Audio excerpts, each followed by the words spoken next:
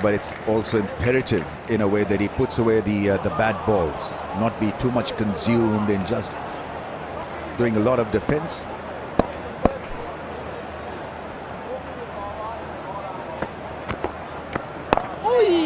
I've been very pleased as well with Mulder. He's been keen to move, get on the pitch, use his feet. He called for it yesterday. That was something I felt that South Africa weren't doing, even if it didn't mean a big shot, but just to have the bowler thinking about those lines and lengths, not just bowling to stationary target all the time. Nicely taken. That's well tucked away, and that's what they need to be doing here. And Temba Bavuma, a lot has been spoken about his batting. I've always felt that he does have something. So that 10 to 39, that's the concern, being able to convert those, take them further. Just the solitary 100. Oh yeah, good bowling now. I mean, that's as well as you're going to play it, nicely forward. Anything, being a small man, you always associate them with having good footwork. Associate the cut shot as well. So one area of his game I would encourage is to use his feet more often to the spinner. Oh yeah.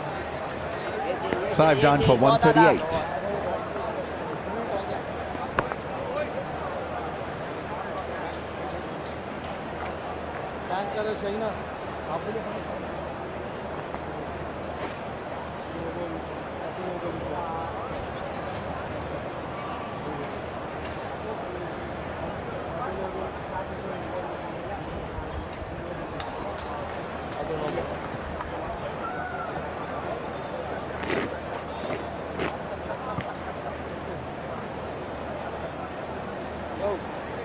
Perfect.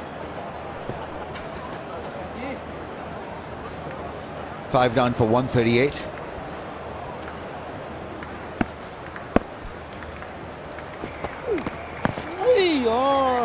Babar Azam there, position in the slips, and you can make out how much the ball is going to spin from having a look at where Babar Azam is or the slip fielder is. He's very square, so expecting the ball to turn.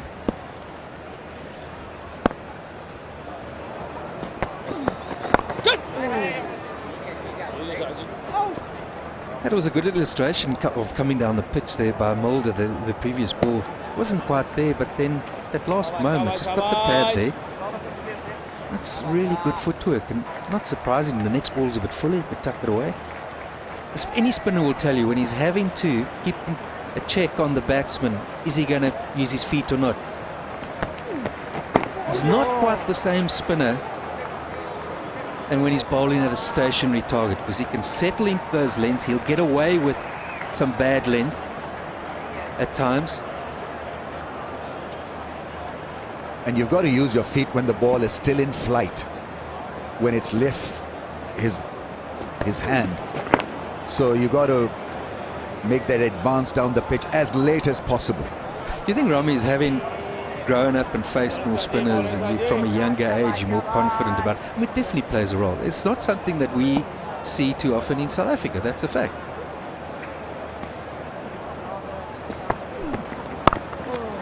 Nicely played. Yeah, I mean, the sweep shot and the cut shot and padding up out of the rough, that's a given. So you taught that from a very early age, how to survive and how to be aggressive and how to frustrate the spinner. I think that is an important element in one's arsenal as well, how to frustrate a good spinner.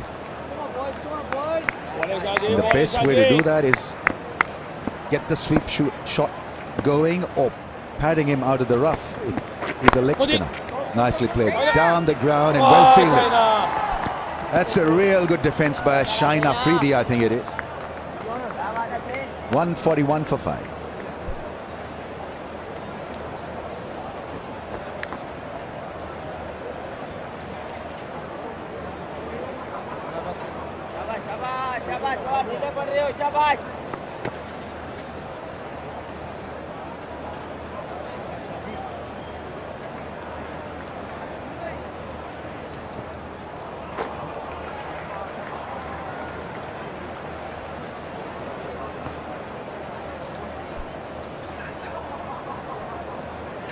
Noman 1 for 31. Pakistan operating with spinners at both ends.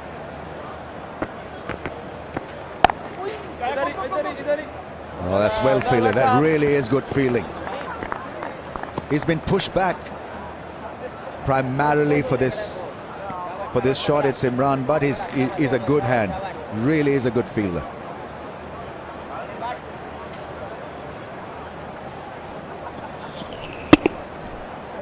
Used the box, used the crease extremely well. Mulder went back so that he had that extra bit of leverage and length to play that shot.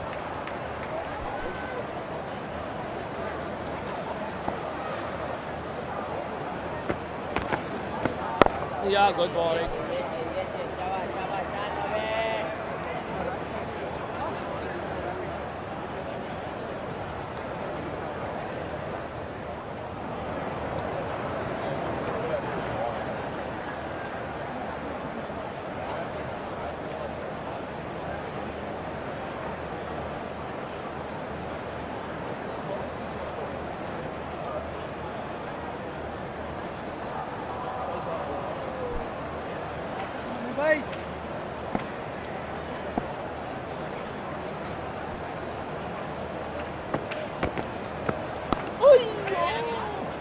That's well played at the end because he didn't reach to the pitch of the ball, yet played it with soft hands and picks up 3 runs.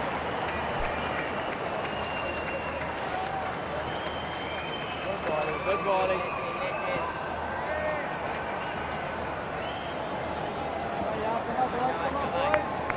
Bowling on. It's very noticeable. South Africa, the last 30 balls, they've scored 19 runs. Hasn't really been the case, and yes, it was courtesy of 1 or 2 boundaries, but what is noticeable, they've been very well at rotating the strike.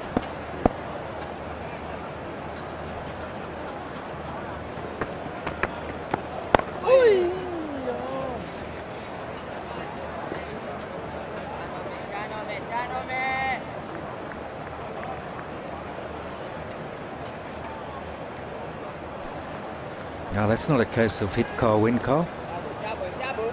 It's on show. Displayed very proudly.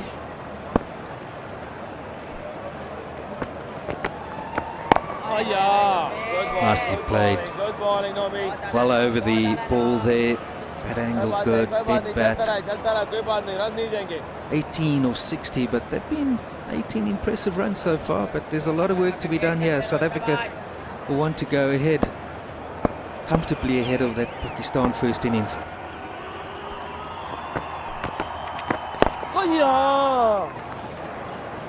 That's nicely played. He used his feet on that occasion. It's 145 for 5.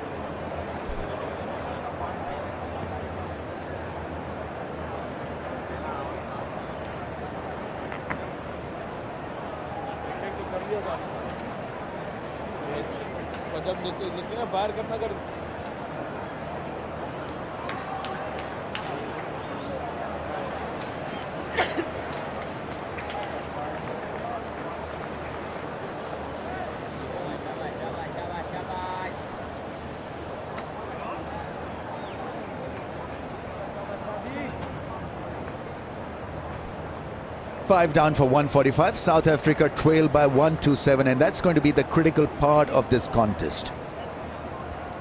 How much lead Pakistan end up with, or whether South Africa match the first innings score of Pakistan and make it tough for their batting come the second innings.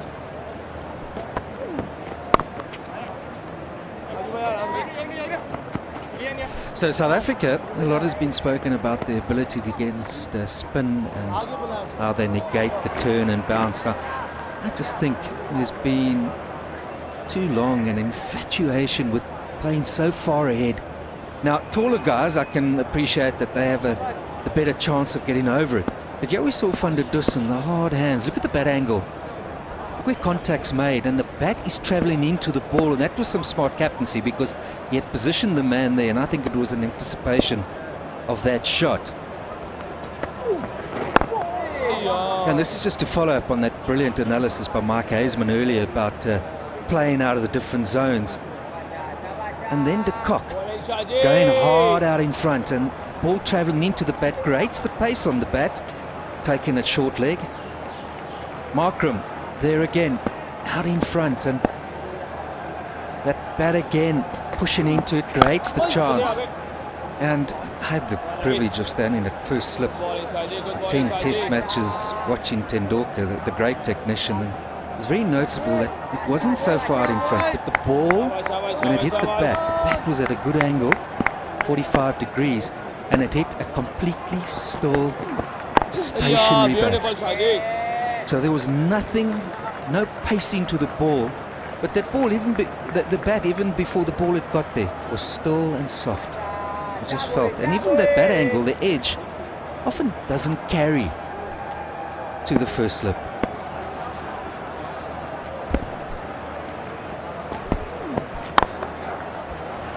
Beautifully done. That's gone all the way for 6. Graceful strike, elegantly done. Just repeat that. 6. Beautiful shot. Well, this is really encouraging to see from Mulder. He's known to be a good striker of the ball, and that's about as good as you're going to get. Great cricket shot. First, a South African batsman, Ramesh, that said, right, let me, I'm not trying to smash you, but I'm going to try and upset you here. It's up, it's going, I'll get on the pitch. And a little bit of a challenge here for the 2 Pakistan spinners. Beautiful Shaji. 5 down for 152.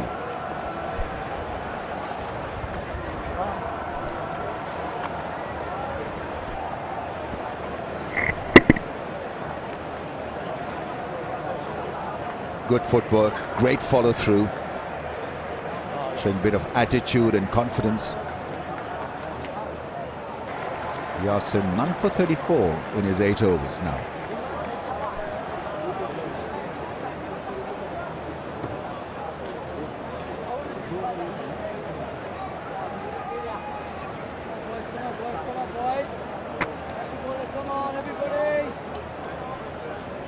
Making an important statement, because Yasir Shah is a real threat for South Africa come day 4, day 5. So how to dominate him, and this is a great way really to do it. Played it with the spin and beautifully done. Once you get to the pitch of the ball, even a nod of appreciation, nod of approval from Yasir. He was impressed with that strike.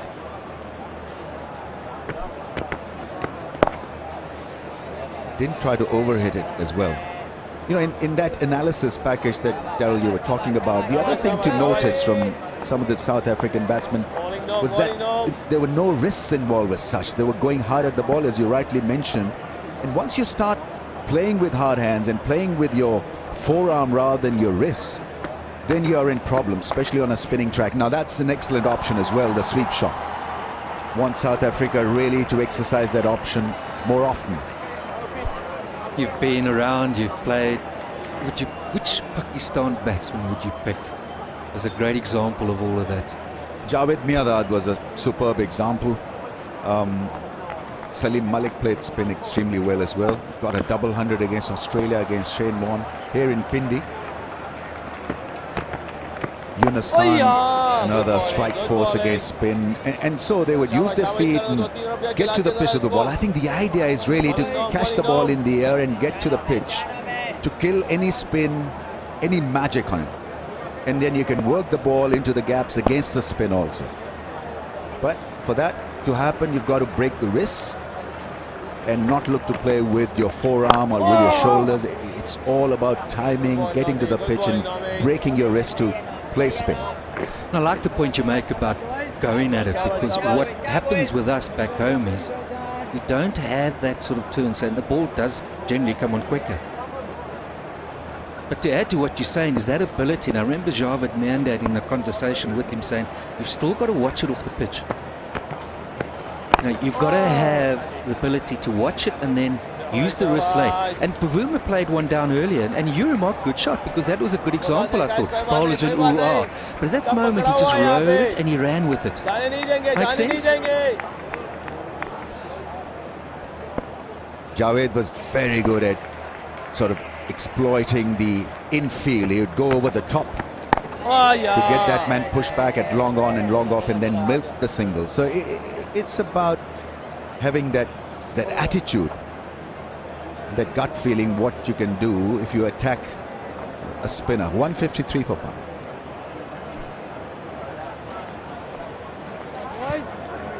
One of my favorite players of all time in South Africa. Buffalo Park, a one-day match, got 100. Alan Donald, and it will stick with me till the day I die. Length ball, middle stump, and he got that back foot across, but the front foot was in the line of square leg and cut him past point.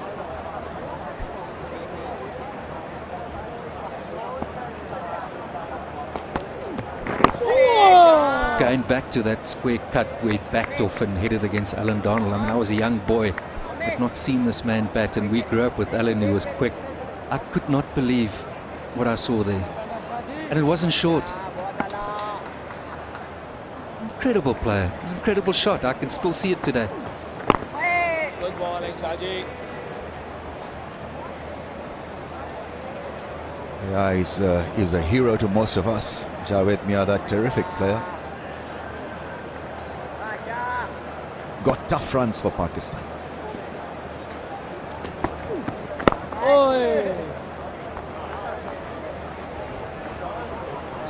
This is what Bavuma and Mulder need today, is get some real tough runs. You asked for it, Ramiz, that rotation of the strike, and they're doing it. There we go again, getting it wide of mid-off. That's good cricket. We learned the hard way coming here into India that it takes time to get in. Unlike South Africa, generally the quicks, you got more fielders behind you, there are more gaps in front of the wicket. Whereas here you get the wicket and you see all these fielders in front of you. And I was one, you panic, you think, where am I going to get a run here? But if you just manage to bide your time, you got the flow, you picked up the pace, and you could find ways. I mean, that's a great example where he's at that last moment, watched it off the pitch, used the wrist and just pushed it square.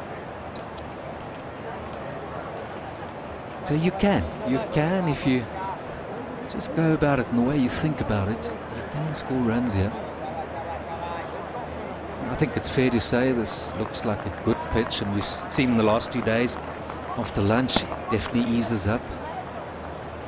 I'm just trying to get them to get a big score here, Romy, sorry. Oh yeah, Shaji. Good over, good over. 5 down for 155.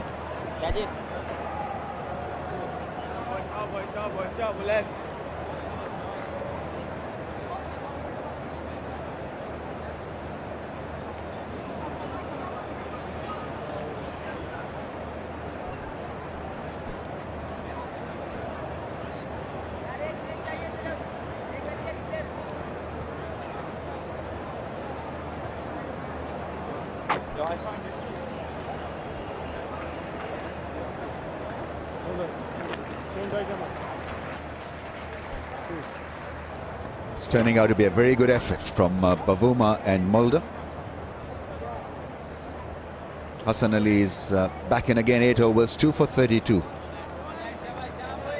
Bowled a lovely spell, got the ball back into the stumps early today, so he's been given another go at it.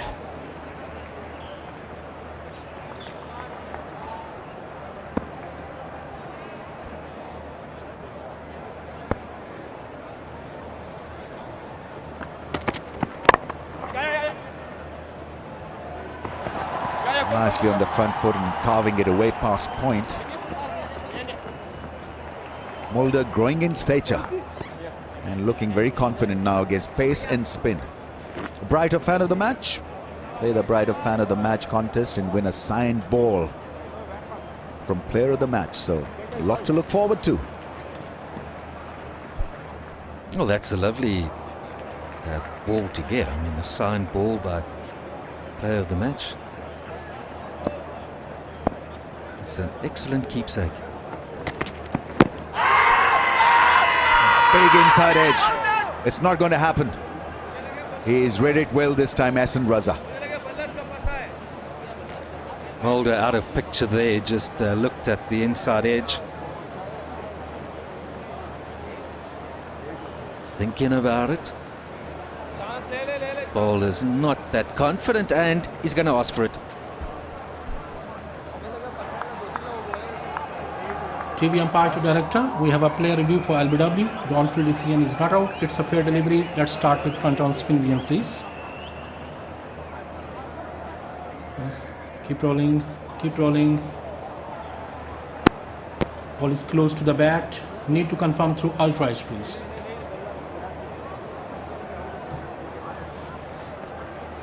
Yes. Keep rolling. Keep rolling. Roll back one more time.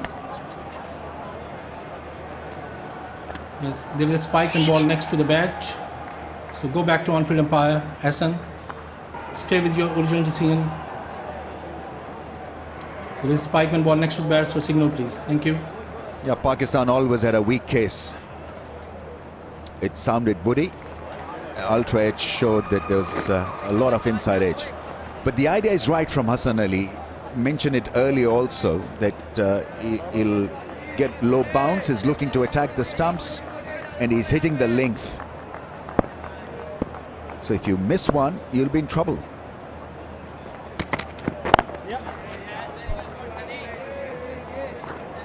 And that's the one you should be looking out for in these conditions.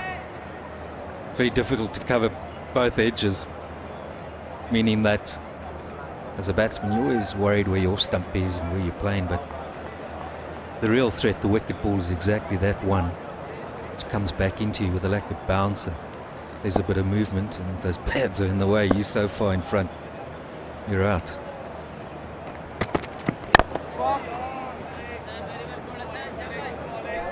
Yeah, the whole idea of spin and playing it is so topical at the moment. The performances of Joe Root, my goodness. Left Sri Lanka, gone on to India, been an absolute masterclass.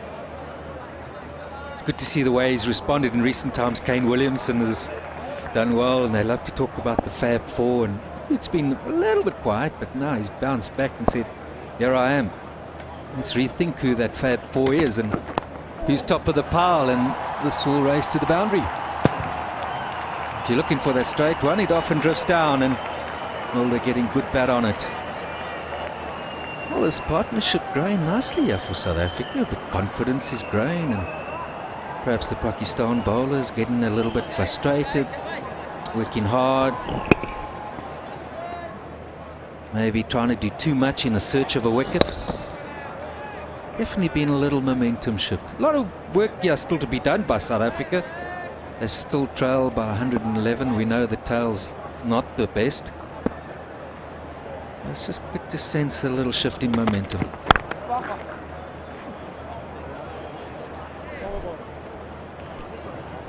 It's 52 gone, 161 for 5.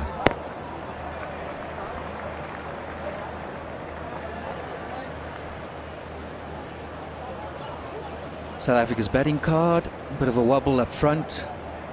You see Bavuma and Mulder. That's 47 partnership. They'll want more than that. Still to bat Linda. We don't know how good he'll be with the bat. He's batting with an injury.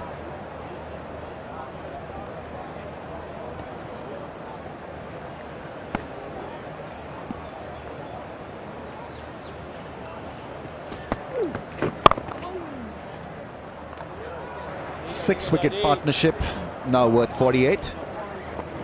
Pakistan's six-wicket effort in the first innings was 51, so it's a case of looking at the situation and adapting to the situation and fighting it out. And so there's been resistance from South Africa, there's resistance from Pakistan late middle order as well, and that pattern seems to continue. This was the attempted googly. He doesn't get a lot of turn when he's bowling a googly, but it ends up being a top spinner. It just had more bounce.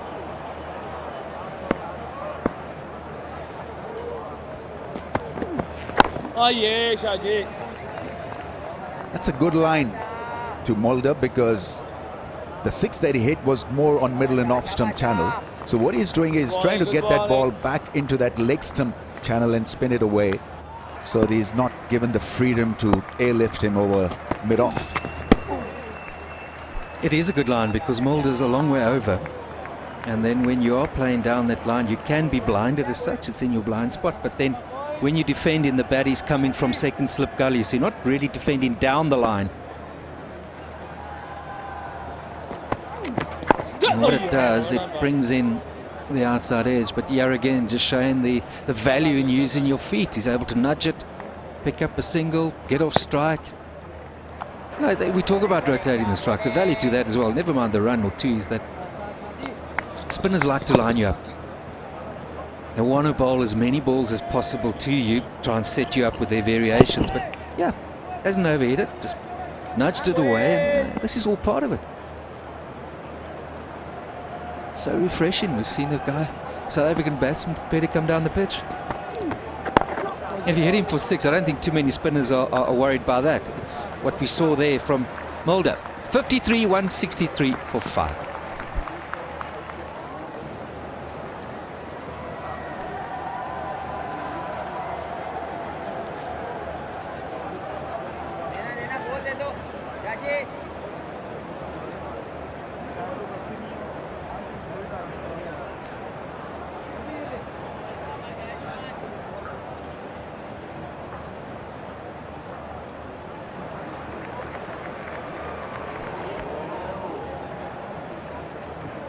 This is turning out to be a seriously good fight back from South Africa. Partnership now worth 49 between Bavuma and Mulder.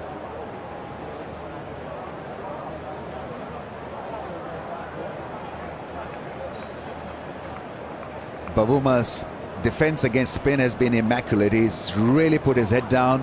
Seems to have a plan, and plan is based on good defensive batting. Look at all the dots and the impact points. It's just look to keep it simple, get to the pitch of the ball. But I guess the next big leap that he can take, because he's defended so well, is to use his feet maybe and hit him over the top, over mid-off and mid-on. Because the field is up for Bavuma. He's played the cut shot extremely well. 50 partnership. And is that a goner? Is he out?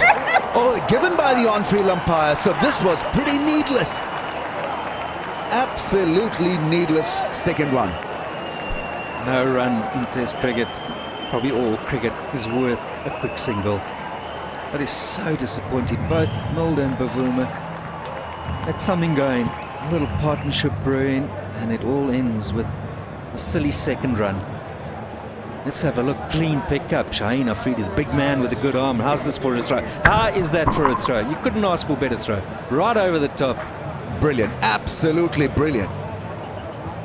Great pickup and return. It was a rocket arm over the stumps to get rid of Mulder. Was batting extremely well. Impressive 33 comes to an end. His show ends with a run out, and so 164 for 6 now, South Africa.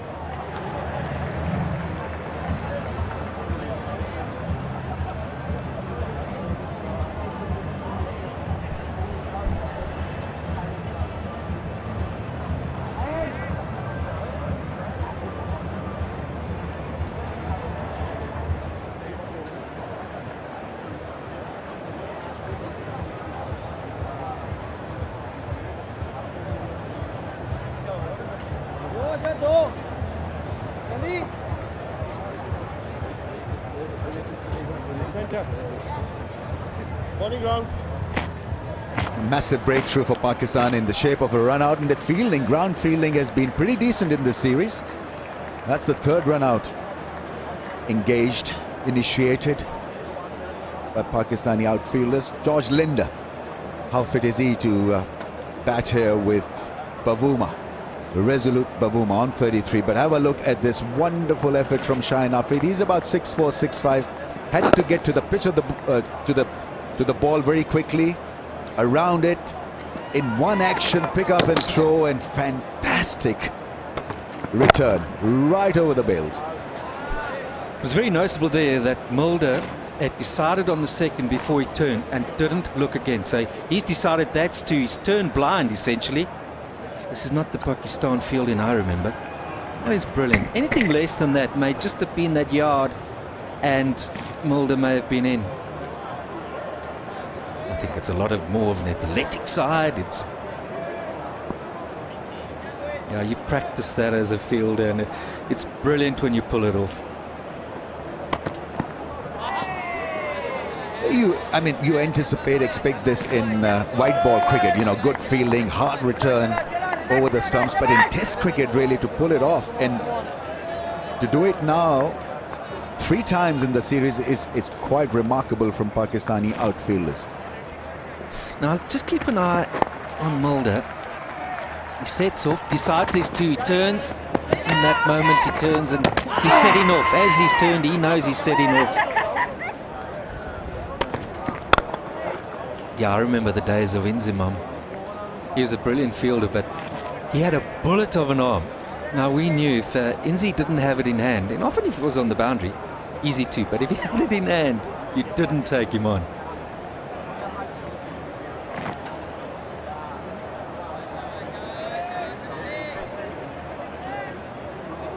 If he happened to have a tiff with the keeper in the practice sessions, he'd sort of break his hand with those rocket-like throws. Taken by Rizwan, strong appeal. I think it's off the arm. Asad Raza has had a very good test match. Pakistan are not going to go for DRS. A little query from Rizwan. It was a good take in the end, but off the arm, I think.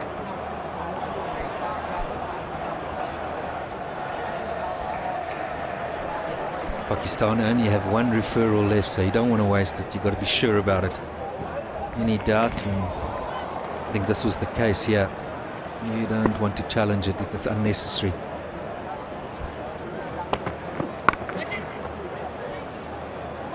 It's nicely played in the end. Looked just a wee bit cramped when he's attempting that pull shot. 165 for 6.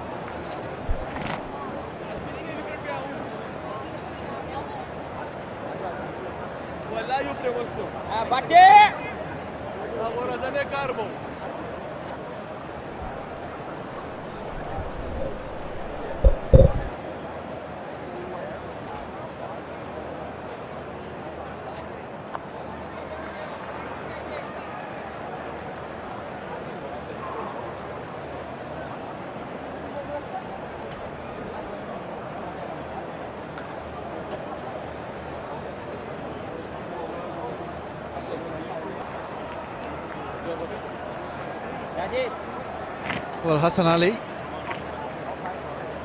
with that short ball, there was a query. Rizwan said no, or his definite glove. Maybe there was, straight away Rizwan saying no. They think that maybe it's off the arm guard. Misbah is saying obviously he's not looking very happy. Misbah ul Haq. And so far I've seen, especially in this test match, the referral as far as Pakistani think tank concerned, the skipper, the keeper, they're not in sync. They're not confident. They're always in two minds, either take it or not. So there's got to be some system to it. And it's strange because normally Rizwan is very good with his referrals.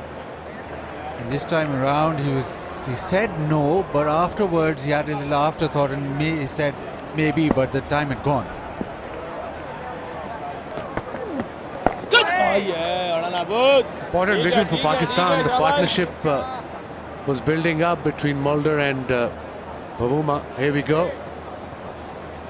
Big glove straight to Rizwan. Rizwan said no, it was a shoulder, but it wasn't. So both batsmen out there. Bavuma yesterday was out LBW, which Pakistan didn't refer, and Linda out caught behind, which Pakistan didn't refer. So both batsmen reprieved.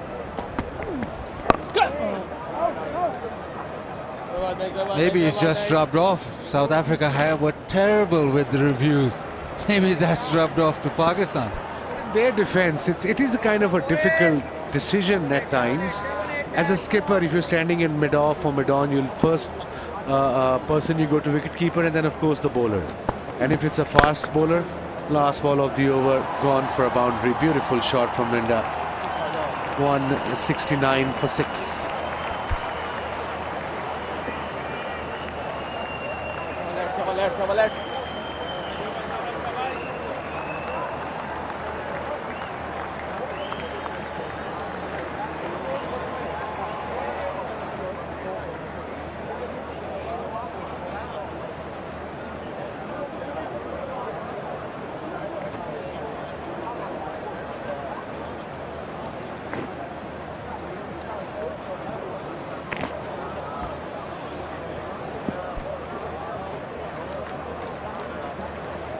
Too full, Yasir Shah.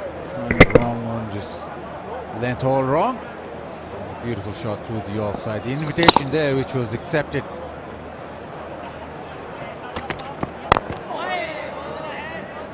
Hassan Ali getting the ball to just dart through this wicket. He does get the ball to skid. With that awkward length that he's bowling. He's the one bowler who's got more out of this pitch in terms of indifferent bounce. Bounce that he bowled, which they did not refer, was it took off. Yeah, he's skiddier than you think, Hassan Ali. He's not bowling at brisk pace, 130, 132, but he has been consistent. 10 overs, 2 for 40 so far. Could have been 3 for 40.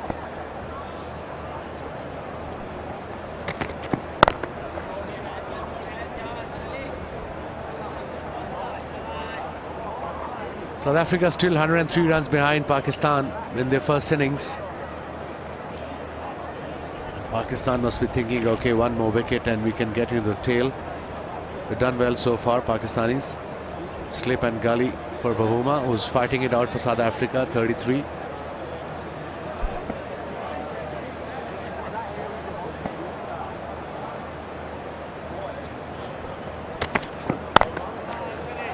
Bavuma last night, yesterday was on 1 when this happened. Nouman Ali getting the ball to straighten. Huge appeal, but they did not review and it was hitting leg stump. And then today, Linda well, he hadn't scored. Again, huge appeal. Glove on it, Rizwan says no. Both batsmen now, Bavuma on 33. Good variation from Hassan Ali. That's what he's good at, changing pace, especially in a shorter format. But on this pitch, this can work. It's working for him. Good action, very well disguised slow ball. Bavuma missed it completely, went for a drive. No clue.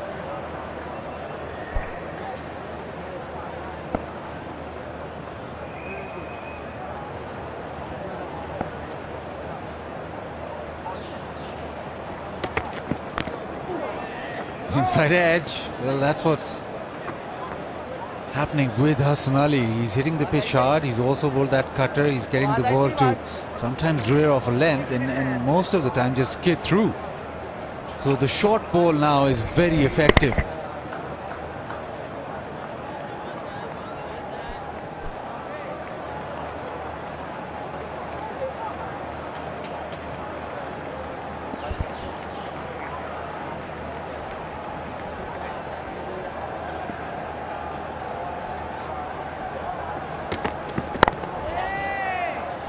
.169 for 6.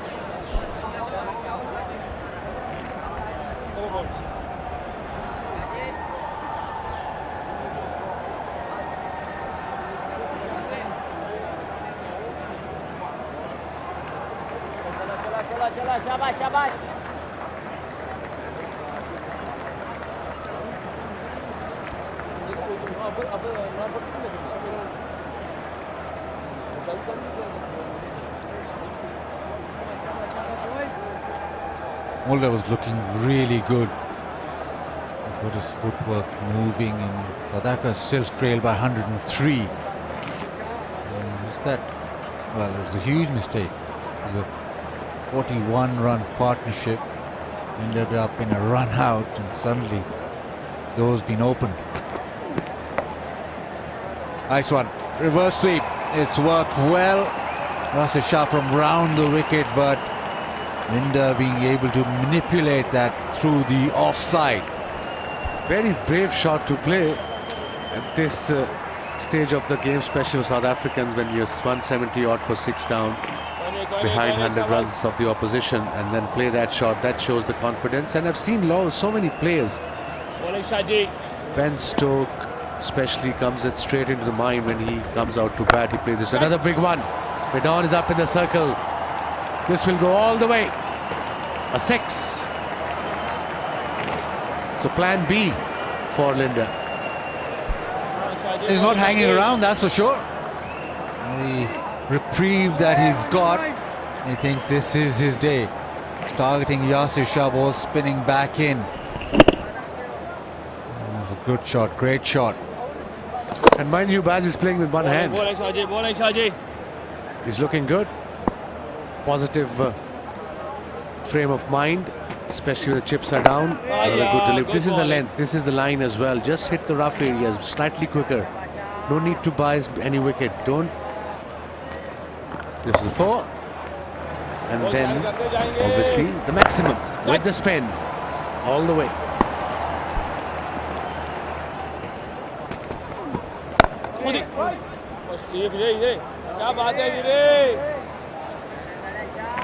Yeah, South Africa need to find that rhythm, the balance of attack and defense. In Karachi, we saw a lot of defense in the second innings, and it didn't work to that effect. And especially with the lower order, you want them to be slightly more attacking in terms of getting the runs. Certainly, Linda has come out with some kind of plan where it's not allowing Yasir Shah to settle. He's gone for 52. Yasir Shah has not had the greatest of innings in terms of his bowling. Maybe this is targeting him.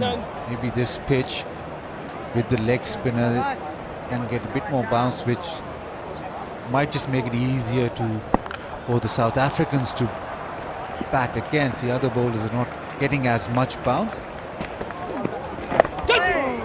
Manage him off the back foot. 181 for 6.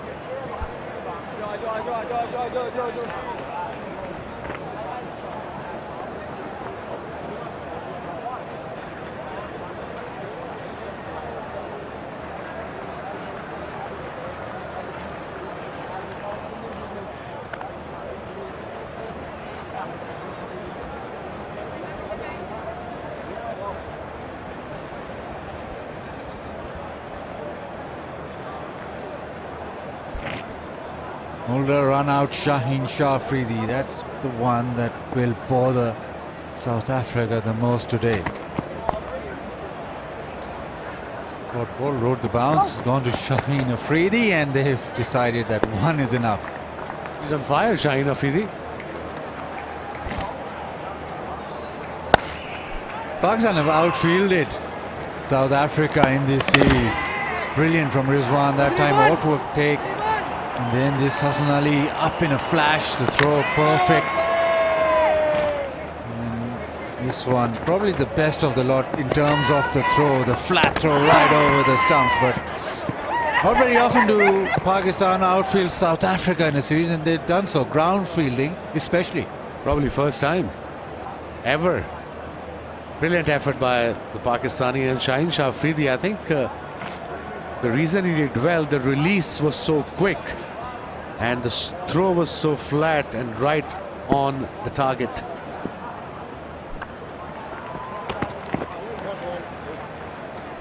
Hit it. No, he says. I think you're allowed to hit it, or is that rule being changed?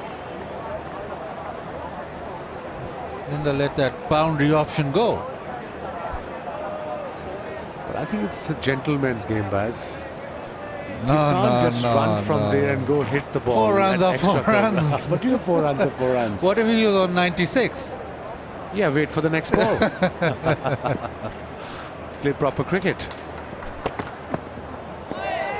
ball. That's where he's difficult from against the left-hander. He's got Alger in this innings bowling around the wicket, got behind.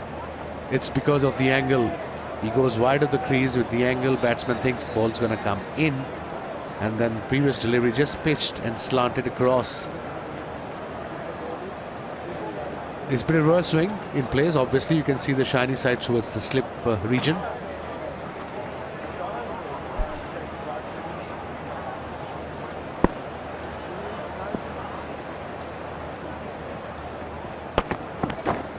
And again, just getting the ball to straighten. He's found that awkward little length, but the ball is straightening. The peach of a delivery from Hassan Ali, 2 in 2.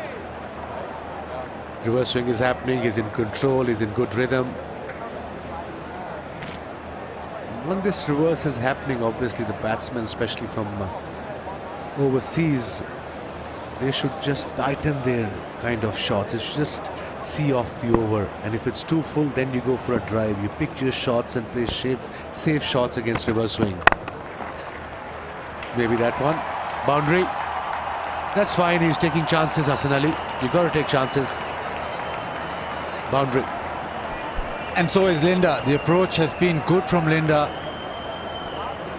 It's another boundary to the offside, but he's making sure that he gets some runs, get some quick runs, just make an impact. And every time he's got the opportunity, he's not let it go. He's made sure that his intent is to score. I think once in a while Hassan should try to bowl full from around the wicket, because he should realize he's got an injured hand. Oh, bowled him! Slow ball, maybe variation did the trick. Got his third wicket, Hassan Ali. Important breakthrough for Pakistan. Yeah, terrific bowling. He's got the ball reversing, but just changes it up with the one that doesn't arrive. Linda threw the shot. The little off cutter. Linda's all over this. He's through the shot. The ball just doesn't arrive. Beat him for lack of pace. 3 now for Hassan Ali. And boy, is he back.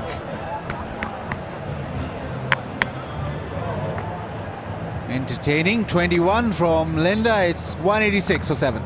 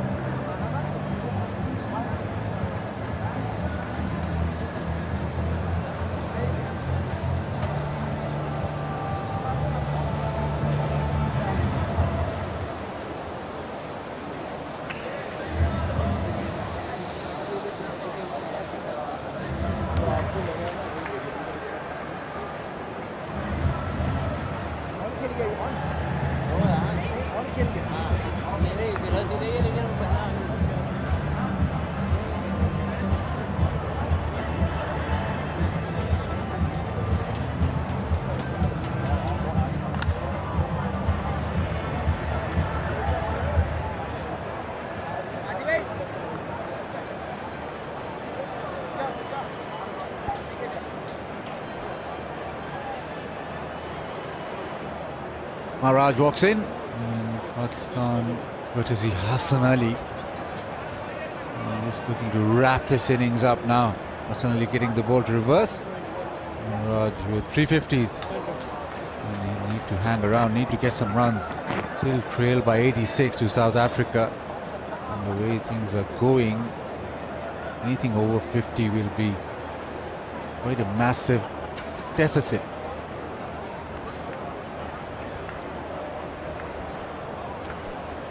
I can understand they're only 86 runs behind Pakistan. New batsman comes in. The opposition is big appeal. 186 for 7.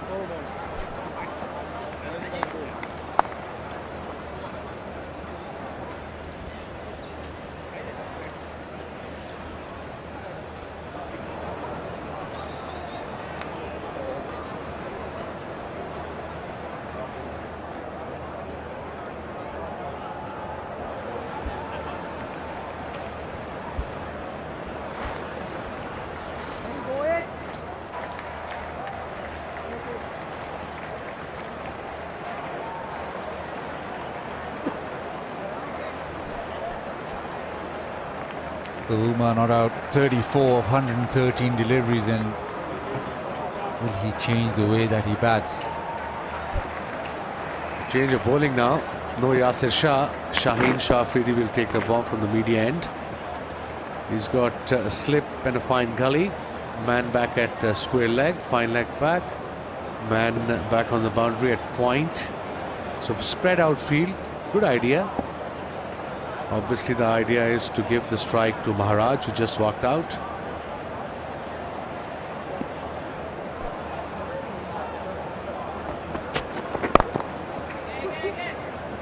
Turn into the leg side, just a single. Rahman Ali gets to the ball pretty quickly. Bavuma wanted to get a couple of runs, but Hassan Ali, well, the ball is reversing, but skillful bowling here, very thoughtful, getting out the slow one. Yeah, intelligent bowling, clever from Hassan Ali. Got his third wicket, and then obviously his famous celebration. Here we go, beautiful. 3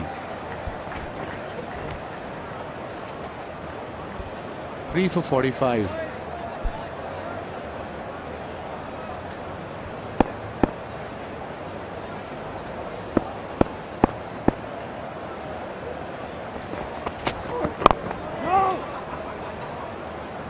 We saw earlier a little package where Pakistan got 3 run-outs, outfielded South Africa in this series, ground fielding especially.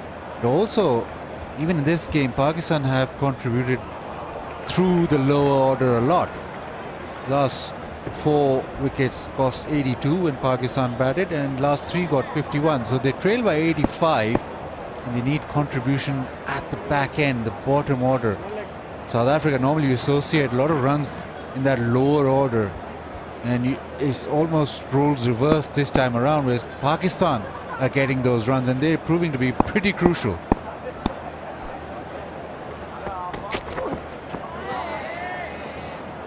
That's good bowling. Got the control, reverse swing happening. He's in good rhythm.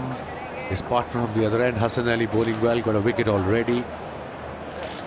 2 slips and a gully for Maharaj. 12 wickets for Shaheen against South Africa.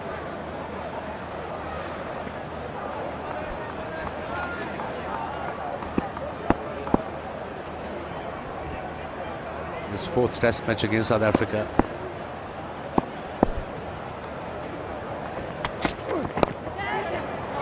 The outside edge.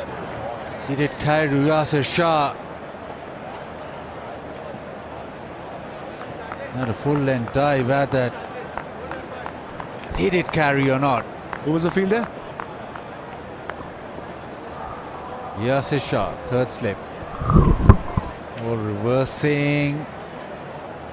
Full-length dive. He's done brilliantly there, but that'll go down as a chance. Great effort by Yasir Shah.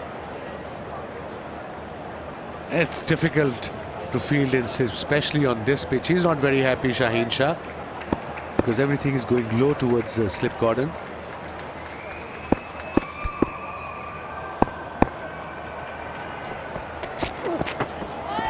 Unplayable.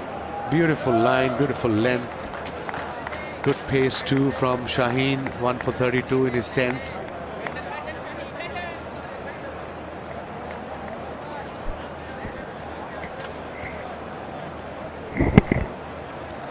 The outside edge actually carried to Yasir Shah. Well, full-length dive in the slips always going to be difficult. And after that, they've got another man in the slips.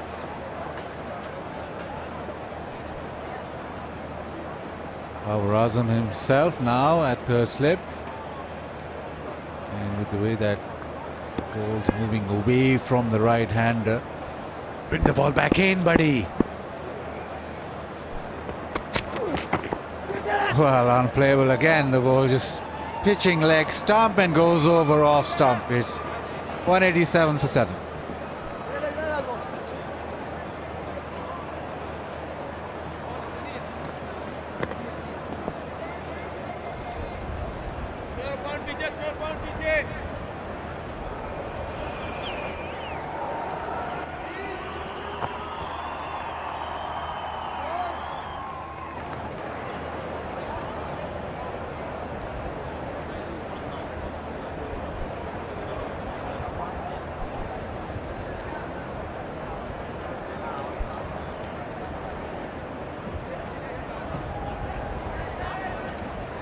Bavuma on strike, so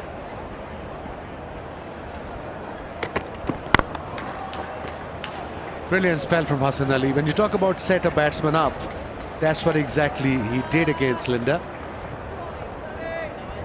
The first ball he bowled around the wicket by the crease, outswing, good carry to the keeper. Second one slightly shorter, again outswing when got hit for the boundary, and then the slow one, good variation.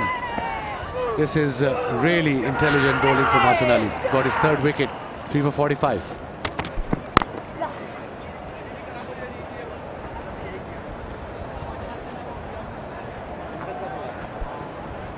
Let's have a look at his speeds. First delivery, 135.7 kilometer, slightly shorter, 132. Third one, similar, 138. And this one, look at the difference of the pace between the 3 and the 119 kilometers an hour. So he's got a very good, very well disguised slow ball, even in, it's very useful in shorter formats.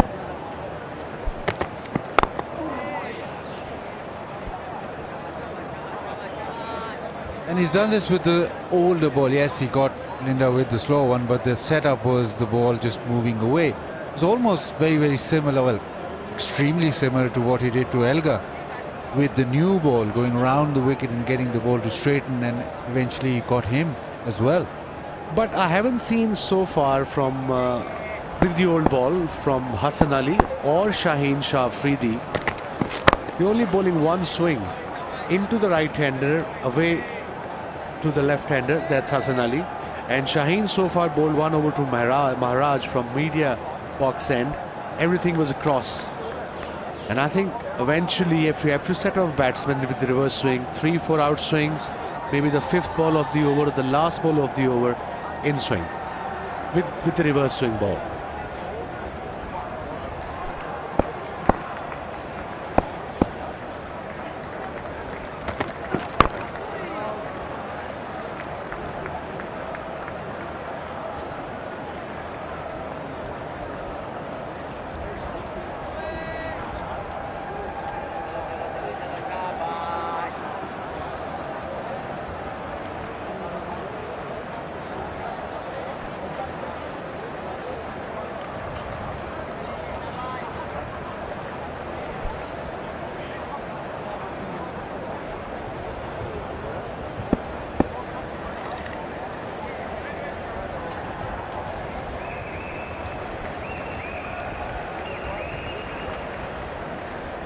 Last ball before lunch.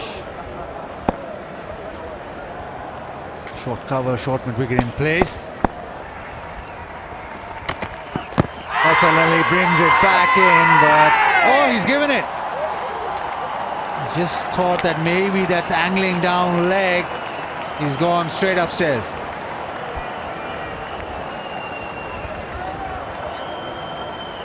TV umpire to director. We have a player review for LBW. The on-field decision is out. It's a fair delivery. Let's start with front on spin again, please. It's nice and slow.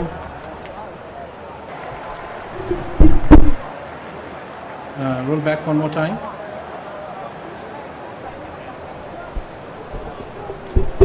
Ball is close to the bat. Need to confirm through ultras, please.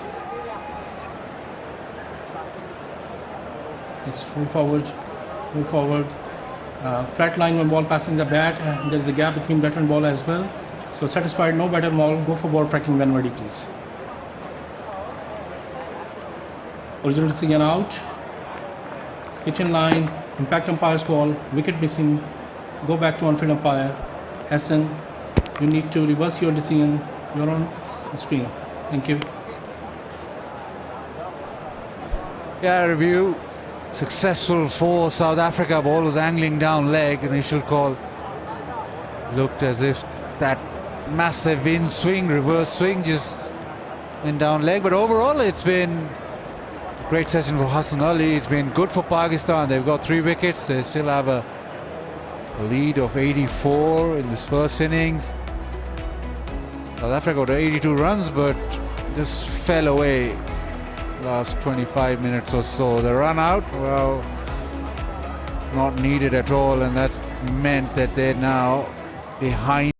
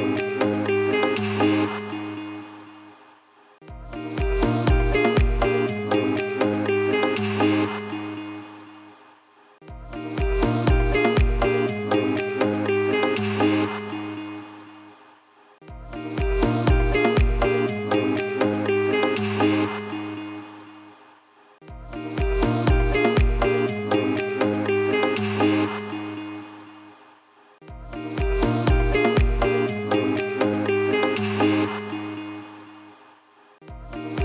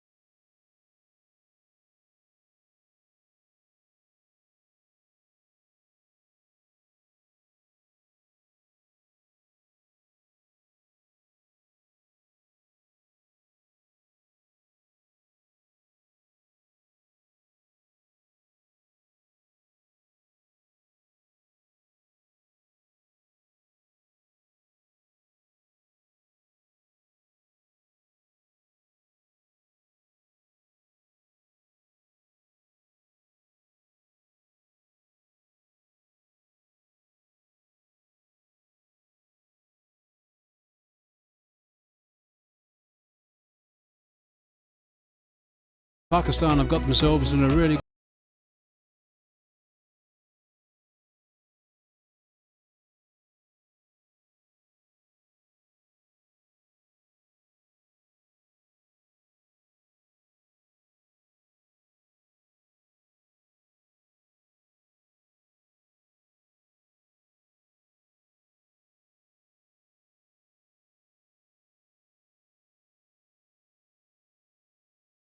of 7. And on this surface, and there is nothing wrong with the surface, don't get me wrong, but trailing by 84 runs with 3 wickets in hand, that's a big trail at this stage. And it's going to depend largely on this guy, this little fella who's coming up first, Temba Bavuma. Should he amp it up a little now? Should he adjust his pace? Because it'll be kind of a tragedy if he ends up being not out on 40 odd. Because he spent a lot of time, 116 balls for his 36, and so time is right now for Bavuma really to just speed up a little. Yeah, he got 40 in the last test in Karachi, to Bavuma. But I think you're right, he's going to have to be a little bit busier. In fact, that's when he plays his best, when his tempo's right. He knows that, everyone knows that, I think, these days. But he's done a very good job up until now. He's been there for a long time. For his 36, Maharaj only knows one way really, so he'll be positive. You know, there's a lot of criticism back home that he doesn't get a lot of hundreds, Bavuma, and one major reason, Hazy, could be because how he paces his innings, because he looks static. There's no real rhythm, so you can't really tell whether he's batting on 36 or batting or not, because the pattern doesn't change when he's feeling good. So he's got to make sure that there's a little bit of life as he settles down and he gets runs under his belt, so there's more rhythm, more run scoring for him. It looks static and the same. It doesn't make a difference to him, I think, whether he's batting or not, or 36. Something he's very aware of, and something that's worked very hard on to get right, and he does it actually in South Africa. When he comes to the crease in South Africa, he's nice and busy. Now these surfaces are different. These are difficult surfaces when they're unusual to you. They're foreign surfaces, and that's no excuse at this level. You should be good enough, and he is good enough to be able to score big runs at this level. There's no doubt about that. But you're up against some class acts here. These spin twins and a couple of seamers. I mean, this reverse swing that we saw before the break from Hassan was outstanding. Yeah, that strike rate is just 31, and clearly because he's batted extremely well, he can hurt the spinners by being just a little bit more proactive. Let's see whether he changes gear. Not that he's batting with Maharaj, who's still not yet off the mark. 10 balls and 10 dots for him. Yeah, this first 30 minutes is going to be very important in the outcome of this test match. Bavuma's been there for 200 minutes now. He's going to have to take control against the likes of Shaheen Afridi. He's going to have to maybe just temper Maharaj a little bit, because Maharaj will, as I said, be positive, and sometimes he can be a little bit too positive. But that's not going to be easy on the surface, which is occasionally keeping low, and of course it's assisting the spinners. But it's a beautiful day. I was just out there in the sun. It's not sunbathing weather by any means. I guess it's somewhere around about 16 degrees, but there's plenty of sun for the players. It's been a really good test match. I thought Karachi, we had so much action. It was good test cricket in Karachi, and I think it's very much the same so far in this one.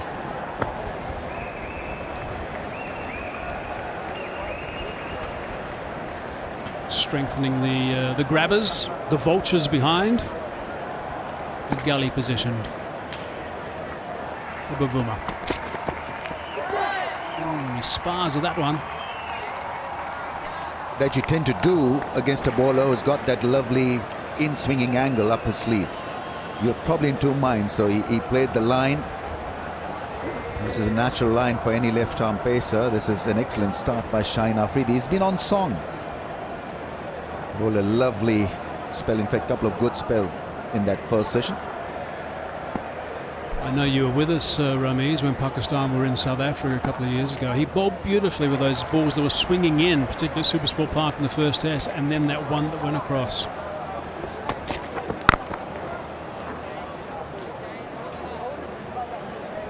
think it's a big deal for a 20-year-old to be considered for all the formats. So he plays T20, 50 overs and Test cricket.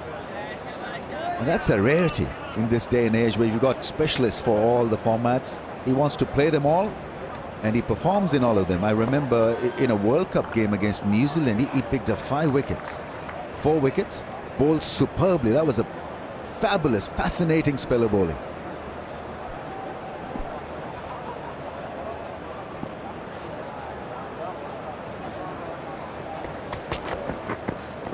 I agree with you. 20 years of age, I mean, if you're the height that he is he 6'5", somewhere around about that. Look at the details of his 3-format career.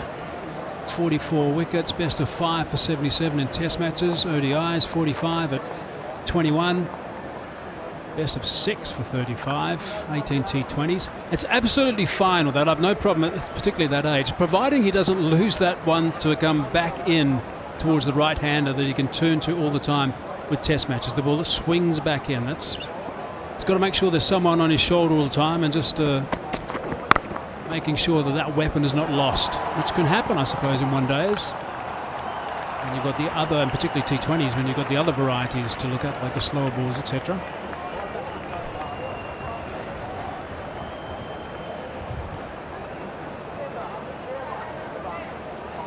Actually, should make him a more complete bowler. He plays T20, different set of skills are used in T20. 50 overs cricket. You can be yourself a little bit, especially with the new ball. Not a lot of variations required, and in Test matches, obviously, you know, there's sky's the limit. But I think he will only improve. He's only 20. Yeah, look, I mean, I think the problem that Pakistan do have, of course, Rambo, is they've got to get a bowling coach with a bit more experience to look after him. What do you think? Indeed. Waqar Yunus is no good. Is that what you're saying? Goodness me, imagine having Waqar Yunus as someone you can turn to and say, come on guys, just look after me and just teach me a few things and let me know a few tips. 373 Test wickets for Waqar Yunus, one of the best ever. Wow, what a treat for this youngster to have him around. It's a good start from Afridi. Very tidy indeed. 190 for 7.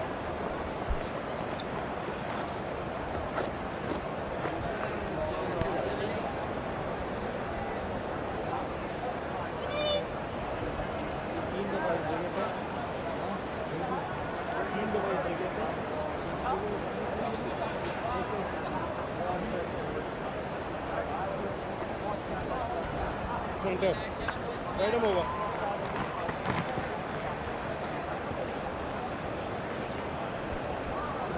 So nice for Pakistan to be able to turn to these seamers, have a burst after the break. We are all aware that after a break things do tend to happen. And on this track the odd one will keep a little bit low with the seamers.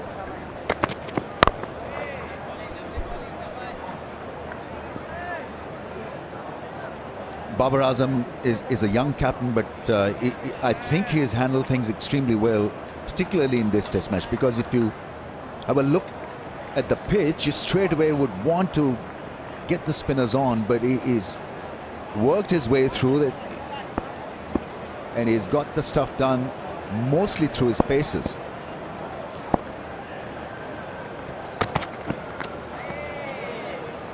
Because on a surface like this, you'll get a bit of reverse, you get low bounce, and there's always the likelihood of a pacer getting a wicket, and Hassan Ali is a great example of that. 3 for 46, not slippery anymore, but mighty effective and accurate in this Test match.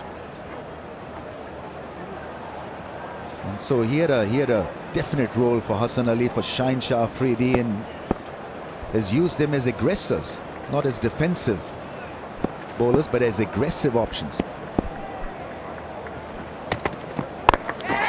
High on the bat, could be out. Oh, it's down. Wow. Not Manali. Gee, that should have been taken. That was on the splice of the bat.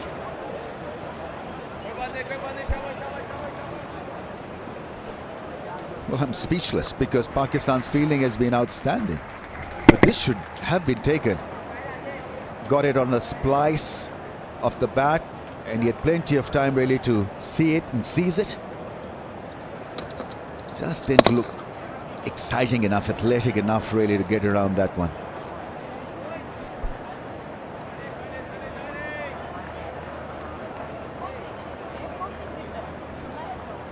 Always looked like it was just going to be out of his grasp for some reason. Nice shot by Bavuma, just the single, good fielding, good scrambling in the covers. You're right, Ramiz, their fielding has been absolutely terrific. That's a bolt out of the blue, really, that mistake.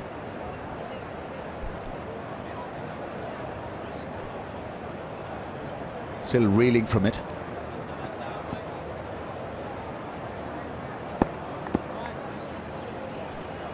Got a little bit late in reacting to that pull.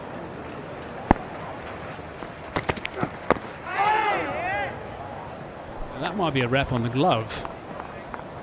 Took his eye off that delivery. I'm not sure why, because there's not a great deal of bounce out there. You got to, when the ball's not bouncing, you got to look to play it. There's no one around the bat either, but suddenly he takes his eye off this one.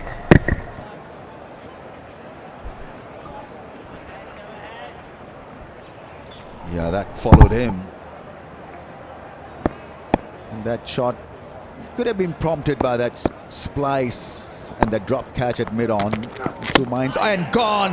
Middle stump uprooted. Hassan Ali's having a great time of it. What a delivery. Knocked back the stumps. Picked up his fourth. Well, that's not good enough, I'm afraid. That is just not good enough. You cannot be undone like that in international cricket. He's played a lot of Test cricket these days, and he's someone that South Africa rely on to get runs, and he has got runs in the past. Short delivery unsettled him. There's no getting forward to that one, really. It's a half step only, and his castle is badly disturbed. Dropped earlier. Wow. He's not going to want to see that again. Goes for one. 192 for 8. He'll be disappointed with that.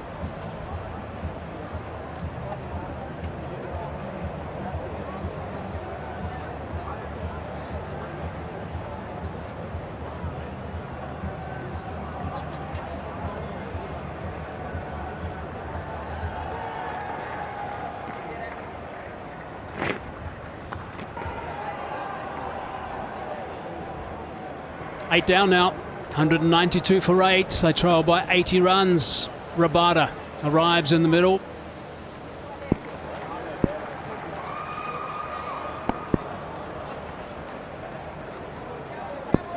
It's a better batsman than that, I'm afraid. Average of 11. So Bavuma's on strike. He's battling away on 39. A big, tall, young left armour continues.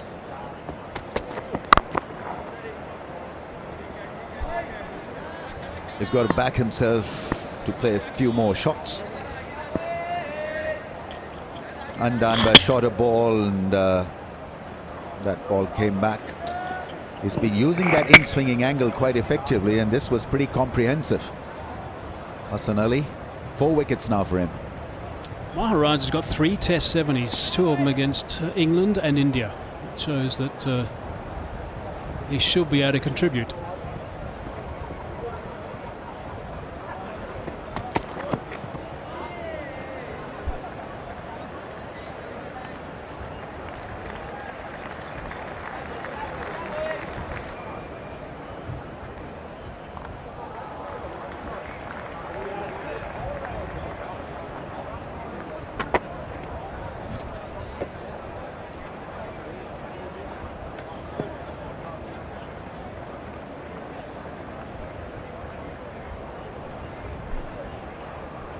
told you had a problem, Ramiz. I told you. Obviously not. Goodness me.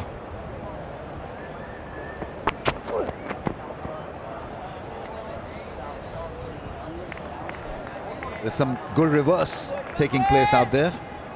And, well, he was a master at it, Waqar Younis. His eyes would lit up the moment he saw no grass on the pitch.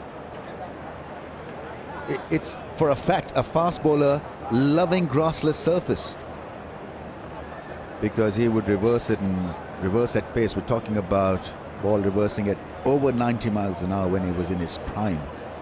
He was unbelievable, Waqar Younis. And so late.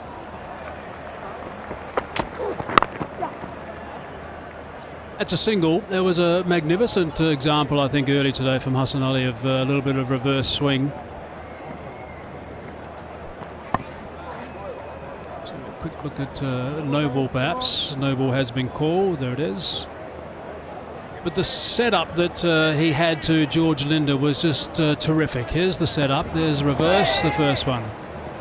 Reverse, the second one. And there were some runs. And then look at this, the slower ball.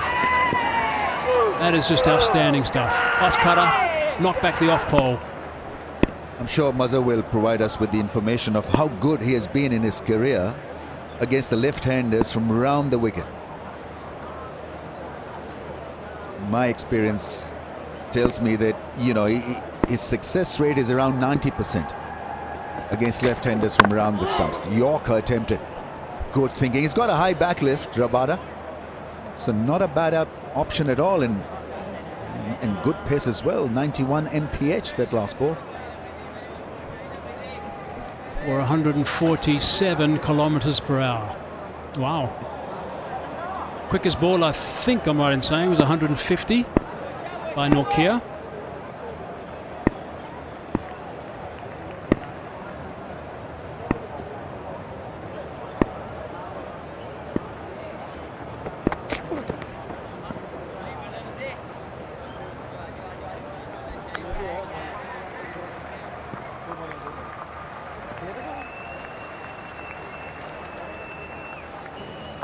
Tall, he's not a medium pacer,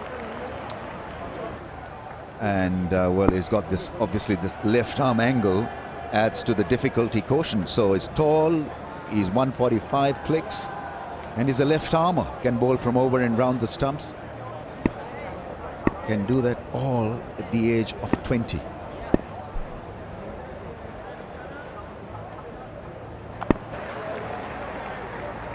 Ever thought about what it would have been like facing Mitchell Johnson a couple of years ago when he was bowling 1,000,000 miles an hour? Yeah, seriously fast and difficult. Round armish.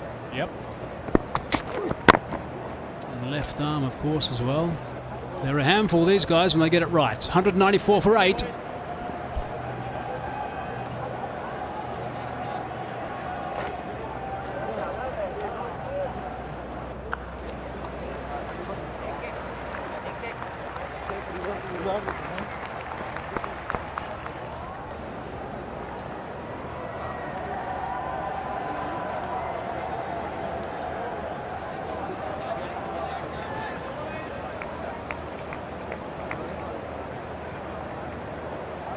They're hunting these 2 wickets, Pakistan.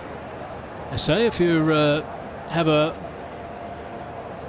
benefit of about 100-run lead in a test match after both sides have batted once, you should go on, weather permitting, to win the test match.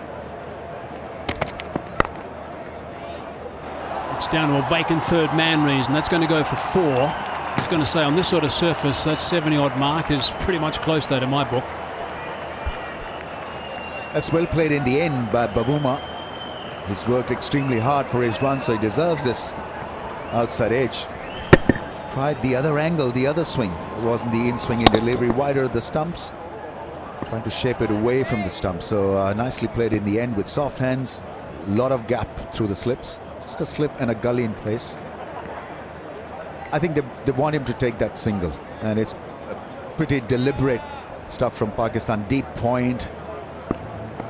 Not worried about him taking a single at this stage. They'll allow it gladly.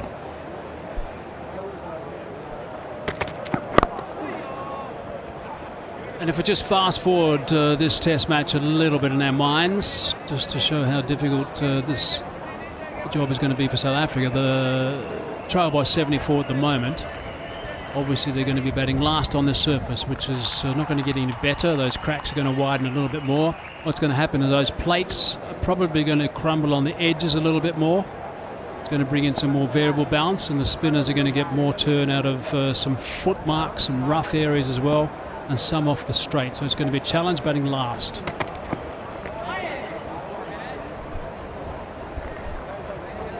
In short, a minefield. Not a minefield, no. As I said, I don't have any problem. I know you're joking. I don't have any problem with the track at all. But it just snowball court. It just means that the bowlers are going to do some serious work if these wickets fall quickly now. Failing that, these batsmen have got to make sure they get very close to the Pakistan score of 270. Yes, exactly that, because Pakistan's top order is just a little shaky. They're trying their hand at a new opening combination, and it hasn't really fired so far. So if they can manage to come around that first innings score of Pakistan, I think it'll help them greatly. 2 wickets down Pakistan quickly, and that will have an impact on their innings. A lead of 50 plus otherwise will make them just a little bit more confident. That is Pakistan. Nortje bowled beautifully in the first innings. So unusual. There was a stat flying around. It's so unusual that Rabada didn't get in the wickets column. So he'll be fired up to make a difference when he gets the ball in his hand in the second innings.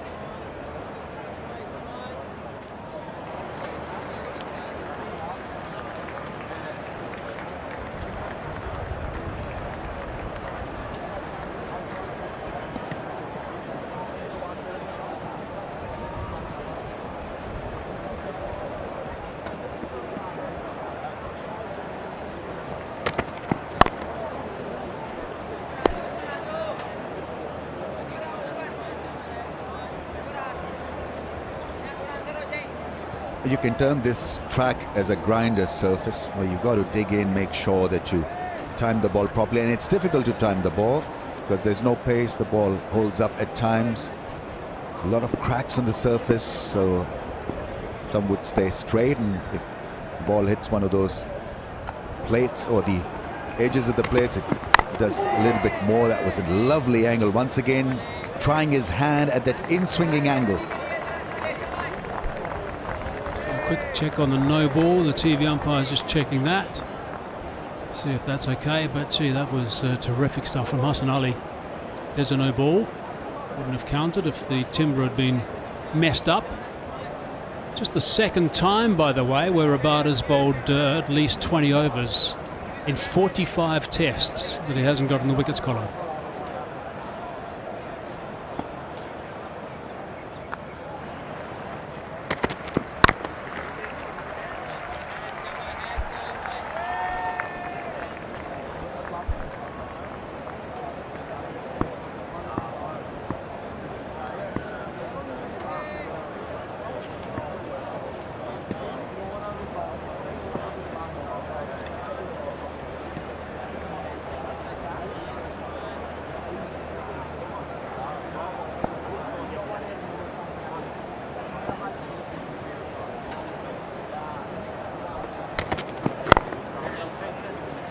End of the 64th over, 200 on the board for the loss of 8.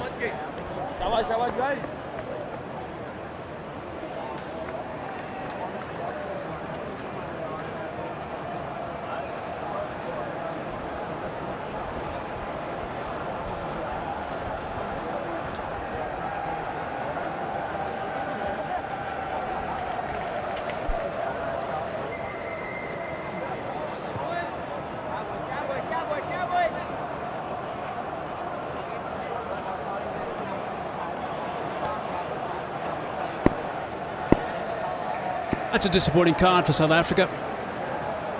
Starts and no one capitalising. Bavuma's doing his best. 44 not out now.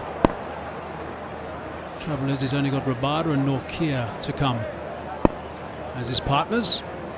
And a couple of seamers are doing a fine job for Pakistan.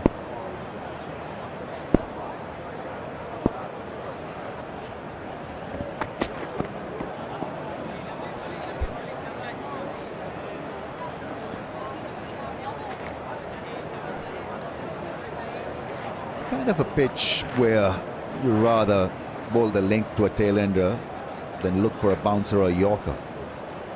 Length bowling has worked, and it'll allow the ball to reverse also that length. Back a length.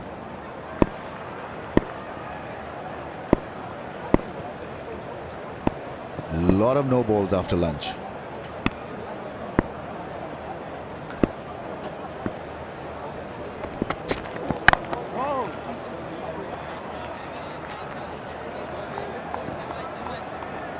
What's been good from Shaheen Afridi is his pace.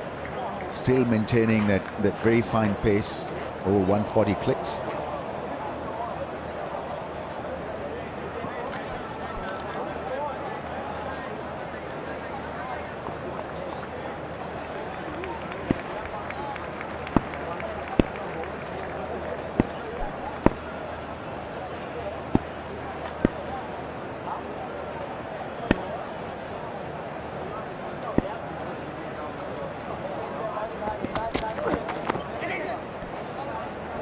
Short delivery, very short.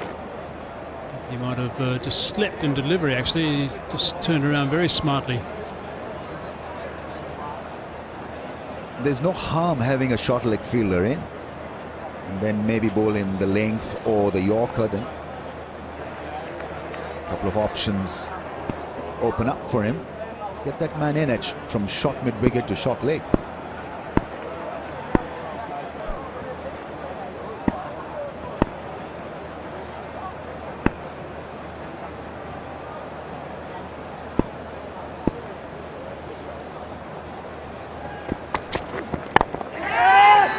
Cries of catch it. That's just bobbed up on the onside and landed safely somehow. It'll be quite interesting to see if that actually hit the abrasive surface and disturbed it in any way. I don't know if it did. Maybe just a loose shot from Rabadi. Maybe it was a change of pace. Rabadi getting through it. Yes, it was a change of pace. Rabadi getting through it too early. 127 k's per hour that delivery instead of the normal 140-ish.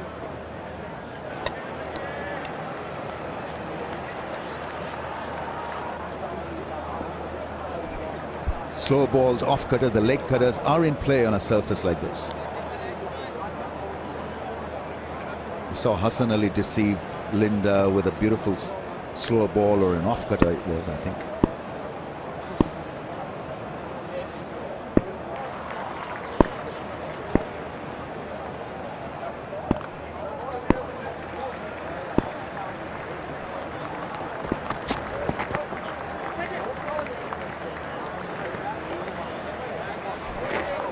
I liked what I heard last night from Norkia, talking after his 5 for 56.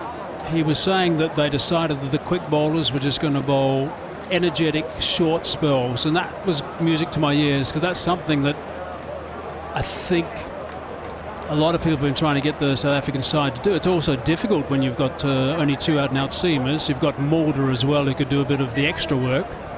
Rabada probably bowled an over or 2 longer than what he would. He was a bit down on pace, that might have been why. But Nokia's job was to be explosive and to bowl 4-ish over spells, and he did it so beautifully. Used the short ball very well. Nicely bowled from Afridi. That's how these express guys have got to be used. And I'm saying that Afridi is an express guy. I mean, he's 145 plus. That's quick.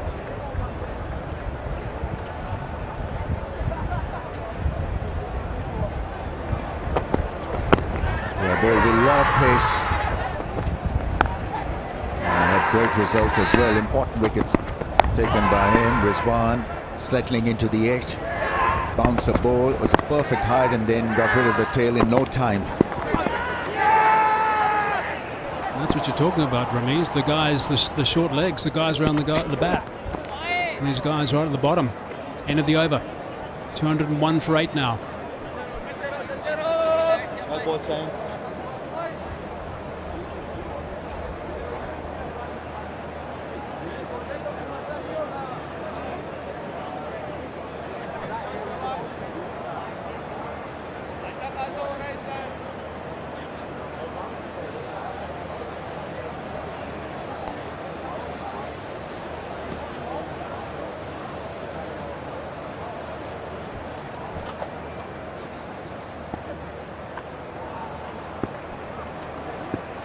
Live stream facility in Pakistan, youtube.com/c/Pakistan Cricket Official.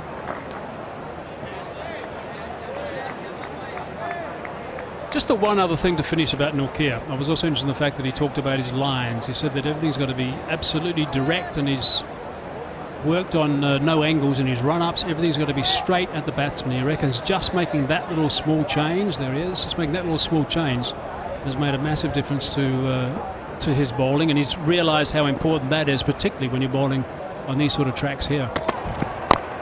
No! Fast bowling culture is a little different in Pakistan.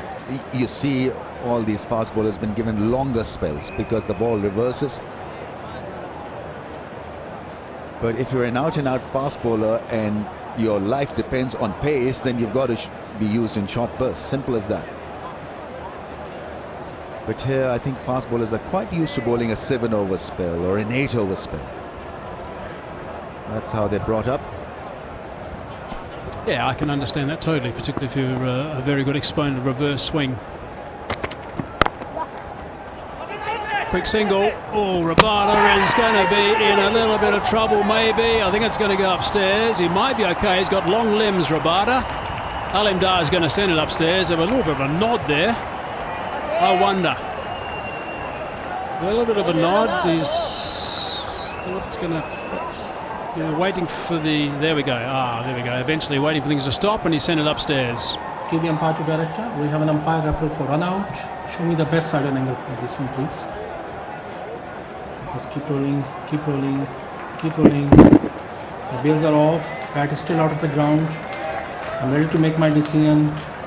My decision for the big screen is out, repeat out. Well, that is pretty ordinary stuff, I'm afraid. That's the second run out for the innings. That's so frustrating for South Africa. And both of them weren't close, I'm afraid. The first one was outstanding fielding from Freedy. We're going to have to look at a couple of replays here to find out exactly what happened with Rabada's. Temba's always going to be a busy player, but Rabada goes for naught. 201 for 9 now.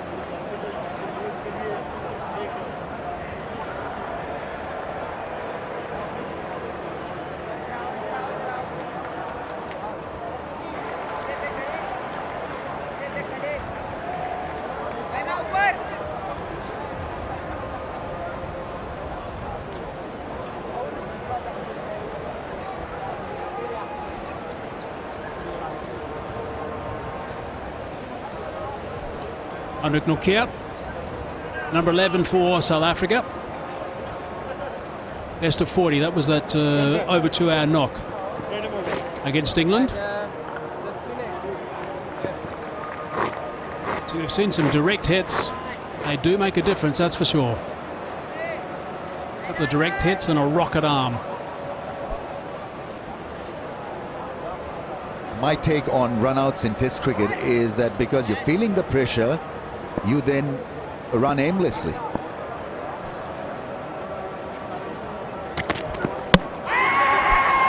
him, it's all over. That is magnificent work from Hassan Ali. He has picked up a Fifer. Outstanding stuff. Second 5-wicket haul in Test match cricket. Really well done, and that reverse swing coming back, hitting that off stump hard, a shot not offered. That is a wonderful way for a fast bowler to finish proceedings. Yeah, pretty comprehensive from Hassan Ali. Great piece of bowling from him, great reverse swing bowling from him. 5 for 54 and resounding comeback from Karachi, because he looked just a little bit out of touch, out of shape there. And on this occasion, commanding, bossing the situation with some great reverse swing bowling, and is still reeling from it, leaving that one well alone. And Bavuma not out on 44, and that was the real problem with Bavuma. When he bats with the tail, he just doesn't speed it up. Big smile on Hassan Ali's face, he's done it. Beautiful angle into the stumps, rattling the stumps and getting rid of the last man. And I think importantly also the amount of reverse swing he was getting, accentuated by that last dismissal, appreciated by everyone, including the bowling coach. That is a superb performance from Hassan Ali. They've certainly blown South Africa away. Yeah, shiny side on the inside, leaving it well alone, camping on the leg stump and not covering the line at all. 5 for 54 for Hassan Ali. And Pakistan with a healthy lead of 71. South Africa losing the last 5 wickets for 37. Bavuma finishing not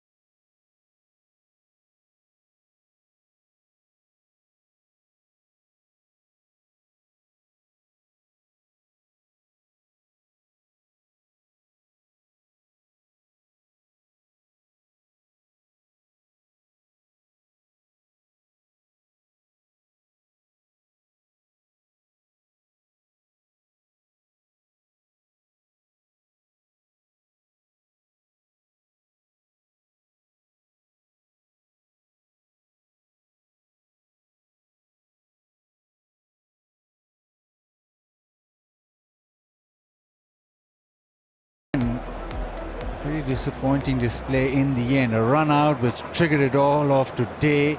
And then the bottom order not really contributing. Pakistan have been good with their bottom order. An all too familiar display by South Africa's batting lineup. It's been a mixture of everything once again. Some poor batting, questionable techniques, inexperience. So they've left themselves with a lot of work to do. Pakistan, that's a valuable 71-run lead. They're going to have to bowl very well. They're going to have to find a euro or two, because you feel that Pakistan add 200 on that lead, and that is going to be very difficult for South Africa. So we'll be to see how they approach this session, the rest of the day with the ball. A lot of talking going on. It seems as if everyone gets a turn. So let's just hope that they were as good as they were the ball in the first innings, because it's probably going to take a little bit more than that. The batsmen once again putting the pressure back on the bowlers if they are to stay in this test match. Try and win it and square the series. No one said it would be easy, but you can't be batting like that and expecting to win matches. A lot of talking, but now the ball needs to talk. For South Africa to come back into the test match, they need things to happen, and happen quickly. Got a ball decently in that first innings, the new ball. This is the event that South Africa need to really capitalize on, the new ball. Quality bowler, and he must have seen how Pakistan did bowl, attacking the stumps just short of a length. He's got all the ammunition to create that spark or create that spell which has turned the game around. But well, he'll want to turn his series around. He's been given the opportunity. This is his second game, top of the order, regarded as a very solid opener. So far he's not got off to a start. This might be the opportunity right now. Abdul Ali also in need of runs. He's having a bit of a slump in form. Ravada.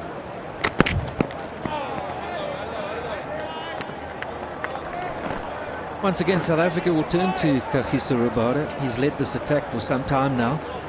Bowled well, I thought, in the first innings. He didn't have much of a return, but he was right in there, as he usually is, in terms of his lengths and lines.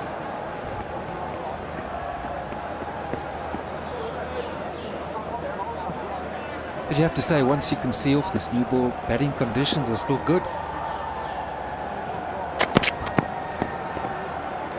And that just highlights South Africa's batting. In the subcontinent, wickets are being prepared to assist Pakistan's bowlers, but you'd expect that. Pakistan on top of that, look, we've got the wickets. They used a bit of reverse swing, some pretty good accurate bowling. They attacked the stumps. But as things can go, these are still very good batting conditions.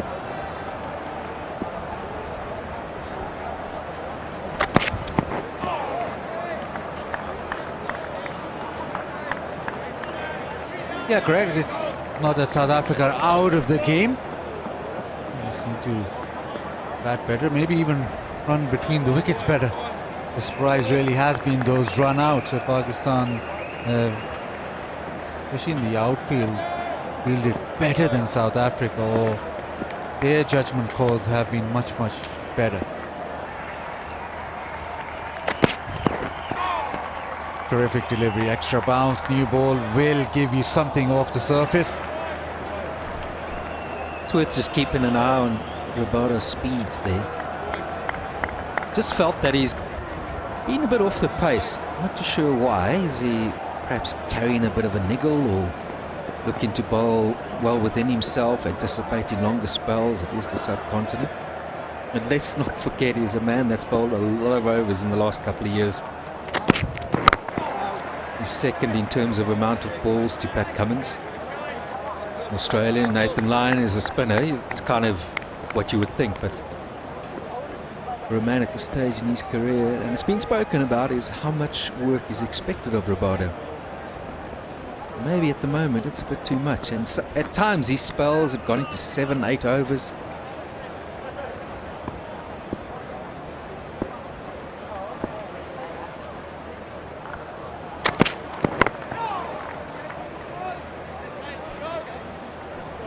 Maiden from Rabada.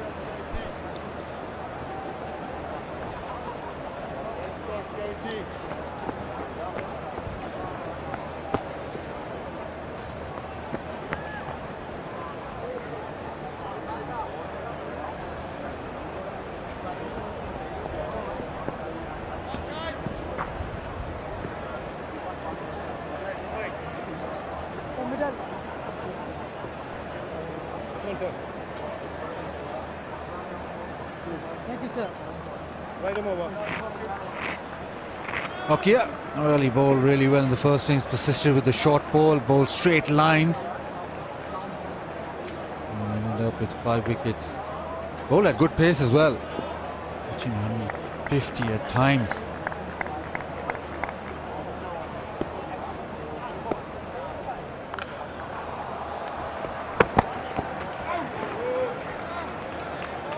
Test match going on, but individual pressure on batsmen as well. Abid Ali, he started off his test career with 100 on debut, got another 100.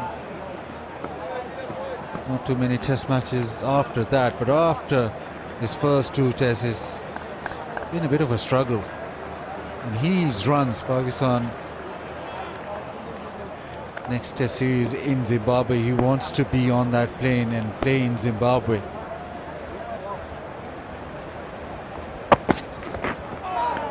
Beautiful delivery, terrific bounce.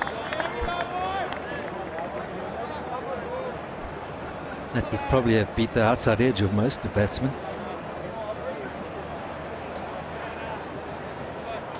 And that's climbed a little bit from not too bad a length.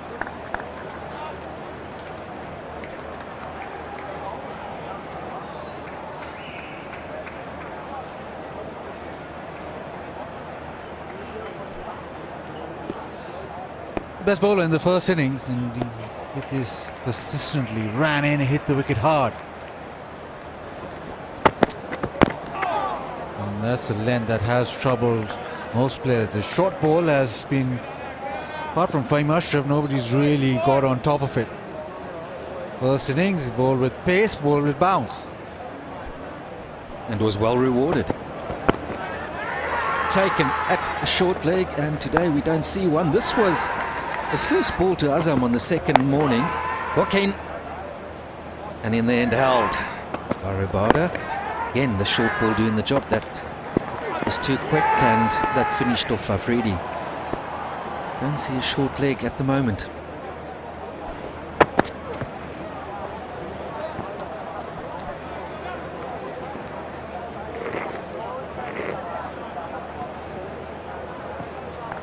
The first ever turbocharged sedan car of Pakistan by Honda. You want to get your hands on that and fly around.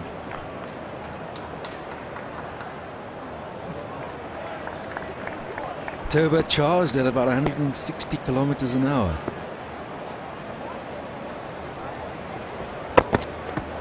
It's a big brand in South Africa. Very popular car, Honda. And Nokia is getting there as well, 150, so just what, 10 Ks less than the turbocharged? He'll need to find some turbo, both him and Rabada. But important here for both of them, just to set themselves up, get into a good rhythm, turn on the pace, come second and third over. That's a pretty impressive ball, one right up there, above 140. Play and a miss. A terrific over. Back-to-back maidens for South Africa.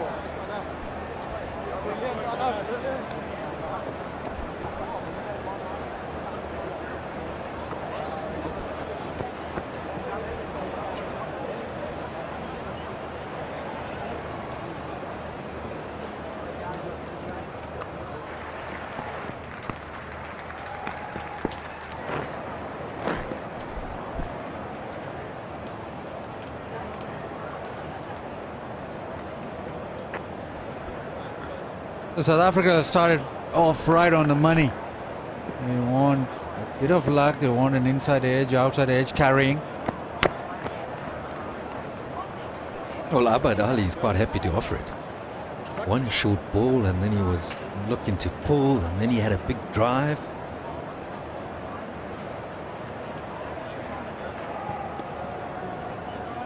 Let's be honest, this is a good new ball pair that you're having to deal with. I think being too aggressive is probably not the way to go. You're going to have to be at your best here as a batsman. Know exactly what you're trying to do here and where you want to play. Right in there, that's what Rabada will do.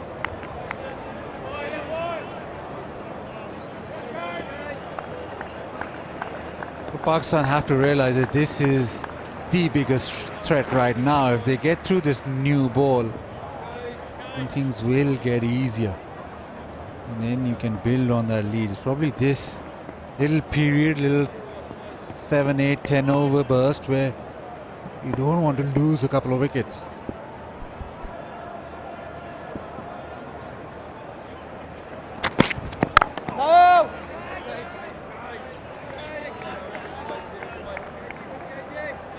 And once you get through that new ball, then Pakistan are off and running. They lead by 71, and then the pressure will be surely on South Africa. This, if they lose a couple of wickets here, or the new ball does talk and South Africa strike, then they'll be back in the game, and the energy levels will increase, and that will sort of flow through the rest of today.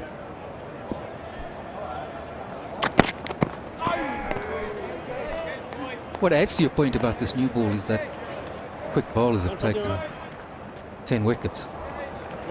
This is the talk of turn, and how South Africa would deal with it, how Pakistan would deal with it. Would the pitch again be one that would be expected to take a lot of turn? But there's good assistance here.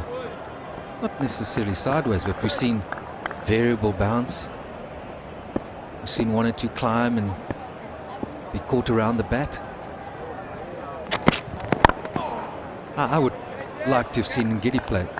Might be easier once the event has passed, but don't know if too many teams in world cricket ever have come to the subcontinent and won with spin. It's 13 by the pacers and 4 by the spinners.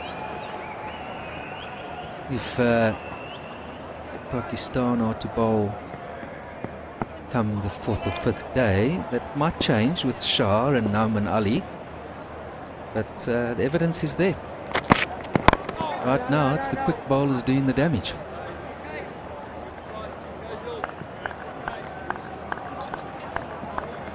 South Africa, when they won the last series, Dale Steyn took 5.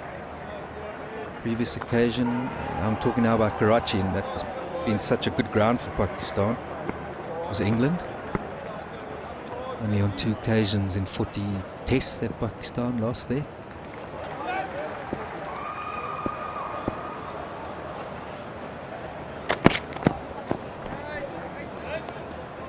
Three maidens.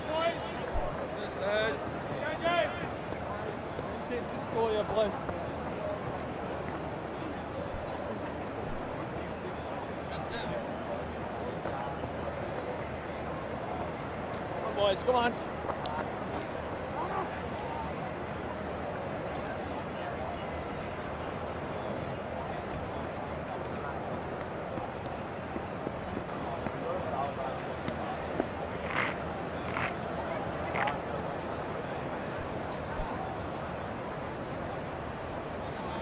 Three good overs from Kia and Rabada. He's wanting to top it off with a wicket.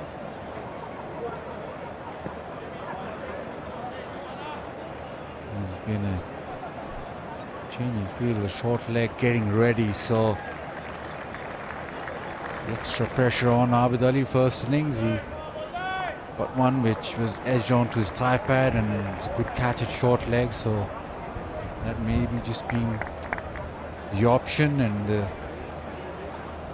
Abid Ali being reminded of that.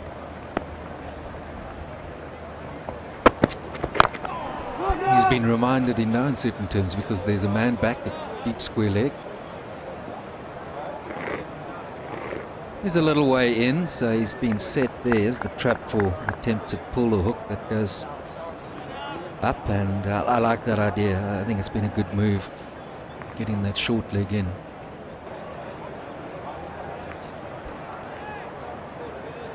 Just a quiet little hush around the ground. Pakistan yet to get off the mark.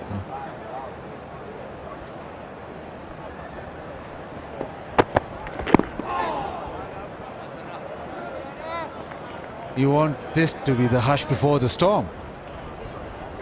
There's 20 deliveries now without a run being scored. The Australians were very big on 18 deliveries. They said 3 consecutive maidens and something will happen. So we're in that territory now.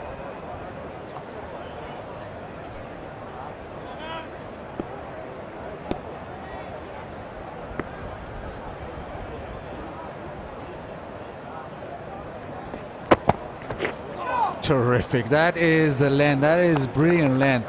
It just straightens off that short of a length, but the straight lines that Nokia has bowled in the first innings is continuing the second. That's exactly where he has been good. You mentioned lines. With bowlers, it's more about lines than lengths. I've been impressed with him throughout the series. His control has been so good. Came on the scene, he was a bit wayward, but there's no doubt he's a fast learner.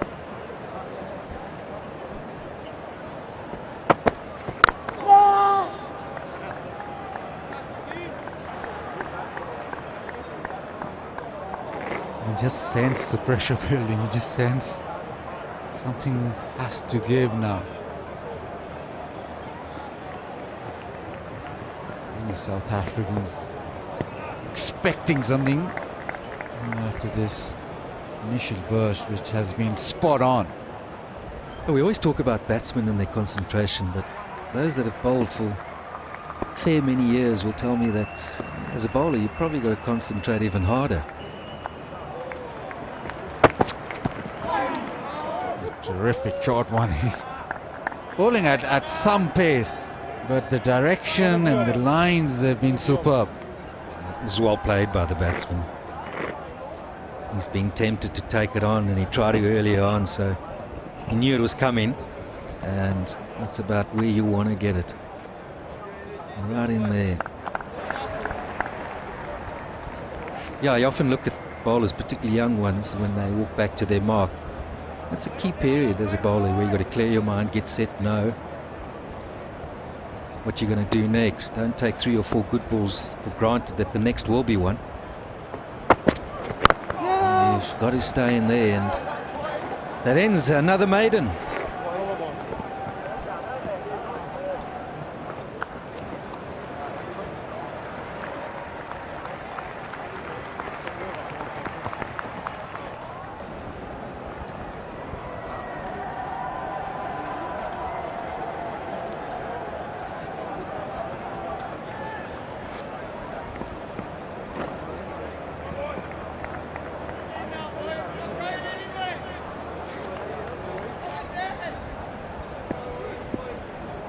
Four gone. Pakistan yet to get off the mark. Big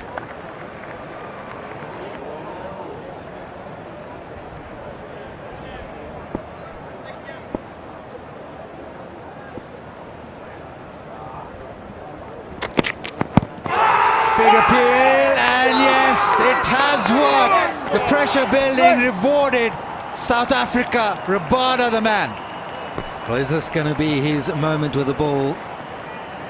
Like he's done so many times before, right in there, right in on that line and length, and yeah, he just strikes that in between length, traps the batsman on the crease. Again, we've seen one just on that length. Van der Dussen got one when he batted, just stayed low a little bit, and the big man strikes. It's just so good how he is in terms of his control and his lines and lengths. So Pakistan lose their first wicket. Imran Butt gone for 0, Pakistan 0 for 1.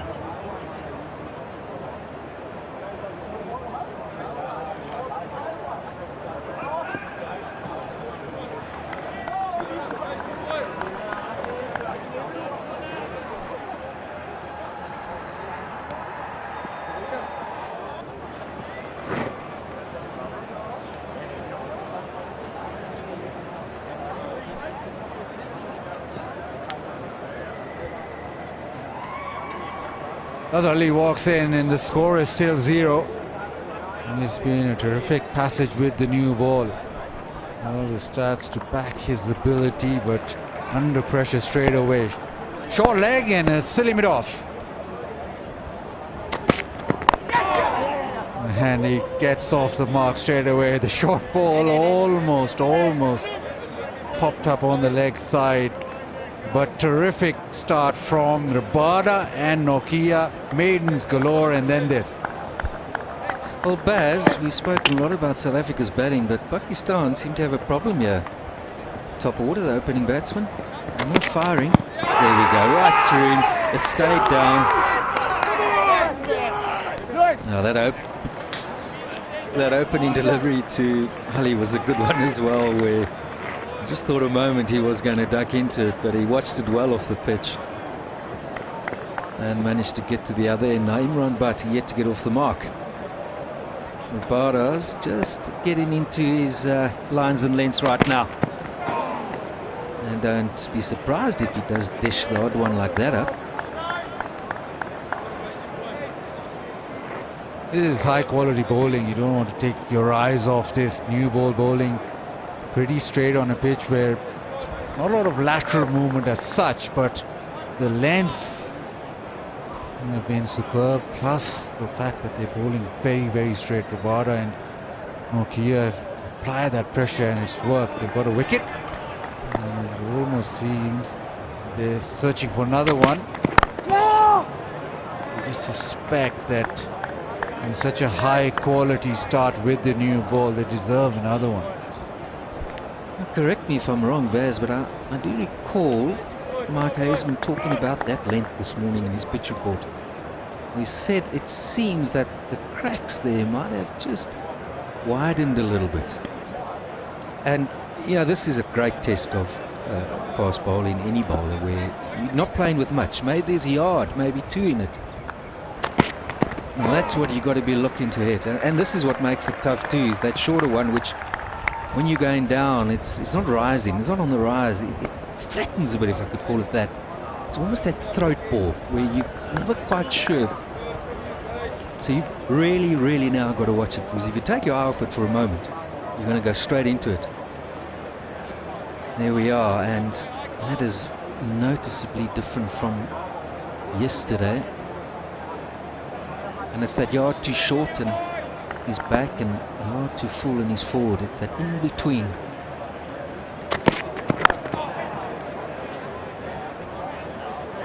Another brilliant over, 1 for 1.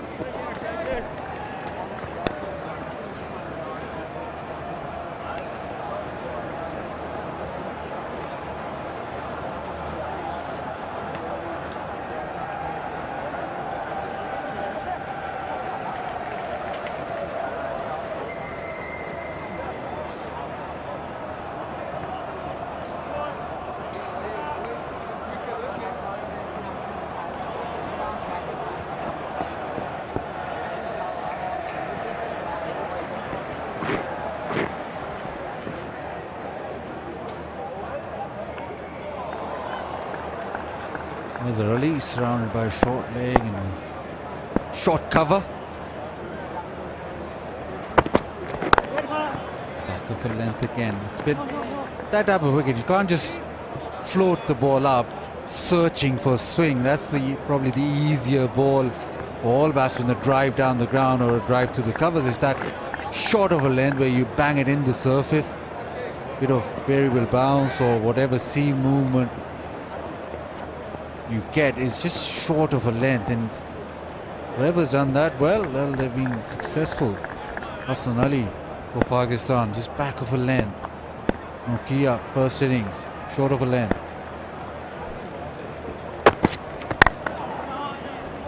And just as you just search or go slightly fuller, so that last delivery, Raza Ali very confidently just hitting it 2 mid off. No runs, but it's a length which is much more comfortable to face. It's so often where bowlers talk about you've got to bowl it into the pitch, because that harder new ball has a better chance of breaking the surface.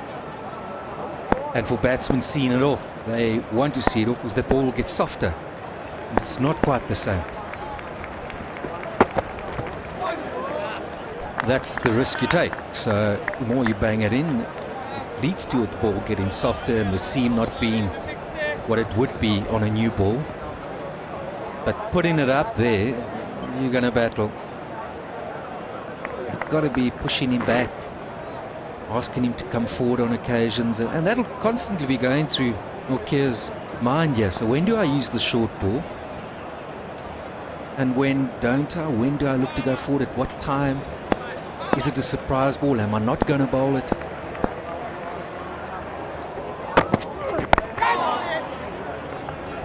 And this is the challenge for the batsman, where they can't have too many of those thoughts racing around their mind. If you start to second guess that short ball, that's often the one that you spar at or you duck into. So you've got to have the courage and the confidence in your game that you're prepared to stand up. Prefer that than thinking of ducking, because you don't want to find yourself ducking into one.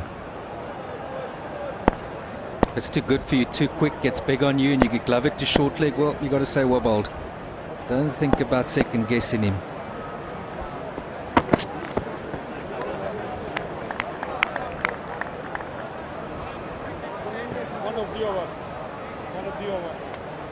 I was really not happy with something. Something is.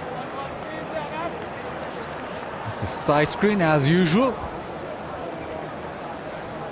It is quite animated about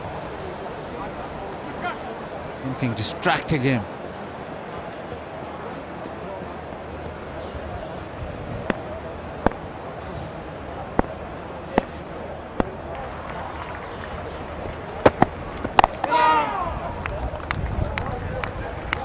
Yet another maiden. It's 1 for 1.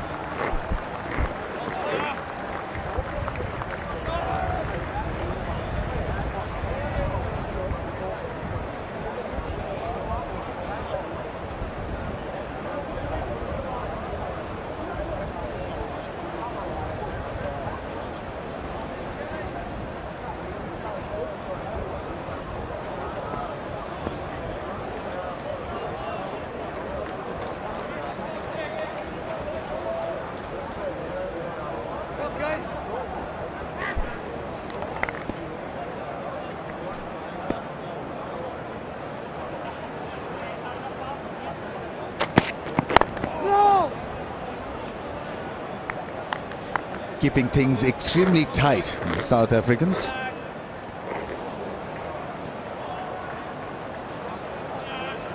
Pakistan with a substantial lead, and if they hadn't got one, it would have been a tough beginning indeed. Imran, but newcomer dismissed. It's a big test for Abid Ali as well, how he plays the short ball. It's about temperament and your technique against quality bowling.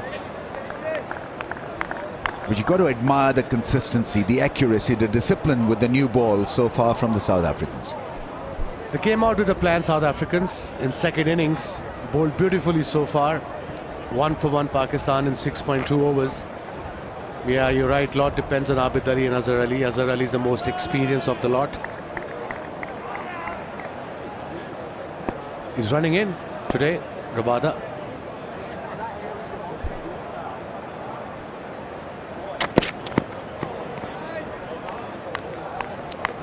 I guess best time to bowl as well. The top order has been just a little bit shaky in this test series, especially the two openers. Bit of a worry as far as the opening partner pair is concerned. Last 14 innings, no 50 partnership by the openers from Pakistan. They tried different combinations. Shan Masood was there. Now they tried Imran Butt.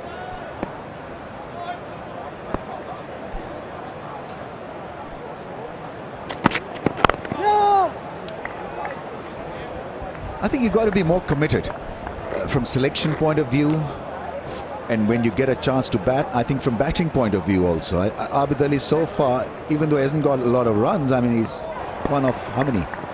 He's not yet off the mark of 20, but at least he's committing himself to certain shots, defensive shots particularly. Obviously his job today is to see off the new ball, the first spell from Rabada and Orkia. So defense has been solid for Yorker. Nicely played. Good bowling this from Rabada.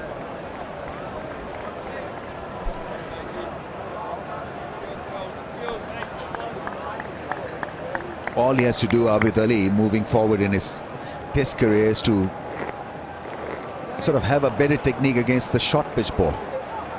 Just work with the bouncer length. Practice and practice, you know. As you know, as we used to have tennis balls in our kit bag and we used to wet them and practice. Shoaib Mohammad used to carry a golf ball, if you remember. Yeah. So for an opener, I think it's so important really to deal with that length positively. 1 for 1.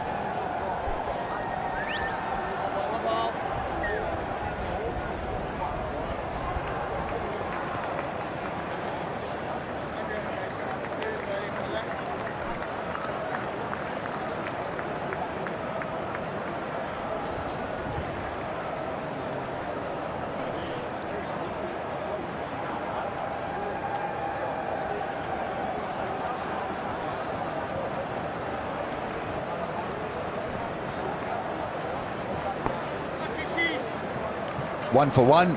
Keshav Maharaj coming on to bowl. So they've blunted Nokia to a certain degree.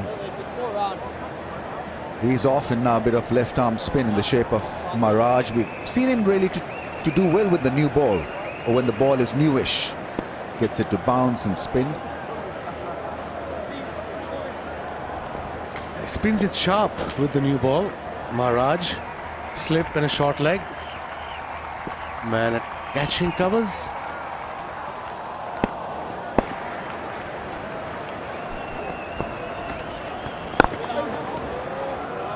So Rams, a quick question. Like sure. Abid Ali have played 22 deliveries without scoring any. If you are batting at the other end, does it create extra pressure on you that you had to get runs? Oh, absolutely. I think it's even about, in Test cricket. Yeah, I mean it's about rhythm. It's about not being static. And I can understand that, you know, good bowling has got to be respected. Now that wasn't a great effort from Rabada. He seems to have twisted his ankle or leg. But they prized themselves on good fielding, South Africa, so that was a bad miss. But I think, you know, it's so important really to have a good, solid, regular opening pair. And I used to have difficulties because, you know, you'd remember clearly during a little phase, I used to have almost a newcomer at the other end as an opener, because Pakistan were trying new combinations. So it was very difficult to get going straight away, because you got to feel, you know, how your partner plays, pressure moments, you know, is he a good caller, is he a good runner, will he respond, you know, whether he'll rotate the strike or whether, you know, he wants to block everything. So probably at times you have to explain to the young guy about the bowling, about the opposition, what sort of bowlers they are, what line they are bowling and what their plan is, and that also puts extra kind of pressure on you as a batsman instead of concentrating on your own batting. Sure, I mean, you don't want to have a tutorial out there, so you want to worry about your own batting rather than worrying about your partner's skills. And if you've got a raw partner, then obviously it can affect your batting. because you want to look after him also, and then you're not certain about his calling. He's off the mark. Got cramped just a little bit. And probably well stopped in the end.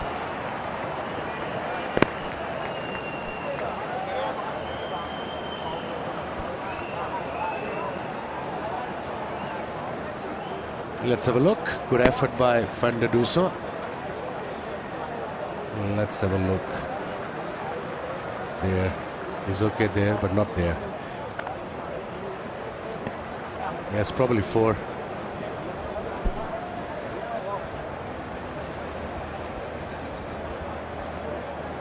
I don't know whether the other leg is touching the rope.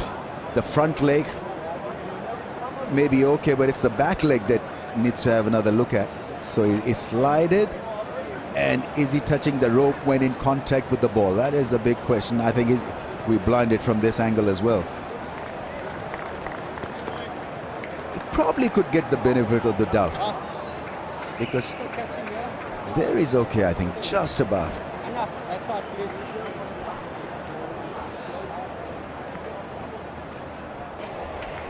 So not a 4.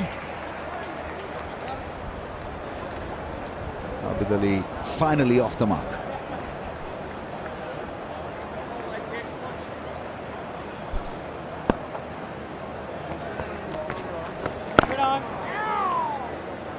Nine for 1.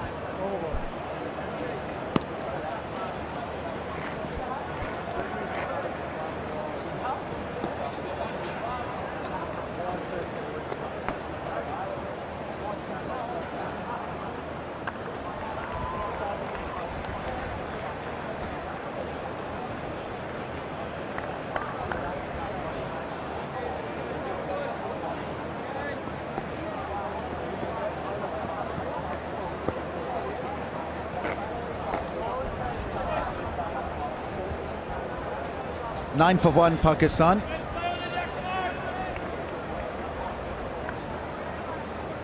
And the lead by 80. That's a good one. Rabada with pace. Right. Bit of an in-house contest this. Mike Haseman versus Bazat. Yeah, the infrared solar energy tic-tac-toe. They messed it up, didn't they? I mean, they had one job. Come on! It just shows the mental side of stuff. I mean, that's how jumbled up these guys are generally. Like that board. Yeah, that is big question is who won. Rams? Super over, I reckon. You can't be serious. I think, yeah, he's just overreacting to something very ordinary.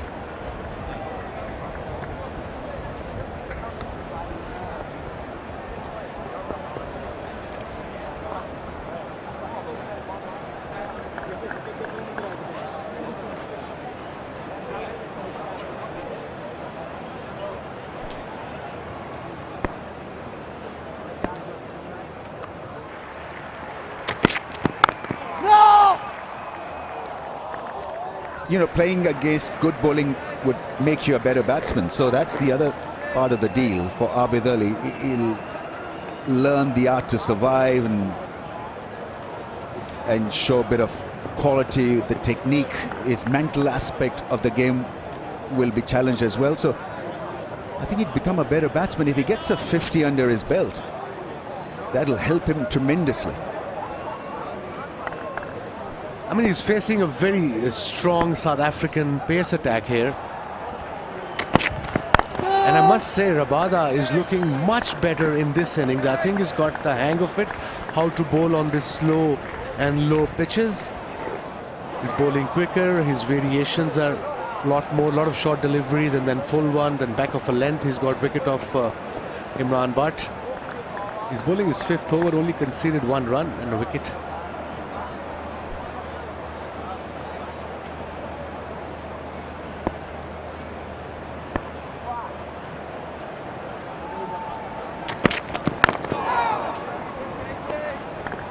clearly it's a different kind of challenge for Abid Ali, because Rabat is bowling on a flat surface devoid of grass, and even though, you know, from a distance it should appear as if a doable challenge, but it is not, because it entails something different. Low bounce, at times certain deliveries stay the course, certain moves off the cracks of the plates that we see on this surface.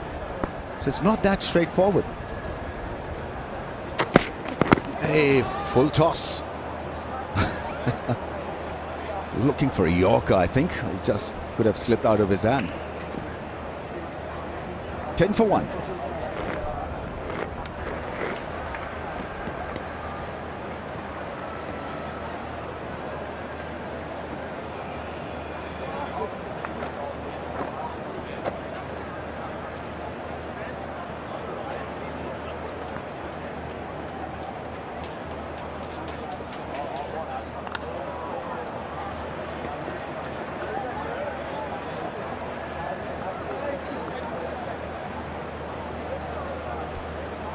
Ten for 1 Pakistan.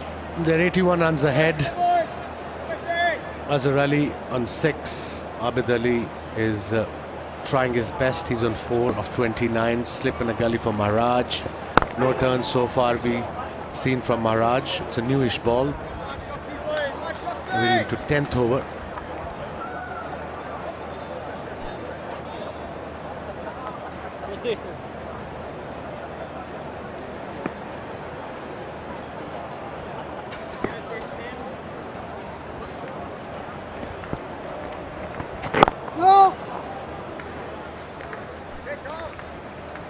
He gets more excited, Maharaj, when he bowls a straighter ball instead of a big spinner, which is a little different. Normally, spinners get excited if they get the ball to turn and tweak quicker through the air. Good bowling. Even though he's bowling on a spin-friendly track or tracks so far in this series, yet it should feel a little different compared to South African pitches. So you got to adjust in a funny way.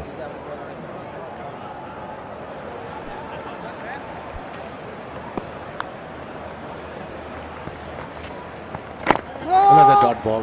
He's bowling well, Maharaj. He's bowling according to his field. Overthrows. Are they going to come back for 2? Yes. You very rarely see these mistakes by South African cricket teams, especially fielding. Let's have a look again. They look pretty harmless until this happened. Out of the blue, I think clearly keeper wasn't expecting this return. The PS keeper wasn't expecting anything.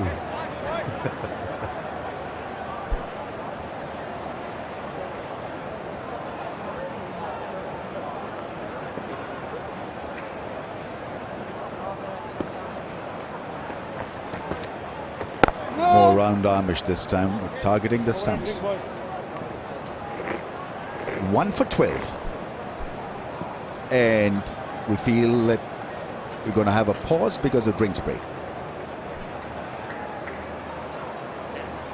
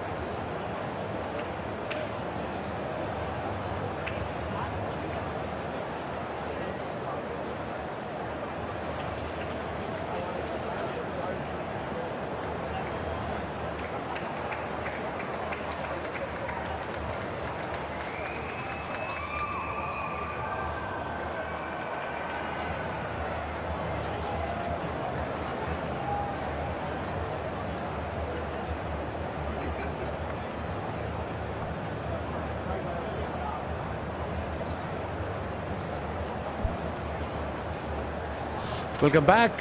Pakistan in second innings 12 for 1. Abid Ali not out 6, Azhar Ali not out 6, and Imran Butt was LBW bowled Rabada without scoring any. He bowled well today, Rabada. He's only conceded 2 runs in his 5 overs, and his lengths were perfect on this pitch. Short of a length bouncer, and then couple of full deliveries. So he's got the hang of it, how to bowl on these low and slow pitches. And then Imran Butt right in front of the 3 stumps for his first wicket. 5 overs, 3 maidens, 2 runs and a wicket for Rabada. Perfect spell. And I think change of bowling from the pavilion end. Looking for something extra to lift their spirits, and Rabada and Nokia's spell with the new ball was quite outstanding and a mood lifter indeed. Nokia coming back for another stint, 3 overs, 3 maidens. For a guy who bowls around 150 clicks, that is a seriously good job done. No. 5 wickets in first inning for Nokia.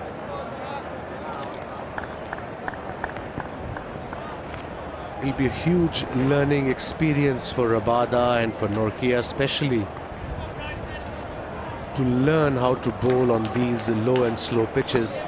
And I think they've learned very quickly from the previous game to this game.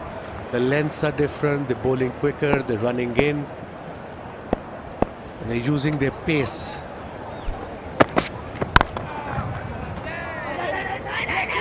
Oh, Azhar Ali in 2 minds. He said, Azhar Ali shouted for yes, yes, yes. And Abid saying, I'm okay, fine.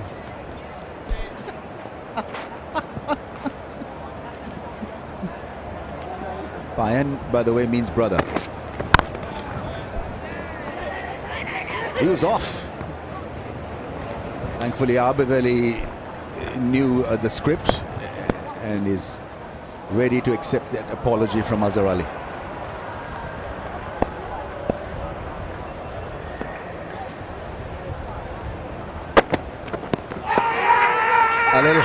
A little high, missing the stumps. He's pretty adjusting to the stumps, but the bounce, the extra bit of lift, really undoing a very good delivery. It feels odd when somebody says the height on this particular pitch. It's a low and slow pitch, but that ball definitely, a height was in question.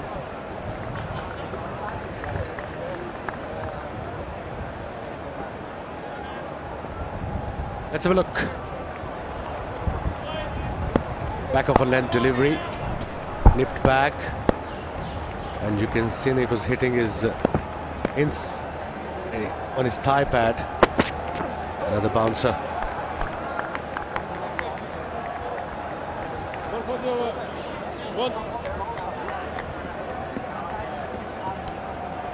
After a bouncer on a surface like this, for a fast bowler of Nokia's pace, what would be the ideal next delivery? Another bouncer.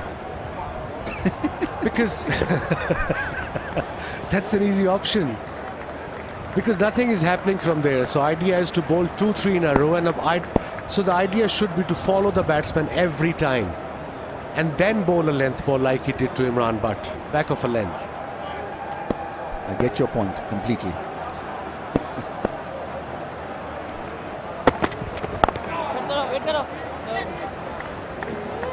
Well, he's got a field set for that shorter length, short leg and a man at square leg fence.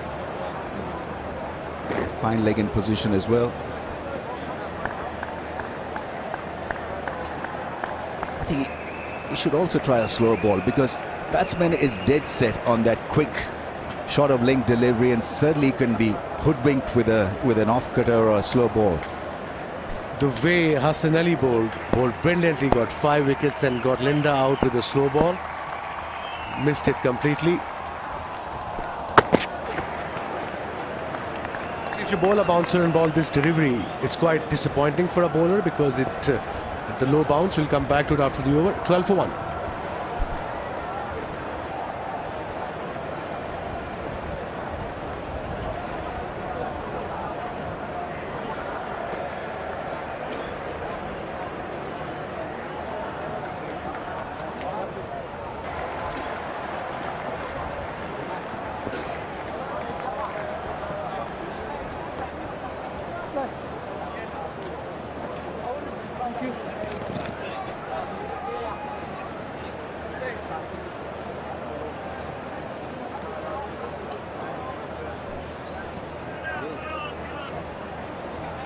Maraj will continue this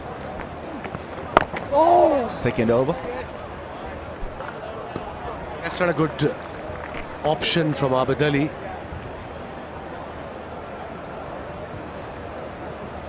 When there's a little bit of unevenness in the pitch, you don't play this shot. For starter, it was too full to play a cut shot. Slog sweep, yes, against the spin. Positive intent. Boundary. Find a way, find your own method to survive and show a set of skills. And he clearly would have been surprised by this smack over mid-wicket. Got to the length, and I think the line was perfect as well. You've got to play the slot sweep when the ball is pitched on that middle and off-stump line. And fuller as well, the way it was there. Slightly shorter delivery, he probably got the top edge, but if it's full, you can go against the spin.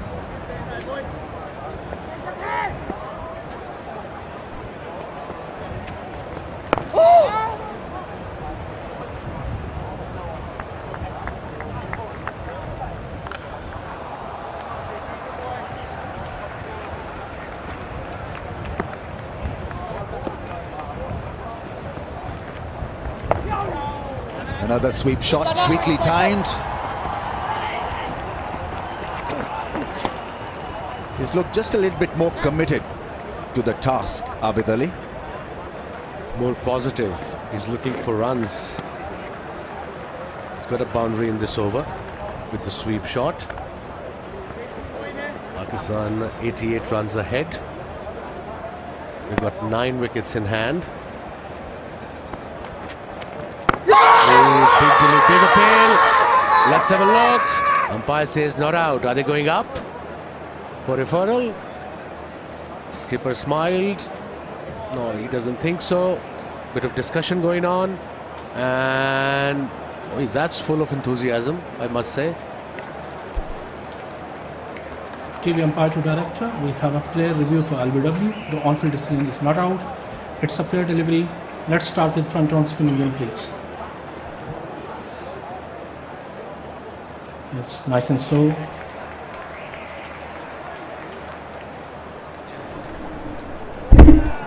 Roll back one more time.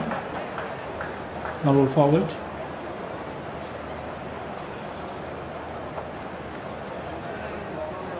The ball is close to the pad, so need archives to confirm, please. Yes, roll forward, roll forward, roll forward. Yes, definitely pad first. So I'm satisfied pad first. For ball tracking when ready, please. Yeah, original signal not out. Pitch outside off. Impact umpire's call. Wicket sitting. Go back to on-field umpire. Hassan, stay with your original decision. I'll let you know when you're on screen. You're on screen, please signal. So the umpire read it as hitting on the pad outside the stumps, and so that holds firm in that replay. It was a close thing. Extremely close shave for the batsman.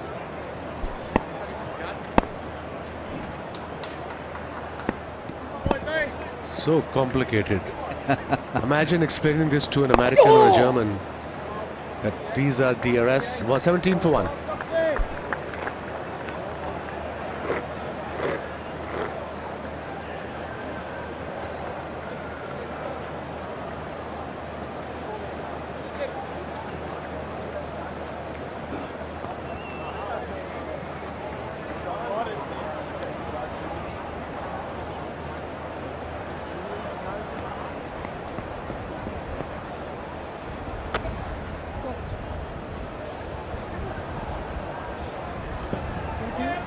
Pakistan looking for a solid partnership. This partnership is still young, 17 of 47. Talking to himself, he would have thought it as out. Close thing.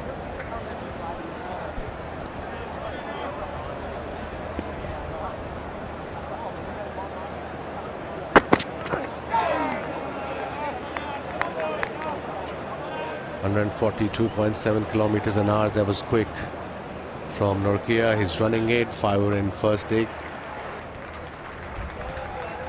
Let's have a look. That LBW decision again. Umpire original decision not out.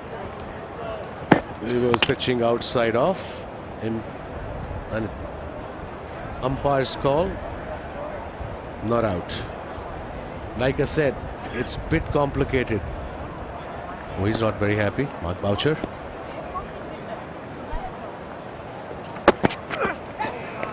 I think this little battle for Abid Ali against Nokia is going to be about that length, how well he plays the bouncer length. And he's got to last for 3 or 4 overs max against Nokia. So that should be at the back of his mind, that this spell is not going to last for more than 3 overs. And I've got to be absolutely dead sure how to leave that bouncer length. And apart from leaving a bouncer, he's got to be really careful because he's not a big front foot player. He usually plays half cockish. And I think that's where the back of a length delivery that keeps low, he has to be really careful about.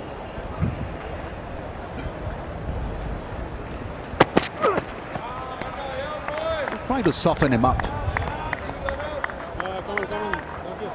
Chirping away, Abid Ali does not respond. His first-class career figures are pretty impressive. And got to go because of his consistency at the first-class level. Abid Ali, 32 50s and 20 hundreds.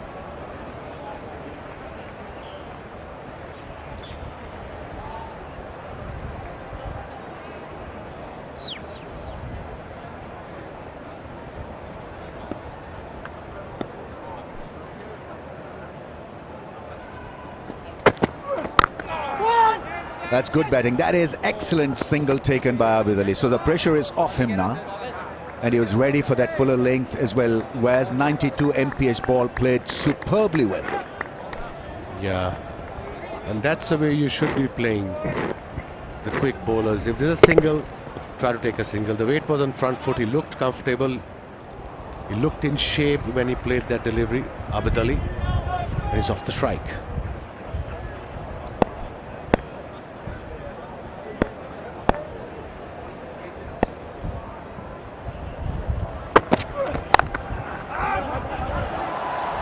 Short ball put away by Azhar Ali. Cashing in on that length, and 3 to Azhar.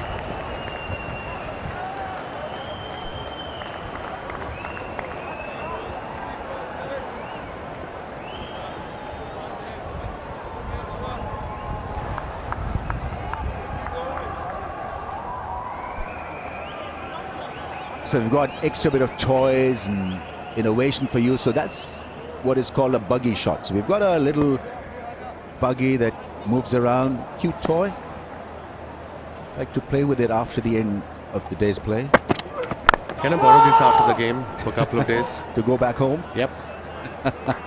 21 for 1.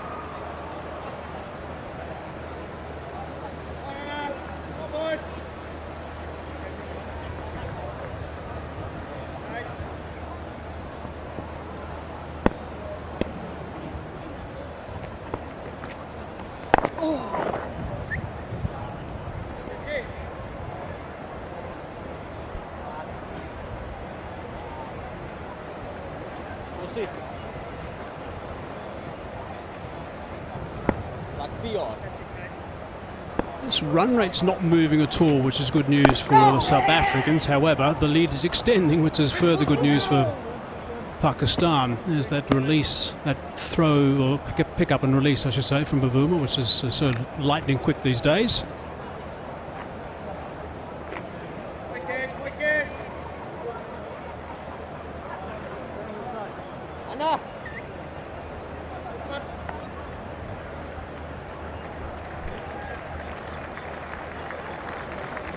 Heard Rami's having a chat about the buggy. That does a sterling job. The buggy, there's our drone in slow motion.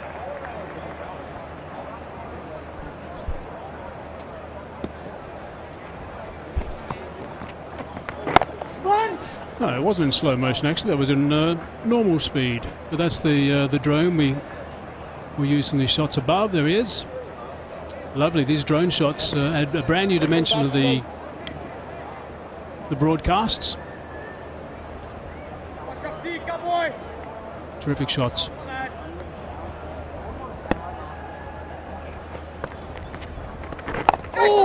That's beautifully bowled by Maharaj.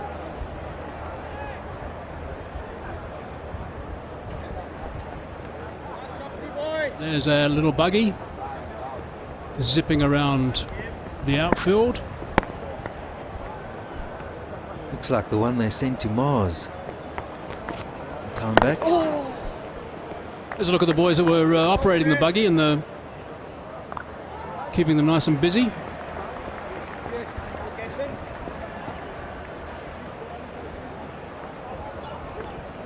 There they go. And that's a shot that the buggy gives us, amongst many others. Down the ground, that's a lovely shot, and that's gone for 4. Beautifully played. 27 for 1 off 14.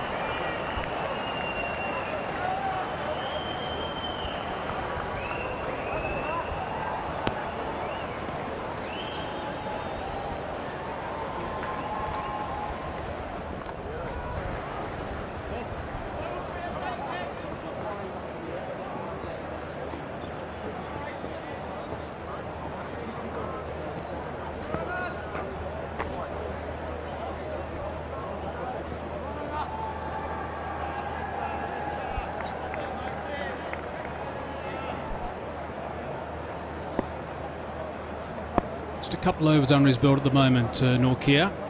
Short spells. Beautifully bowled, nice and direct. Now just have a look at the way that his lines, these lines are so important for Nortje. His run up is so straight, and he prides himself with the fact that he gets his line right just outside off stump. On occasion just likes to bring that ball back in towards the batsman. That's what he says attributed to quite a bit of a success in the first innings.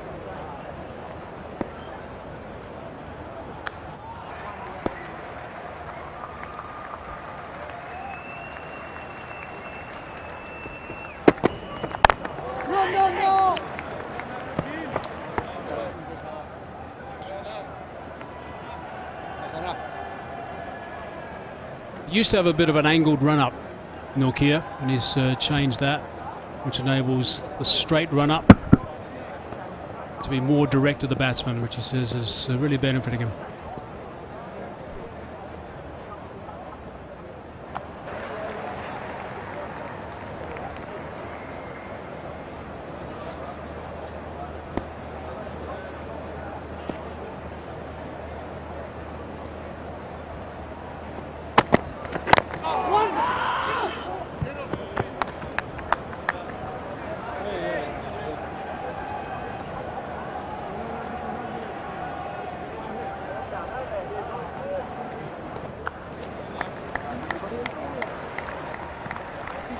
Another look at his delivery.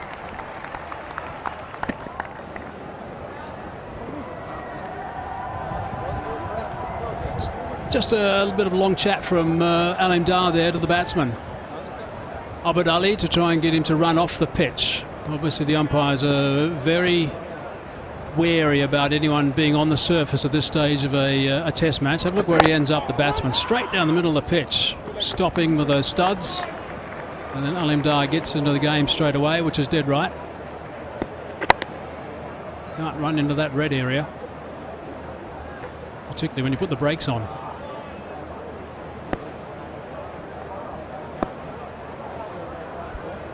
Round the wicket now, change of angle. You put the brakes on and it's that swivel and turn. I don't think it was intentional, he set off immediately, but you've got to be aware of that. And if you're going to set off, make sure that you first move left. It's just about the length, which Yasir Shah would enjoy.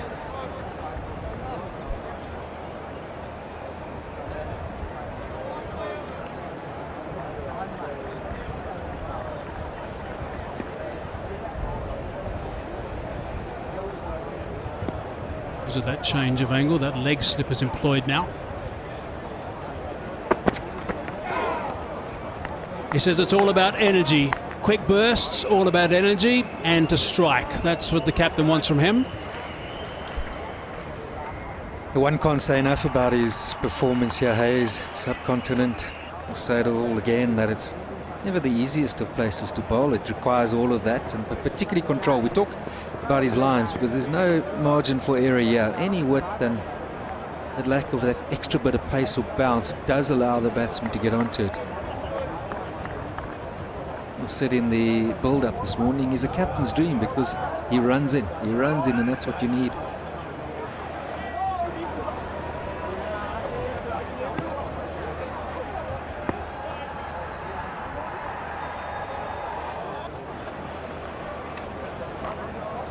Yeah, last time he went to India, he just picked up the 1 wicket in a couple of test matches, bowled over 50 overs. So if he had to turn up in this test in the first innings and pick up 5 for 56, that's why he had a big broad smile on his face after play yesterday. I remember that series. He bowled quickly, but tended to be too short too often. And what's been good here has been his follow-up lengths.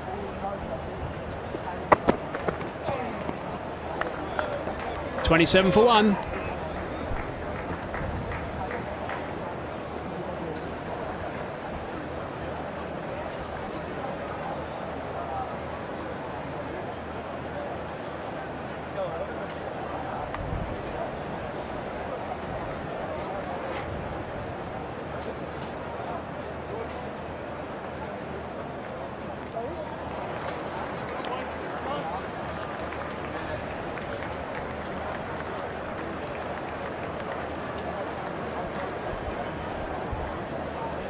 We've got 45 overs left in the day's play. So day 3 has seen plenty of action so far. Means Pakistan at this stage lead by almost 100 runs. 9 wickets in hand. South Africa have got a strike here, and they've got to strike not just the one, but I'd suggest a couple. Try and pick up a couple of wickets fairly quickly to try and get into this batting order. Mulder now did a holding job in the first innings. It's the sort of job you expect him to do, I guess, with these sort of conditions. But when you've only got 2 seamers around the place, they've got to have a bit of a breather.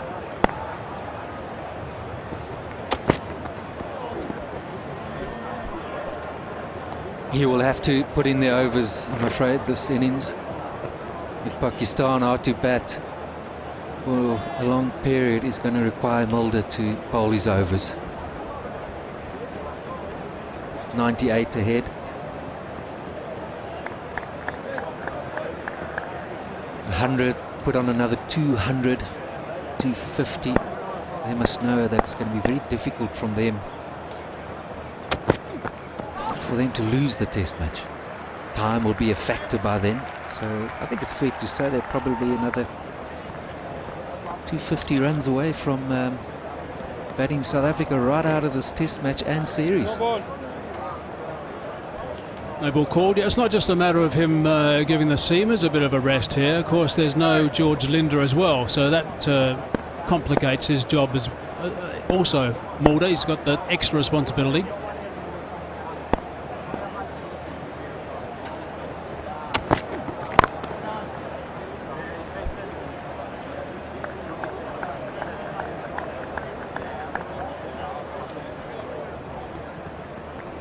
Bjorn Mulder, he was tidy in the first innings and then got this one straight back at him. Showing very good athleticism there. Always got to keep an eye on it, always expect it coming back at you, and he's gone down low, and it was some good fielding.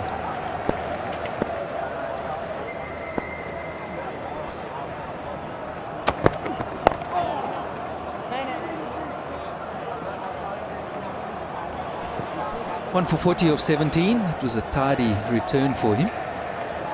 So what do you reckon, Hayes? If you were captain there, standing at first slip in terms of his lines, Len's just got to keep what they always say, hitting the top of off stump. Perhaps a change of pace. I don't think he's quick enough to bounce anybody, but slow ball. I'm not too sure if he has one. Just mix it up a bit. He's going to have to mix it up whatever he can. He's going to have to bowl the odd cutter. We didn't see too many cutters around the place in Karachi. Hassan Ali bowled a beautiful cutter earlier to pick up a wicket of George Linder, so he's going to have to do that sort of thing. The surface will be responsive for that. He's going to have to keep it tight as well. He's not going to get any swing, and that's what he normally relies on when he's back in South Africa.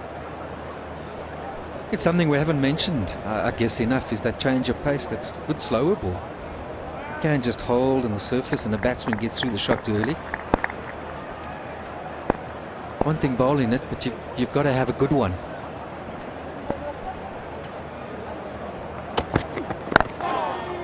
On target, didn't want to miss that one. The pad was in front of the stumps. That's what they were doing actually in the first innings. Azhar Ali, they were looking to bowl nice and straight to him, particularly Mulder when he came in. He was certainly looking to line that up as best as he could, but of course you don't want to do it every ball. You've got to make sure you bowl your channel, and then every now and then you just bowl that straighter delivery. I think those in South Africa remember how brilliant Vernon Philander was at doing that.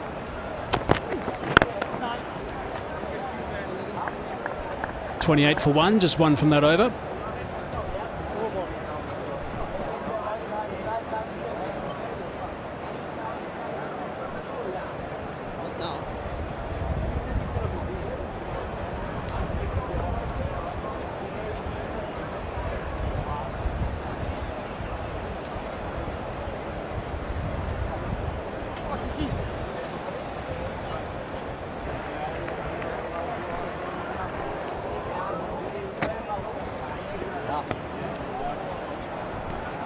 South Africa losing their last 5 wickets for 37 has certainly upset their apple cart. Pakistan were magnificent in that first test match with their lower order. And a tidy job again. In this test, they certainly showed some resistance in that first innings, and that batting order looks fairly long at this stage. It's down the leg side a little bit, actually.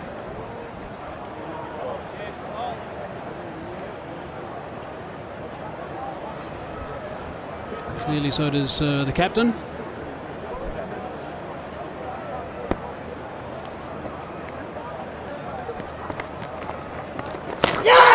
Oh, they like that one though. They like that one very much. There's connection, up goes that finger. A little burgle down the leg side. Give credit to de Kock, yeah, because there's going to be a moment where he's unsighted, but he's moved well, stayed down, and Maharaj picks up his first. Batsman may consider himself a little bit unlucky here, but just keep an eye on de Kock there. The way that he's moved, well taken. That's some good keeping. So Pakistan lose their second now. And the umpire's finger, Alim Dar, was up immediately. It was pretty clear off the glove. He may feel a touch unlucky, but credit to de Kock there. Good take down the leg side. Abid Ali gone for 13. Pakistan 28 for 2.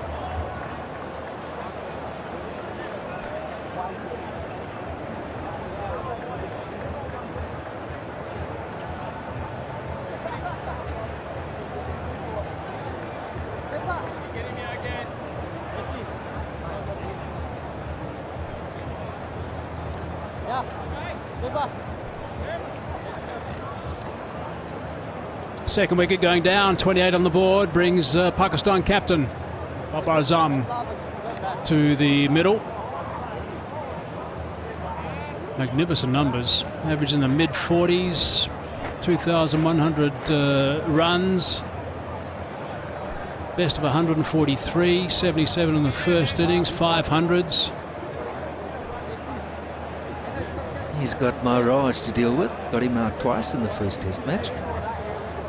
guilty of getting that front pad in the way and then playing around one, which struck him on the back leg. So I think South Africa must be thinking they've got a chance here. Get him, and who knows? The dressing room won't be so confident.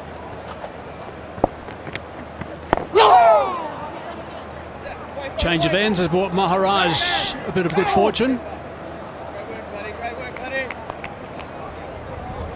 Side the stumps from Bavuma. I don't think there was too many dramas for the captain.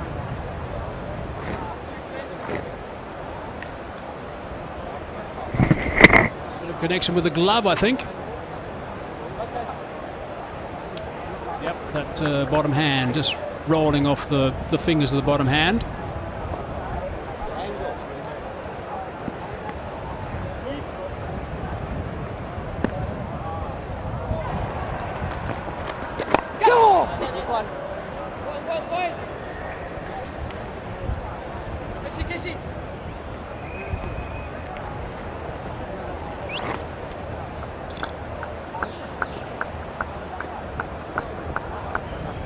Two most experienced batsmen for two of the most experienced batsmen for Pakistan, the middle now. Oh, that's very good fielding. Very good fielding by the elder statesman, the senior pro. Just showing he's still got it. Now, we can't say enough about Maharaj's performance. One or two of other have caught the highlights, but he's just done. He's in amongst the wickets, but I just think he's done a great job for South Africa. Just showing the importance of just being consistent, being there all the time, looking to hit that front pad. Once again, he's getting in his overs. Oh my dear, that could so easily have slipped by. 17 gone, 30 for 2.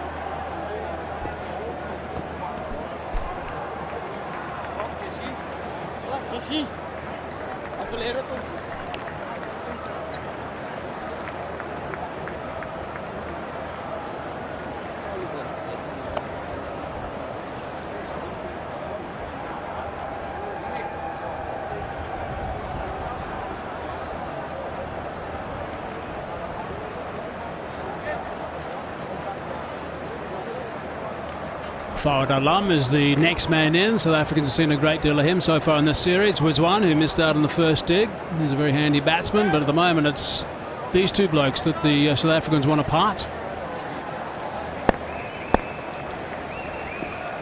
Change of ends has helped Maharaj, means Mortar continues. Perfect channel. Maharaj has bowled, in the first innings, bowled most of his overs from the other end. That's where he's had his best success. He seems to have fitted well into that end in terms of a rhythm. Bowlers are like that. They just prefer certain ends. But I think it's good captaincy. Changing, have a look from the other end. Perhaps it'll offer you more turn. You don't want someone, particularly spinner, just stuck at bowling from one end. It's not happening. Get him on the other end. It's a really good performance of Maharaj if you think about the fact that he was off for scans the day before the test match, basically. It was his ribs that the side that he had a problem with. 45 overs in the first innings he bowled. There's the work in the Karachi test match. 3 for 90. Doubled up. 3 for 90 in the first innings of this one. You can't say it enough, Hayes, because this part of the world you can't have a spinner who struggles. Then it puts a lot of pressure in these conditions on your quicker bowlers. So to have him and then bowl those overs, and his economy rate has been superb. Often it's not the case in the first innings. So whilst the others are getting the wickets, he's getting a couple. For me, he's been the most valuable thing. He's kept this attack together.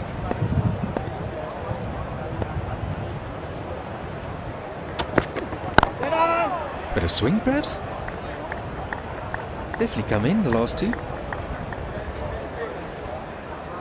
Seems to be just a little bit of movement tailing back in towards... He normally swings the ball away, but tailing in towards... At the moment, we'll have to see if what the South Africans, what they're doing with their work on the ball. And Looks like it might be reversing a little bit. So what have we got here? We're in the 18th over and it's just starting to go a little bit. Again, there's that one bang on the pads. What they're trying to get Azhar Ali to do, as they did in the first innings, they're trying to get him to play square on the leg side, which is what he likes to do. Fancy their chances.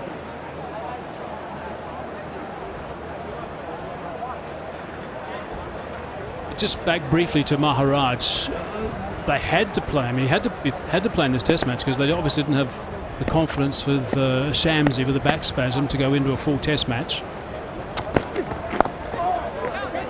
And I don't think Linda bowled well enough in that first Test either in Karachi, whereas Maharaj did. So he had to front up and play, and he's done an outstanding job. End of that over. 32 for 2.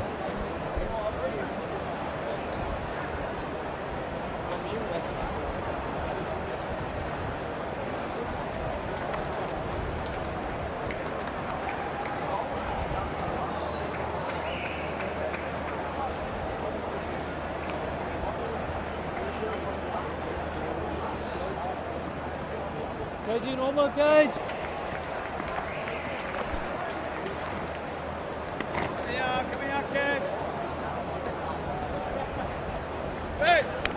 Lots of sunshine today. It's great to see. Nice and cool still. High expected around about 19 degrees. What do we got? 2:45 local time. So I'd imagine that that's pretty much where it is. It got quite dark quite quickly yesterday at around about 5:15. And play was curtailed for the day. We should make up all the overs actually with the early start we are having for the remainder of the Test, providing there's no more rain at all.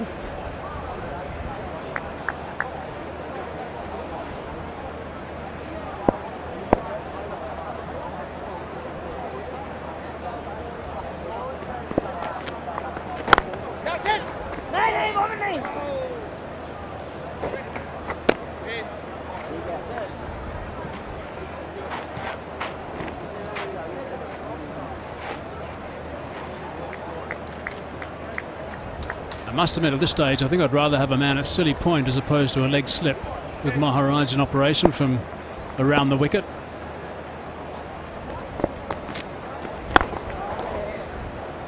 That's whipped away beautifully. Chases on by Faf du Plessis. Is he going to tag that? No, he's not. Well beaten, Francois. This was a class bit of cricket. It was full, and just watching him from behind. Just at that moment where bat's about to meet ball, he just closes the wrists on it. He knew which gap he was looking for. Look at that.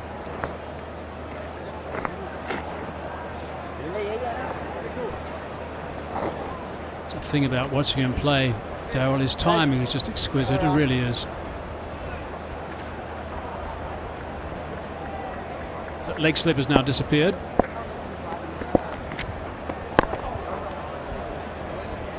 He's got that bit of watchability, if I could call it that. He's worth just sitting down for a while, stop what you're doing and just watch him go about his innings.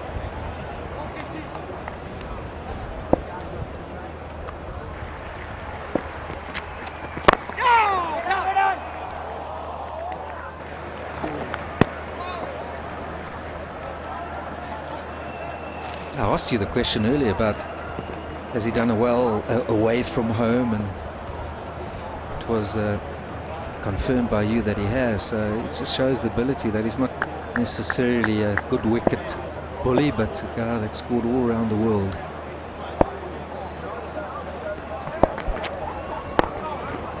Yeah, last two series, Australia and England combined, average 50. 36 for 2.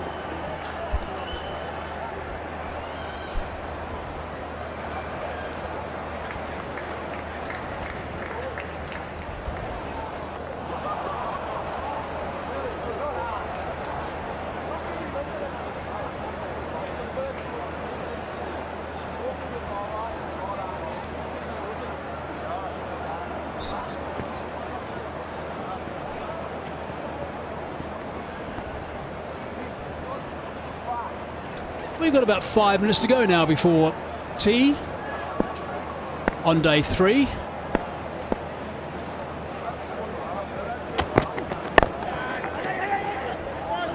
Nicely worked. Marker and the chaser, just a comfortable 2. These runs are now ticking along a little bit. That lead goes up to 109. Perfect for a cup of tea, I reckon, Daryl. Especially when it's Tapal tea. This is the ground staff. Oh, yes, they deserve this. They've been quite busy. They were busy on day 1. Busy this morning again. Enjoy that, boys.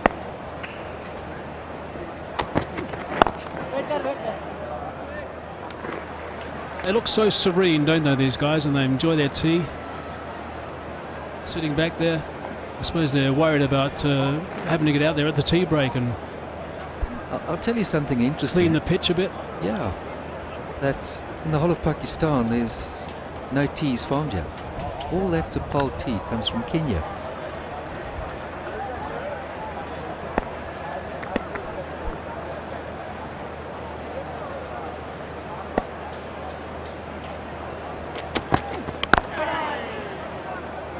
Grown in Kenya but perfected in Pakistan.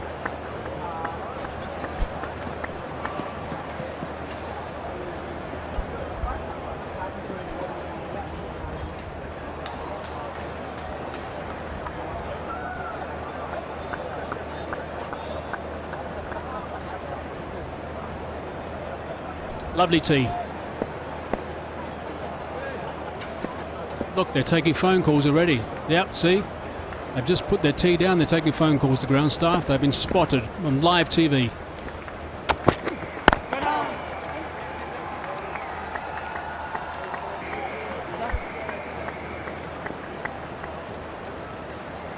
Mulder, yeah, looking the part, doing a good job. Just keeping it in that area there. Always asking the batsman to play. It's on a good line, it's a good length. No ball. Well, no ball called.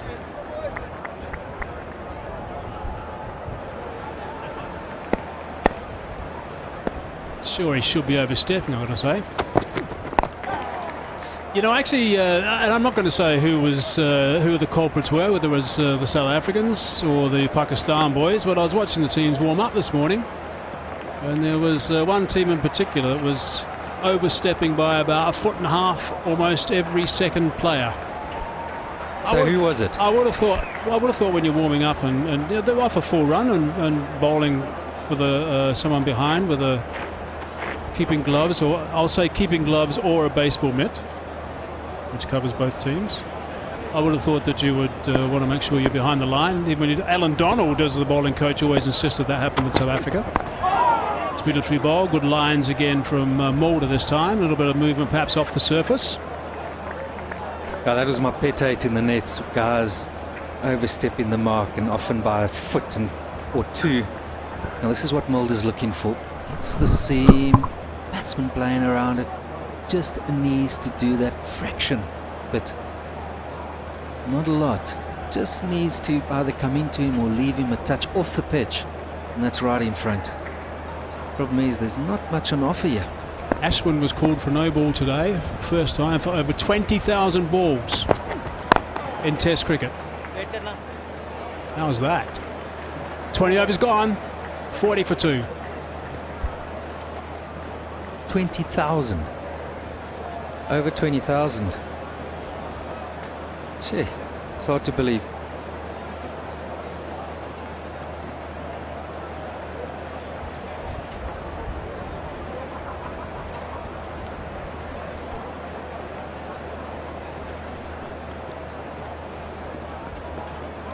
Yeah, away, please.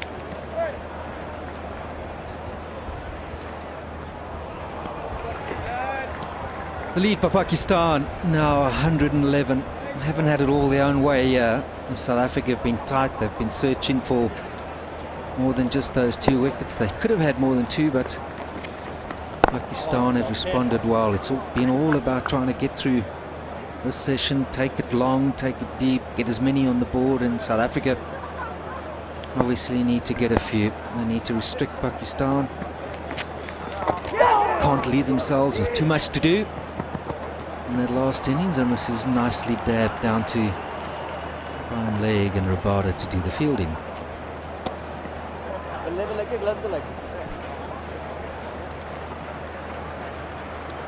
Don't forget to play the Brighto fan of the match.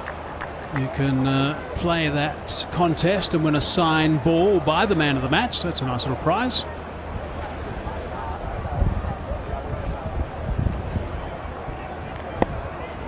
He'll be in the running, that's for sure, Norkir at this stage.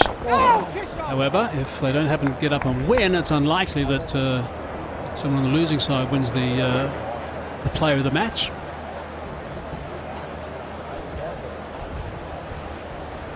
Pakistan are in the box seat at the moment with this lead. 113 it is. They've got 8 wickets in hand. The surface will be playing more tricks as we go deeper into this game. The odd ball will keep a little bit low. The Pakistan spinners will get some turn out of the surface as well.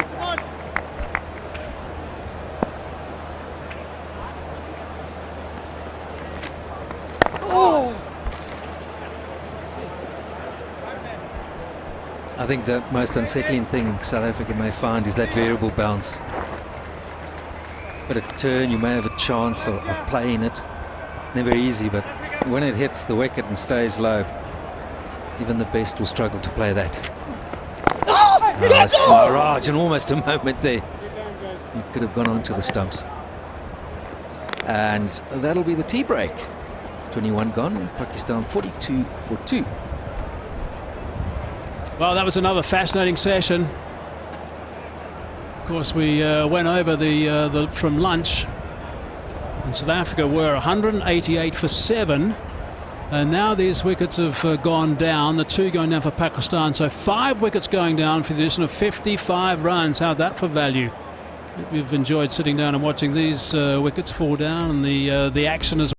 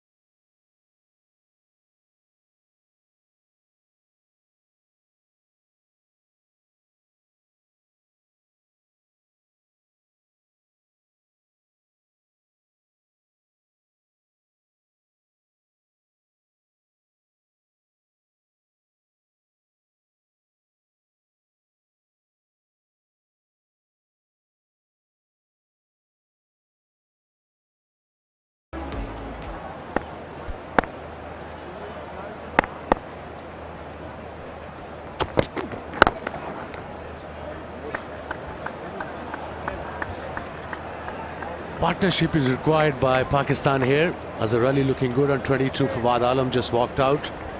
Two of the most experienced batsmen in the Pakistani playing 11.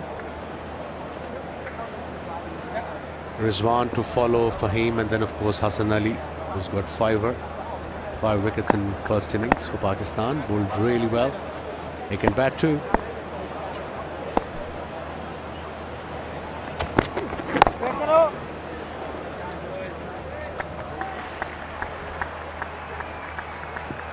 This is what exactly South Africa want with Mulder. Just bowl straight lines, attack the stumps.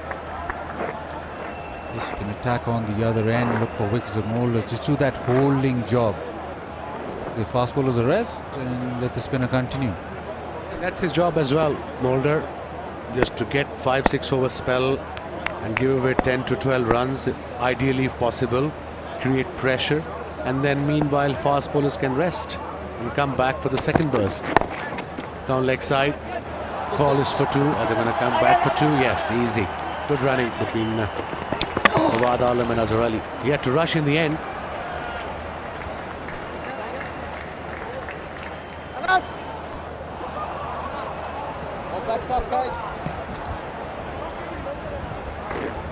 I was talking about experienced batsmen in Pakistani playing at M1. Look at these two boys. 211 games. Comparison 13,000 runs. Just over 13,000. 176 games. 13,000 runs. One is averaging over 56. One is averaging almost 40. 40 hundreds. 38 hundreds.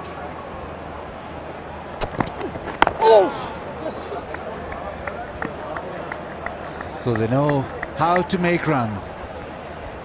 Fawad Alam especially, he's been a legend in first class cricket.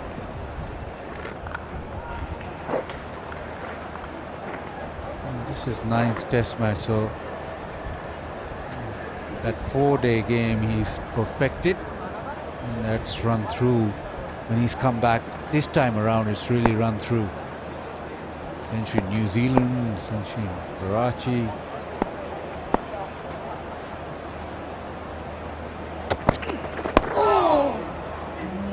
Almost had a flirt at that, but left it well alone. 59 for 3.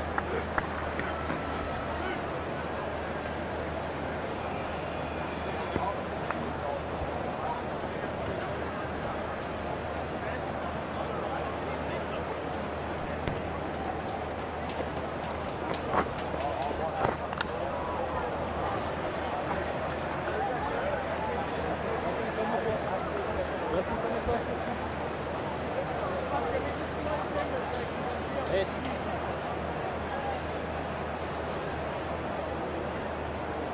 49 for 3 Pakistan. 120 runs ahead.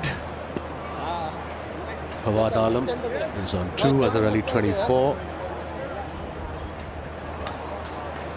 Maharaj to continue.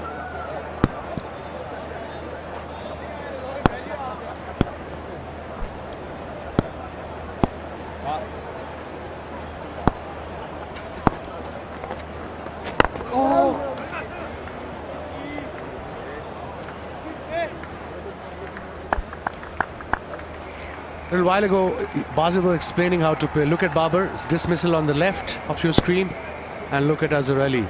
His bat is his front of his pads, and Babar's bat came around the ball, and that's why he missed the ball and went straight on to hit the stumps. So that's the right technique, isn't it, Baz?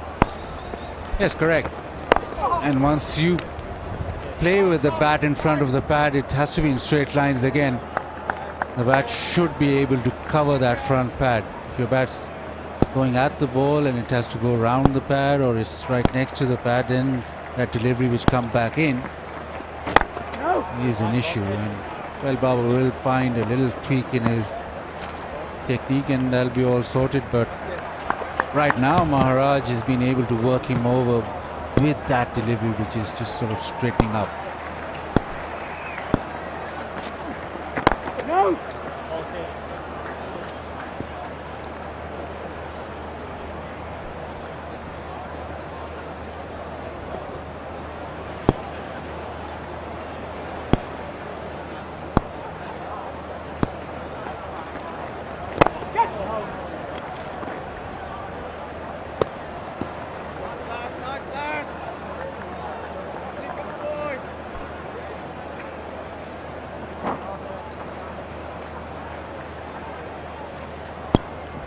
Yes.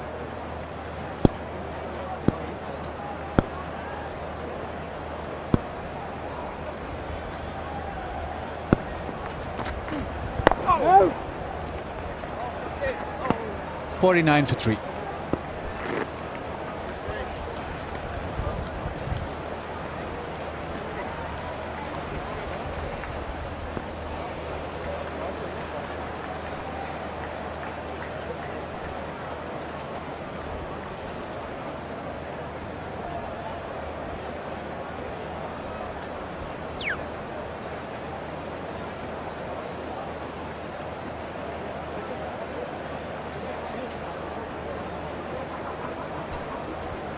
.49 for 3 in 27. Pakistan 129 ahead of South Africa in this second innings. Change of bowling. Linder will bowl from the pavilion end.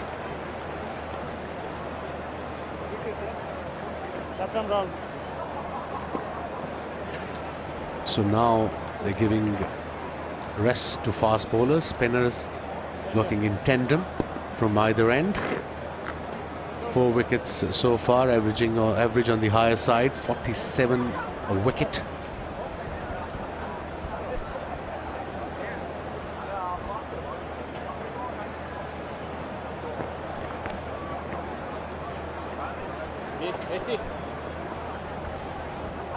Interesting discussion with Darrell, where he was suggesting that a lot of sides come to the subcontinent and they rely on spin to win, but normally it's the case that if they do win the subcontinent, it's the fast bowlers or their strength that gets them through. And sometimes you just think that you're going to Asia, you're going to wickets that will spin, so you have to have a spinner, or you have to pack your side with spinners.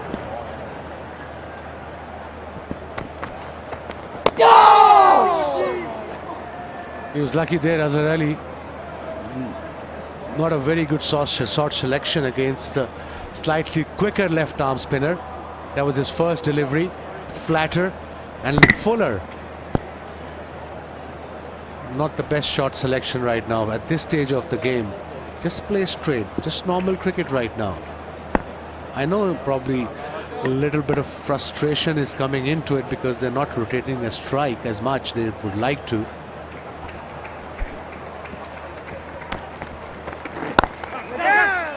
Well, just on that conversation about fast bowlers and the strength, 14 wickets on this pitch for fast bowlers, 6 for the spinners.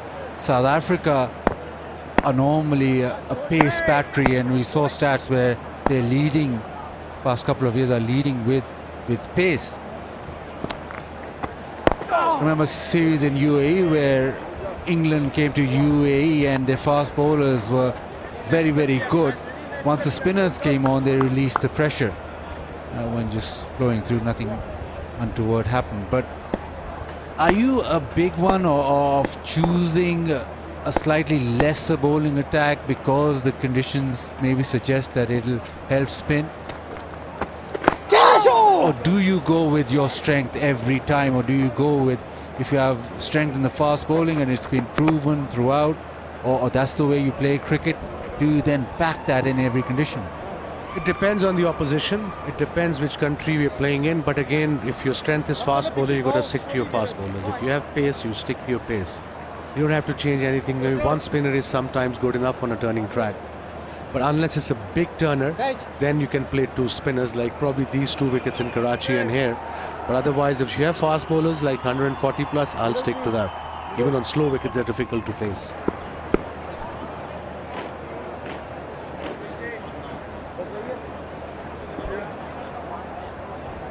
I'm quite surprised that South Africa was thinking of playing 3 spinners in Karachi. That would have been a bit too much. If your 2 spinners are not performing well, third is not going to make any difference. No.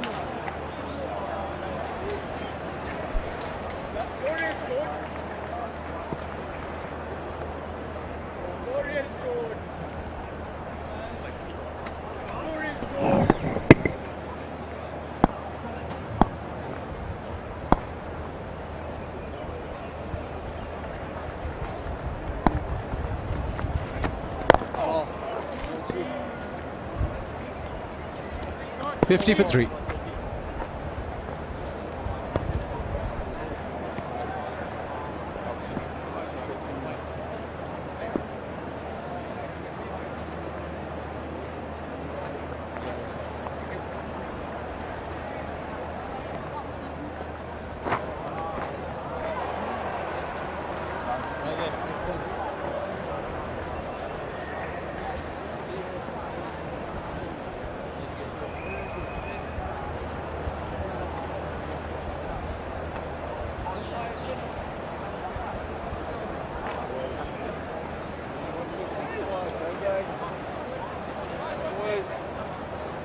Ready, lads.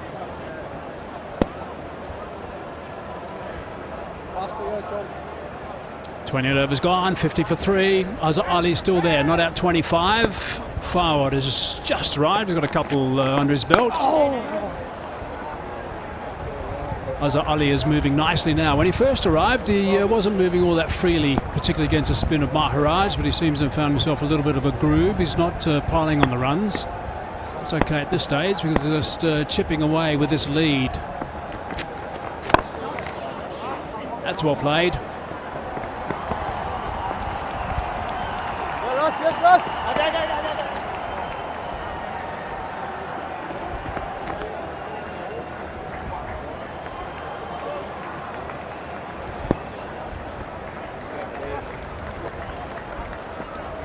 3 the result. Nice sort of work on the leg side. That's all they need to do, really. Just keep working this bowling around, changing the strike or alternating the strike in the middle. So much time still left in this test match. Just over the halfway mark, actually. Hello, Rambo. Hello, Hazy. Yeah, I mean, it just points the fact that first innings performance is so critical in test match cricket. So when you concede a lead of 70, 80 runs, then you're in hot soup. And even though Pakistan were under pressure against the new ball, they'd lost wickets, lost rhythm, momentum. 53 for 3 is not a great position to be in, but they have the overall lead of 124, and I think they'd be quite happy getting to 200. Yeah, and accentuates the situation also. If you're playing on a track where the ball's coming on nice and it's not doing too much, if you're playing, say, in the southern hemisphere, some of those regions, I mean, this the 70-run lead can be eaten up fairly quickly if someone scores runs at the top of the batting list. But not to be now. In these sort of conditions, it just becomes harder and harder and becomes a bit a grind.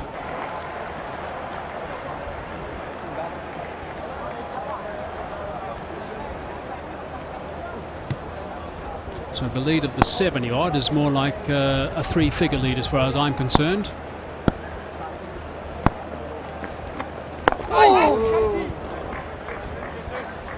But here's their chance. Fawad Alam is in good form, we know. We've seen plenty of him. But he has just arrived. He's got to start again. Maharaj is in a groove. There are vultures around the bat. Keegan Peterson very close at silly point.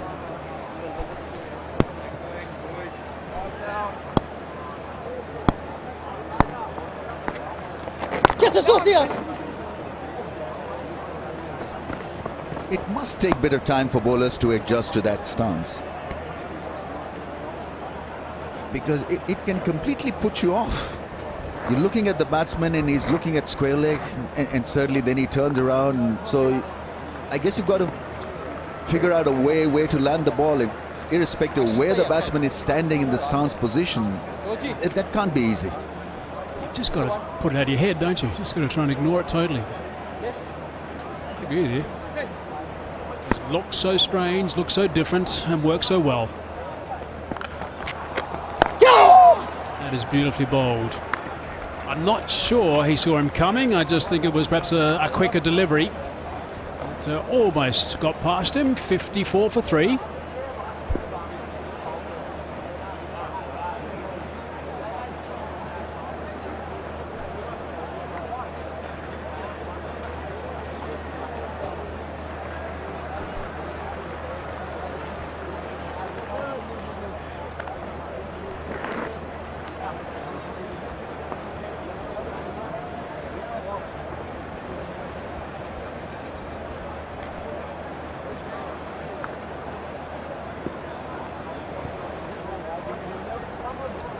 31 overs left in the day's play.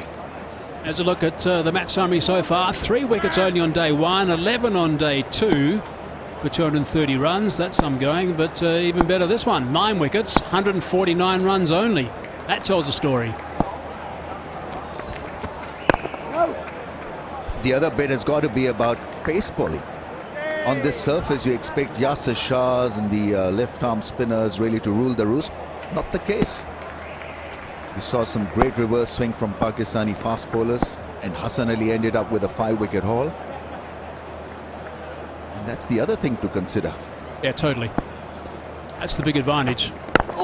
Big advantage is Pakistan winning the toss here on a surface which isn't a typical Pindi surface. And then, of course, having those weapons you just mentioned, Rambo. And batting properly. That helps. Getting close to 300 when you're batting first.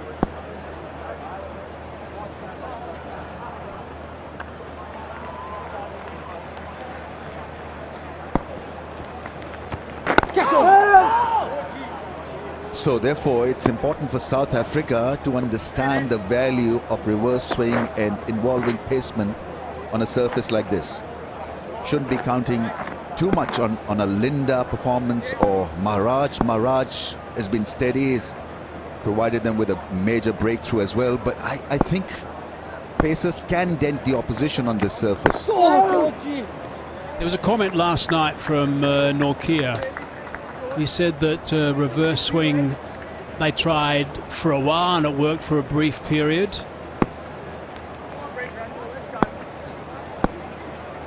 Which implied then they didn't really work too much with it. They didn't continue it for too long.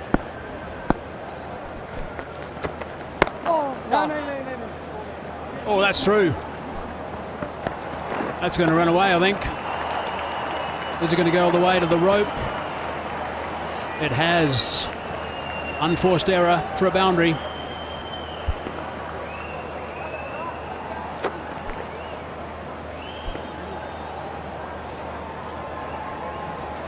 He's a good player of spin bowling. Exposed the stumps. Knock here, there. Messing it up.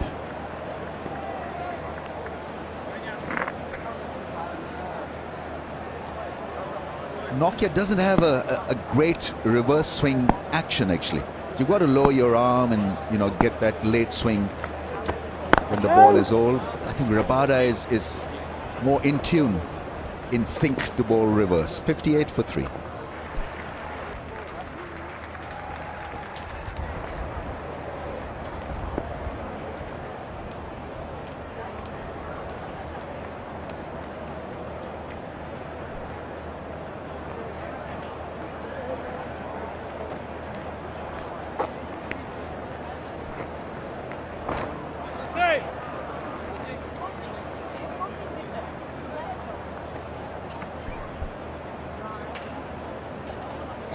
Got 11 overs, 2 for 36 for Maharaj. 45 overs in that first innings.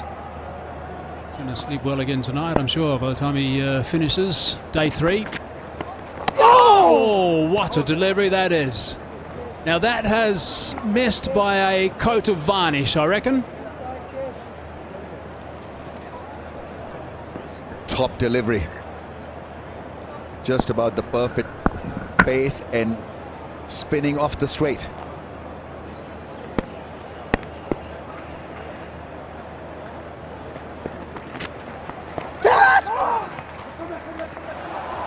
Not sure there was any bat involved. We'll have to have a look. Might have been. Let's see what the umpire says. Dean Elgar's not going to track that one.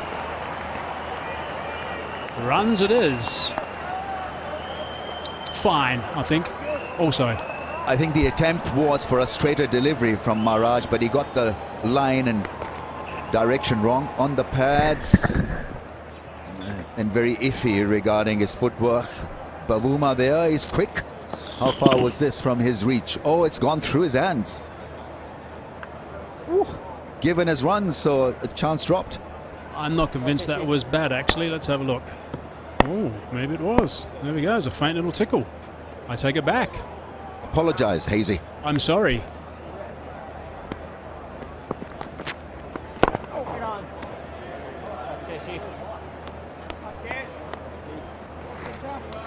Let's not forget there's $500, $500 US on offer if you hit and win that. Service tyres board.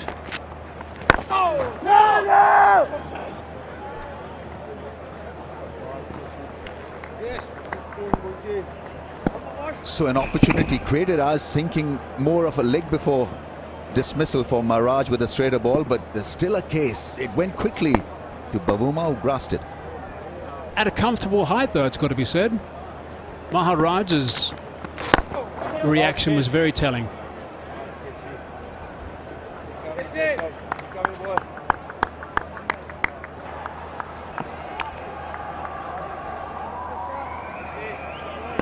Just look at Maharaj in the background.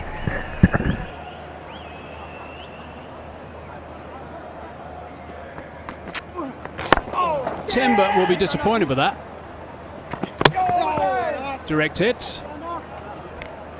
Don't think that's going to go upstairs. A little shake of the head there from Alim Dar. The ball is being winged around all over the place right now. Someone's going to stop it from rolling. And we're going to call over. 63 for 3.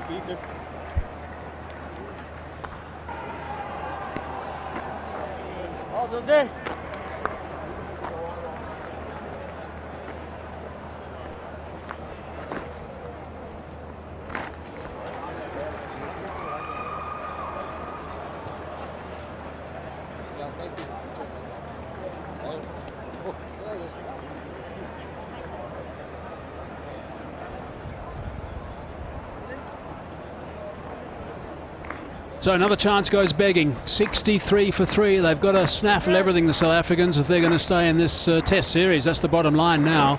This lead is 134.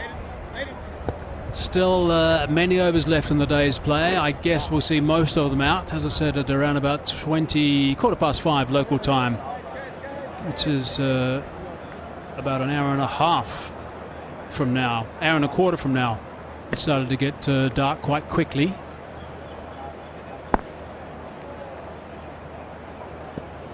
Yesterday.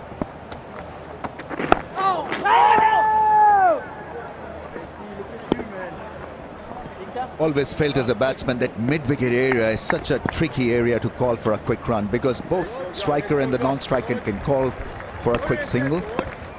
So you got to be absolutely sure if you want a run from that area or not. And I think it was good of the striker Azhar Ali to call correctly and call out loudly. Big shot for that one. Up goes the finger as well. Now, are they going to have a bit of a chat about this one? I think they might, actually. Going straight down to his partner. And up goes the signal to send it upstairs to the TV umpire.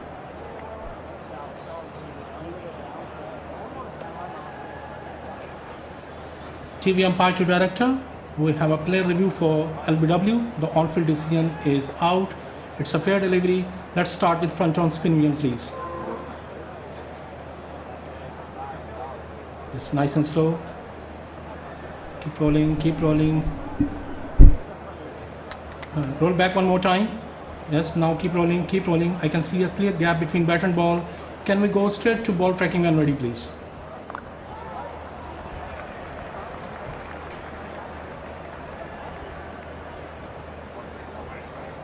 Okay, waiting for the ball tracking, guys. It's building up. Yes, original decision out. Pitch and line, impact and line, wicket sitting. Go back to on-field umpire. Hassan, stay with your original decision. You're on screen, please signal. Thank you. There's that dreaded digit. So the fourth wicket goes down now. Linda has picked up a wicket. He's been on the sidelines for so much of this test match. That'll certainly help his cause, George Linda. Azhar Ali goes for 33. Pakistan now 63 for 4.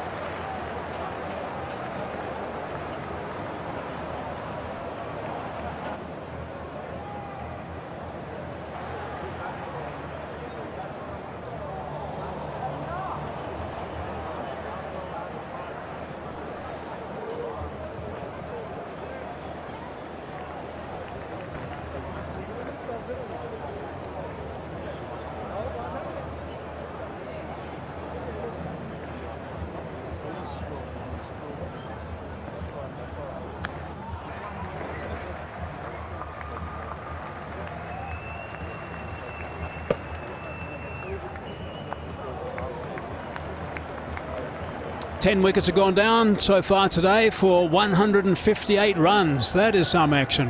And I have a bit of a feeling that it's not finished yet, with still 29 overs left.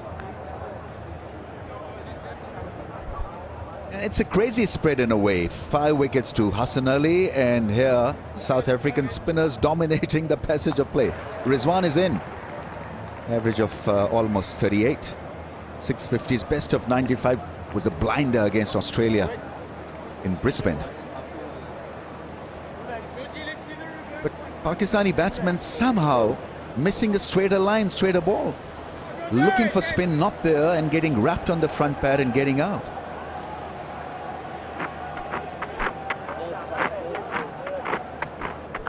So again, this is an ideal situation for South Africa in respect to what's happening right now. Both batsmen on naught. Correction, forwards on 7. 25 balls, my mistake. Rizwan on naught. So both that batsmen haven't got going yet, more to the point. But that lead is healthy already at 134 with 6 wickets in hand. Oh, Georgie. I guess it's going to be a test of resolve and nerves. Trying to stay inside the line of the ball, and a nothing shot really from Azhar Ali, hoping for the best, that he'll play it with the bat, not to be planting his front foot and allowing the ball to hit his front pad, and he was dead in front as well. George Linder going to do the double high five there in the last minute, decided to pull out his left hand.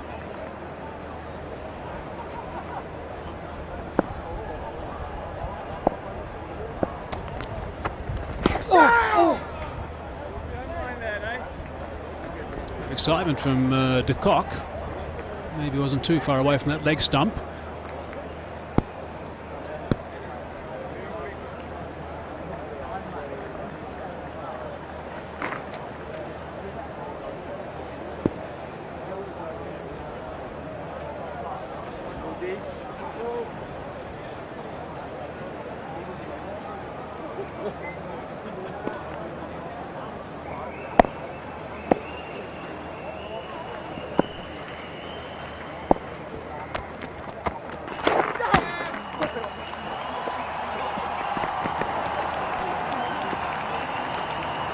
He loves playing the sweep. There's Rizwan, and I guess that's exactly where he'd like a spinner to start. I think this line from Linder is not out of design. He's got to be more consistent than this. New batsman in, he's picked up a wicket, an important wicket of Azhar Ali, and twice now he's misfired down the leg side. And he's not a prodigious spinner of the ball as well to get the batsman out round his legs as well, so a couple of balls wasted.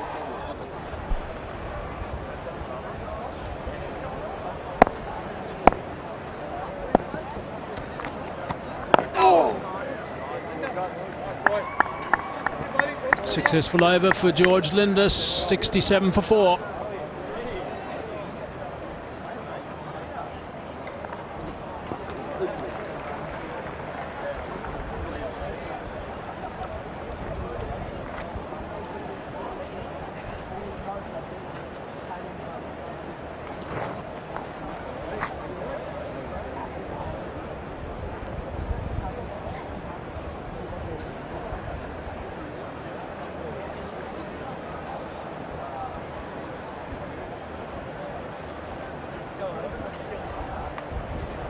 So Pakistan have now just got to be a little careful they don't lose a couple of quick ones here.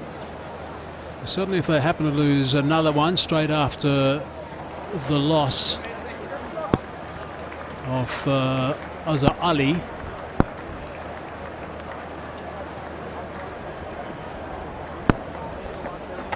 Oh, yes, Georgie! Oh, goodness me, that's interesting. I like that, the South Africans, I think. I don't know if it was a direct hit. I don't think it was. I think it was in the gloves first, and then the bail was disturbed.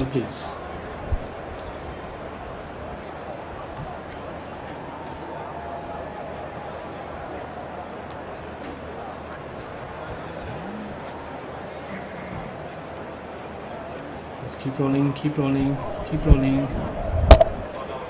Yeah. Show me the other side of this one, please. Yes. Keep rolling, keep rolling, keep rolling. Bat is grounded.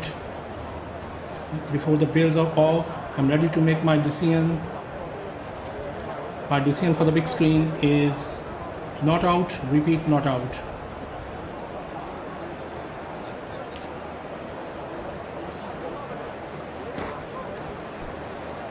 .68 for 4.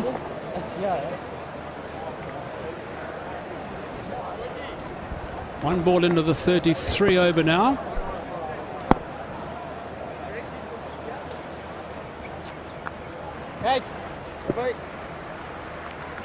So a little bit of a desperate dive, but a good dive. A keeper's drive, full length dive. Rizwan is pretty nippy between the wickets. There could have been a case at the non-strikers end as well. Fawad was struggling to get back to the non-strikers zone, but that would have entailed turning around. I think he took the straighter route. Linda. Yeah, it was a left-hander pick up and throw, but that's the line, that's the channel he was moving. So I think that was the right way. And too challenging the other way.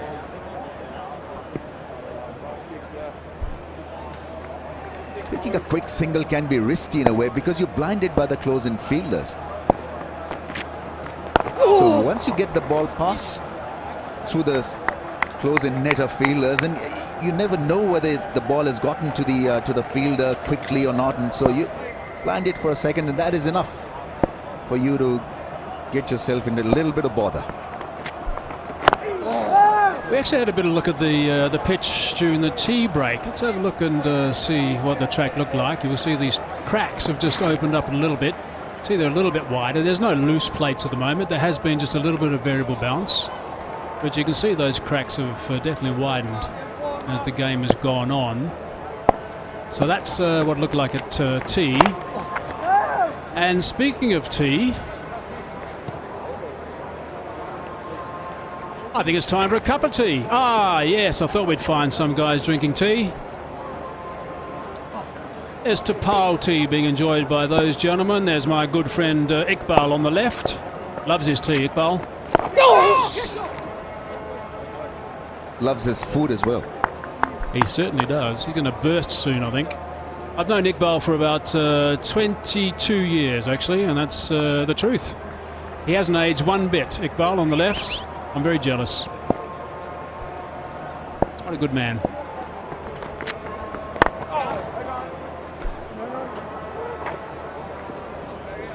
.68 for 4.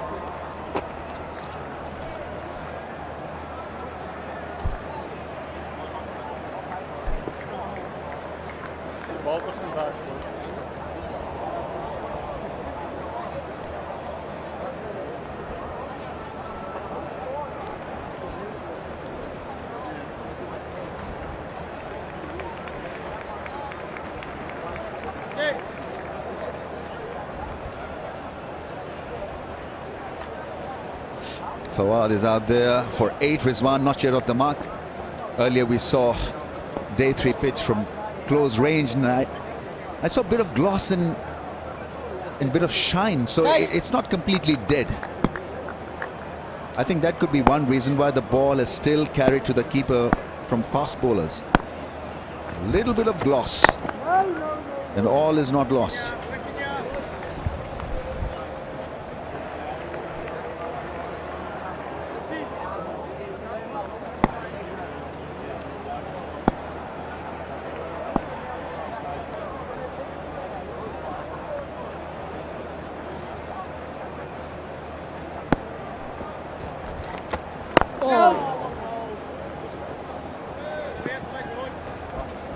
Looks like he's almost shaping up to have throwdowns from the man at short leg at one stage here.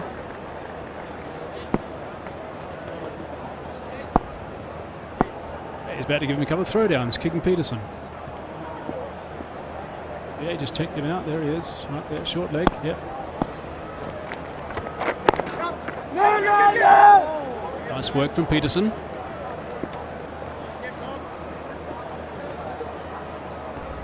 Role of close-in fielders are critical to the cause. They maintain pressure on the batsman, not allow easy singles. So you got to be absolutely hooked on to the task.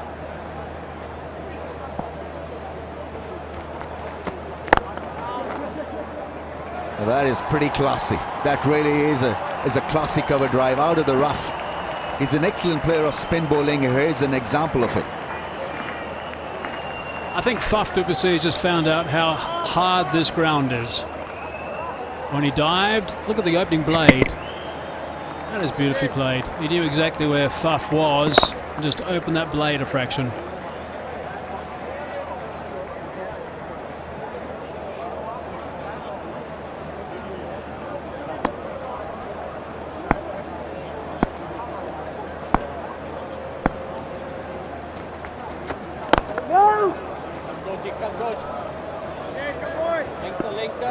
I think there's a case of a pacer coming into ball to Fawad Alam, because this is meet and drink for him, facing up to spinners. So easy it has been for him, roll of the wrist and playing with the spin, playing freely out of the rough as well against the spin. Big stride in. That's the important thing about the way Fawad Alam plays against spin. 72 for 4.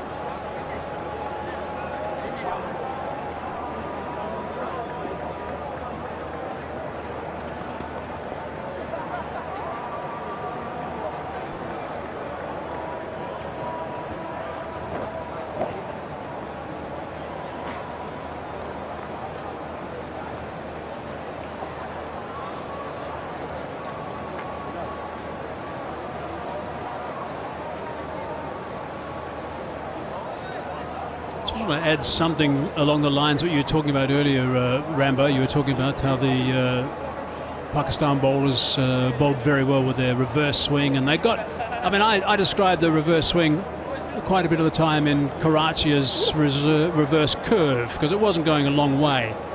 It wasn't really swinging a long way as far as I was concerned, but we definitely saw genuine reverse swing here in this test match for Pakistan.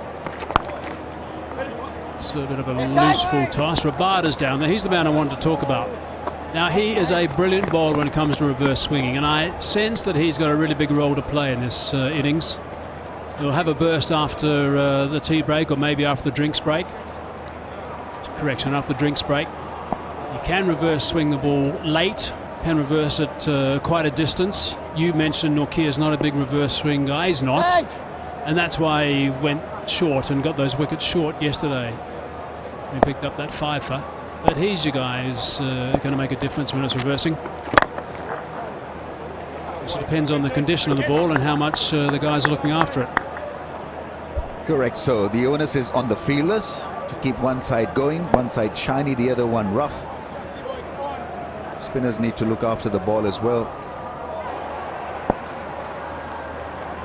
Don't palm the ball, because the sweat is in the palm generally, so you don't want both sides to be wet.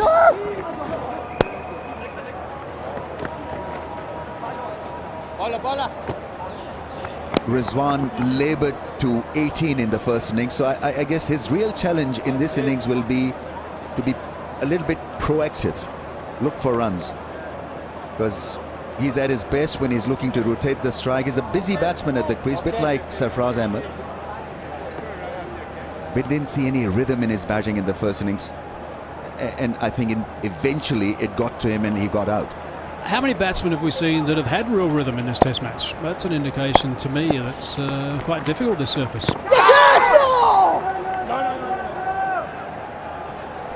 Bad pad, I think. And it flew quite dramatically away from the grab of the silly mid-off fielder.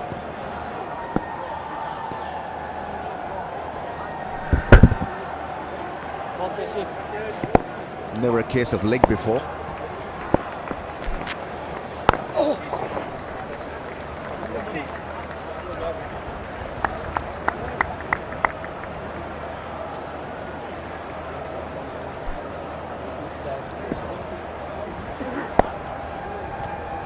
Just the pad, no inside edge.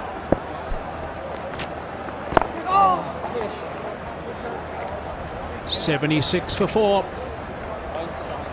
And also drinks.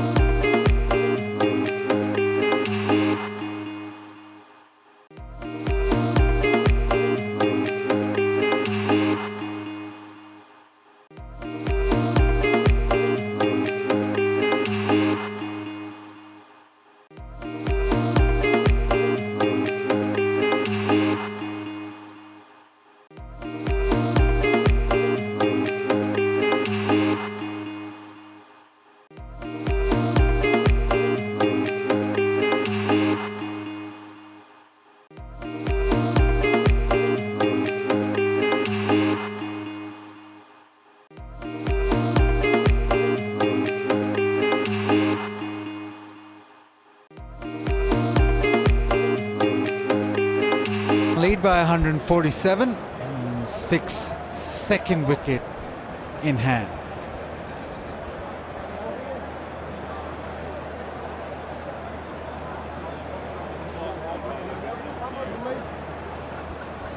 It's been spin from both ends for a while, and they have been causing problems. Indo with a wicket. He's been testing the edges off the bat.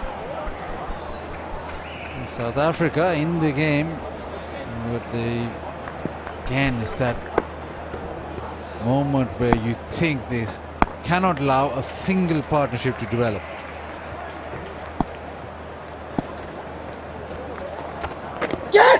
Inside edge, and Fawad Alam walks. Linda with another one. Excellent delivery right after the break. The tall man gets some bounce. There was some good turn. So Pakistan effectively 147 for 5. Perfect delivery, looking to work it on the onside. And Markram, the man at short leg there, taking a very good catch.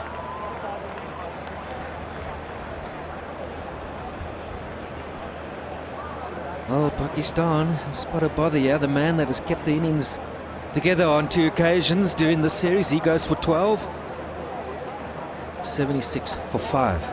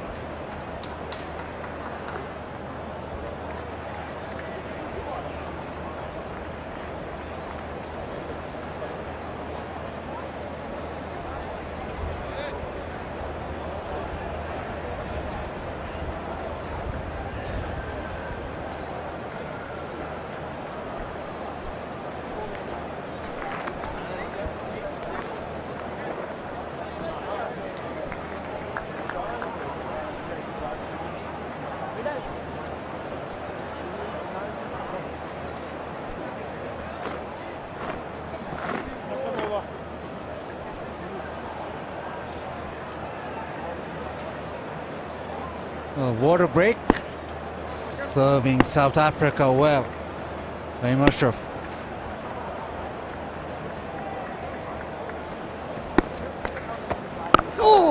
So Baz, what will Pakistan be happy with?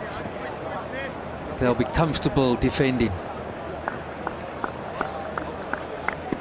And this man's been a revelation with the bat.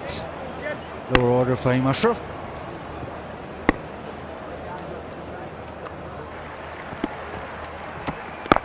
Right now, Darul, Pakistan will be happy just to bat through the session, but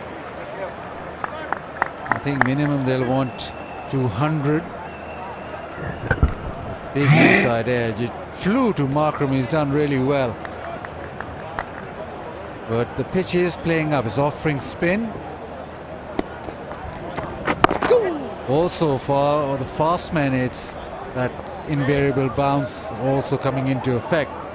Now it's exaggerated spin as well. Markram, good there again. Came off the chest, but the way that he's just stayed down, he's followed the ball, showing that he's been more than useful in that position. Brilliant catch in the first innings. Yeah, just to answer that question of what Pakistan will be comfortable with, they would have thought they'll get 250 and above. It's a reaction time, it goes pretty quickly. Well, I knew he was done for, walked off straight away. Outside edge and shelled. Another one goes down. South Africa been giving chances which they're not accepting. 76 for 5. Now, should this have been taken? Algar's the man, he's moved. That's got to be in. That's got to be taken. You're behind the game. You need to be taking every single chance that comes your way. That should be taken. If you're a top quality slipper, it's got to go in.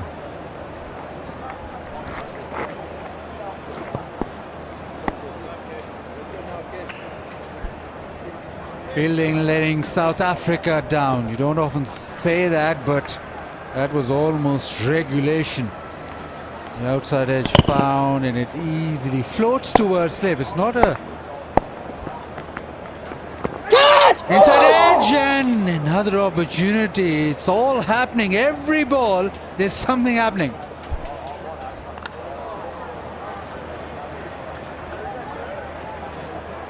Tough chance. Has this found the inside edge? Yes, it has. And if you are to win this, you're behind the game. Those have got to stick. Perhaps a tough one. He did well to get a hand on that. But it does go down as dropped, and we saw Elgar. That should have been taken as well. And now South Africa needs some brilliance here if they are to square the series or give themselves a chance. Just there, the feet so close together. I wonder if he is in a position to move quickly to his right or left. Just short enough, that one. Rizwan rocks back and punches it through the offside. He'll get a boundary, a welcome boundary for Pakistan. Lead goes over 150.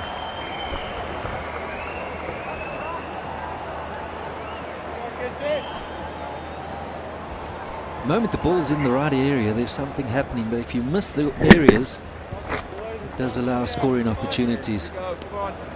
Yeah, I'm with you. I think another 100 and that's going to be tough. Even possibly over 200 might be tough for South Africa, because it's definitely happening.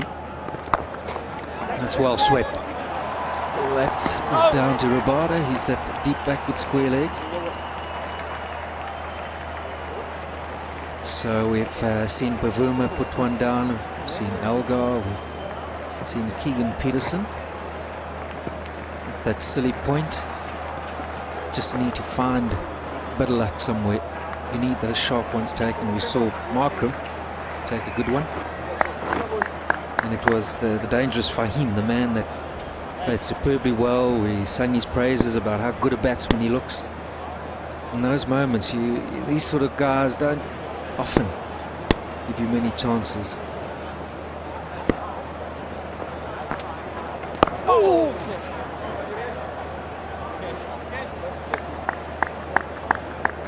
You just feel with the type of bowling that's right now happening and the type of pressure that's been created, that theatre that's been created. Just get a couple of wickets here, they might even run through, but anyway, it's 82 for 5.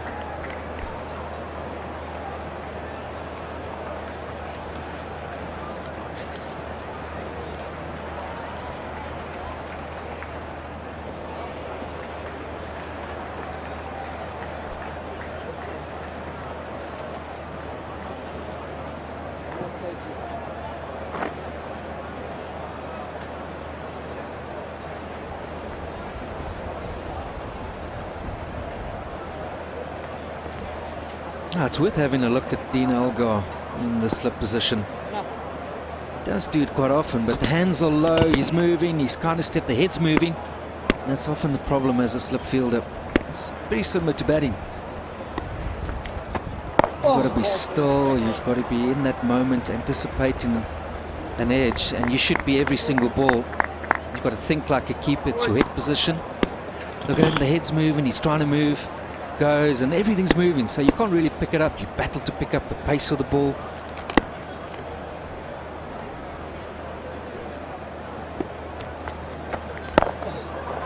And when you come in here, you know you're going to spend a lot of time around the bat, and those guys are critical. We saw Markram take a brilliant catch, and it was noticeable he was so different in terms of his position. The head was still, he stayed there, then moved. So it allowed himself the chance to pick it up early and then move.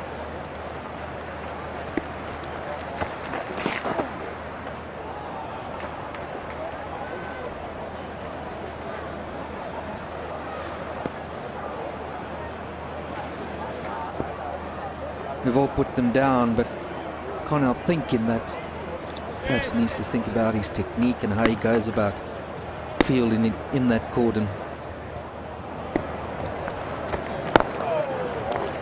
hands are very low there. There's a bit of bounce. It is Linda. It's the sudden drop of the hands which can lead to the head then dropping. So you just want to minimize the head movement. You get the hands out in front, so if you go left to right, your elbow doesn't knock your knee. Very similar to a keeping technique. Always encourage slippers. You should train like a keeper. Your movements are very similar, taking the ball. It's one end either way, or carrying the ball in, getting your head in line and taking it. It's no different.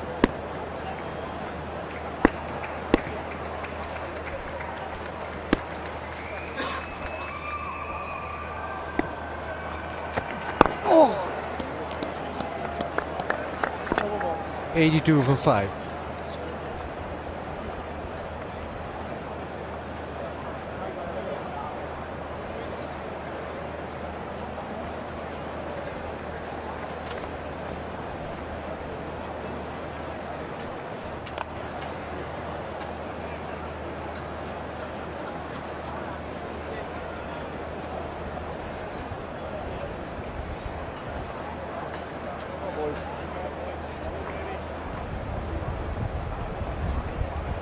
Left arm spin, keeping South Africa in the game.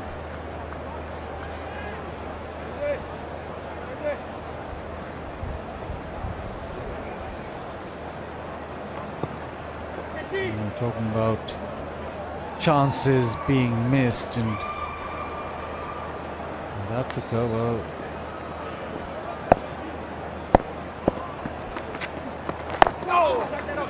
beautifully hit through the offside. Rizwan's suddenly decided that he'll play a few more shots, and that cover drive earns him 3. Just showing the value there of getting to the pitch of the ball. He gets low and good wrist work. This pitch has definitely, in terms of its quality, it's gone down a notch. Every South African batsman will, top order, certainly will be thinking about what do they feel they're comfortable with chasing. Because it looks as if they're going to have all the time to do it. And they have to, they're behind.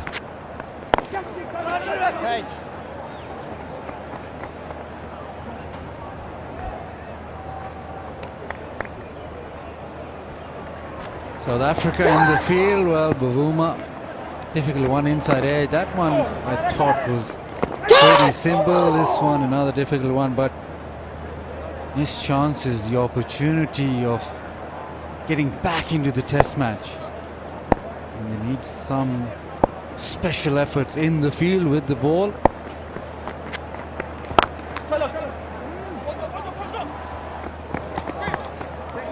They will have to chase something in the 4th innings, so after conceding that lead, they need quite a lot of those to stick. They can't afford any more drops at all. I worry when I see close-in fielders waiting for the ball to come. They're standing with their elbows on their knees.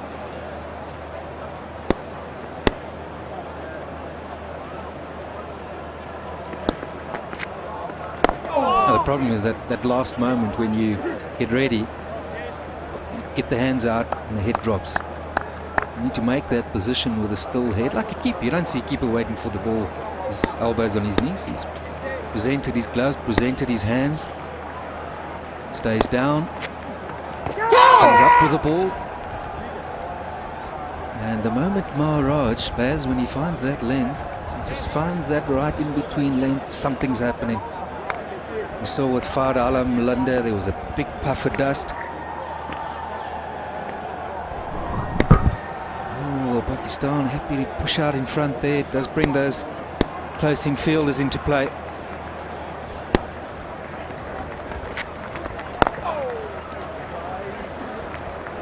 $87 for 5.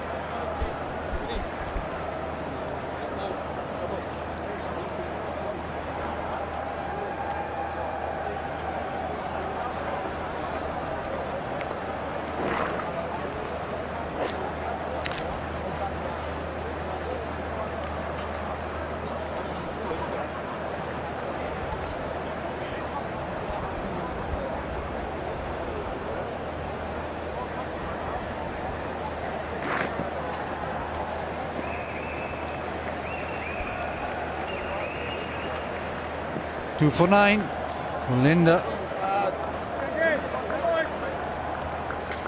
He's got protection for the sweep shot, but a short leg and a leg slip.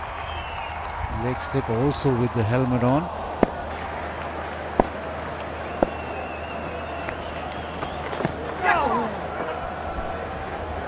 Now a bit of history, 11 test matches have been played here, and Sri Lanka way back in 2000 chased 220 to win. They were 8 down.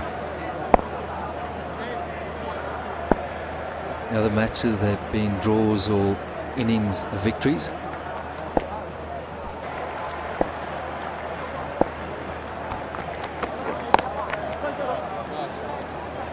Nicely dabbed away. Rizwan suddenly just looking for more options to get runs, and that's the way that he should go about this.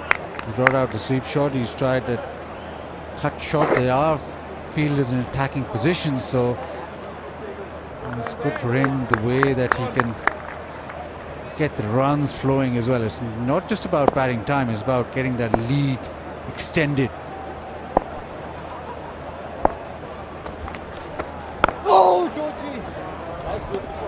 Well, we've spoken about it, what a good play he is, and just so typical of a lot of keepers. That little sweep, that little dab, the little rundown. Don't think I've ever seen a keeper not comfortable against spin. I see it in their keeping job. They low down, they're very good at judging ball off the pitch. Certainly everyone I've played with has been a good sweeper at least.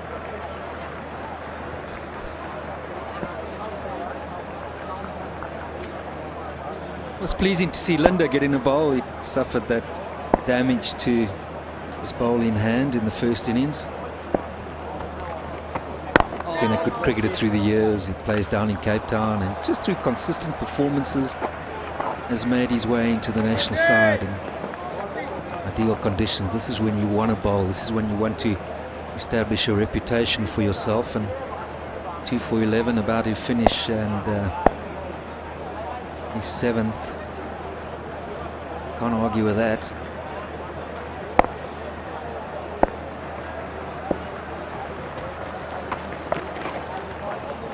The sweep shot, and Rizwan calling for 2, but we'll have to settle for 1. 90 for 5.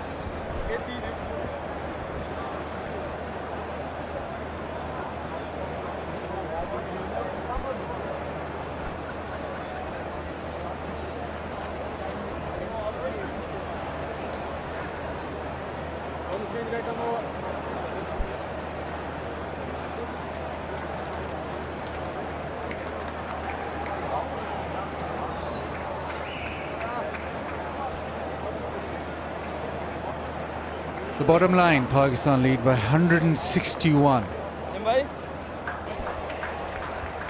5 wickets in their second innings remaining.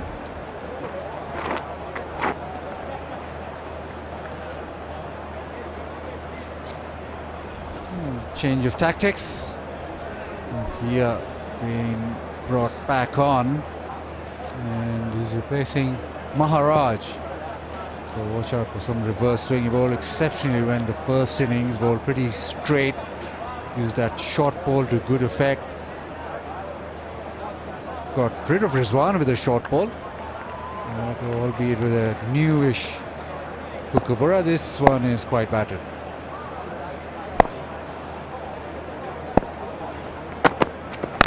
It's an interesting change because Maharaj was doing a good job there. It was always, you felt, in with a chance of getting a wicket. But it's been that end where we saw the ball keep a bit low. Hassan Ali dismissing Van der Dussen, and Rabada early on got one to stay down on the opening batsman. So de Kock might be thinking that that's where he wants his quicks to mix the length up, with the hope that he does see some variable bounce.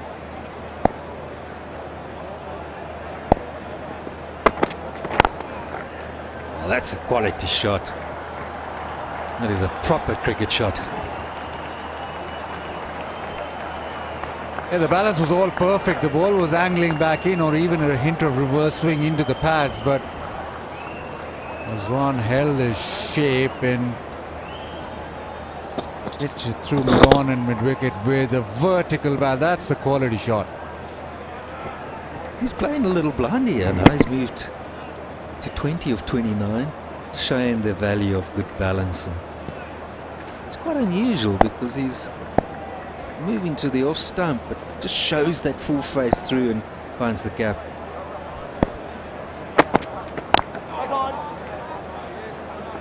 Good response from Nokia. He just had a word with Rizwan as he moved past him after that previous ball. South Africa just have to be sure about what they want to do here. They don't want to get too carried away in the search for wickets. They've still got to be consistent in their approach, their intensity. Rizwan's found his feet here. He's got some good timing going. He can quickly take that lead to way beyond 165. Short ball taken on and hit well in front of square. Another boundary for Rizwan. No quick bowler likes being pulled like this, particularly in front of square, and this shot probably better than that previous boundary through mid-wicket. He's got on top of this beautifully. Almost sense he was expecting it. Deep in his crease. Eyes on the ball and getting over the top of it.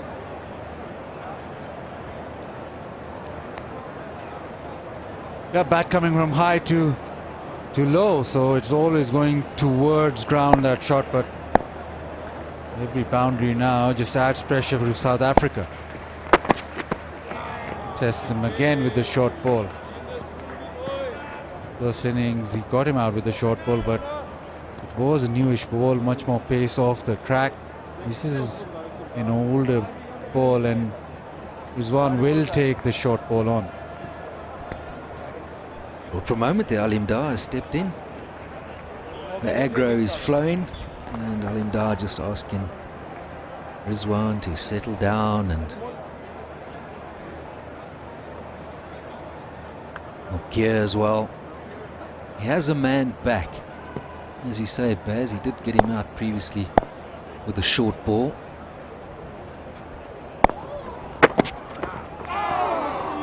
He's got him rattled, he's got him thinking.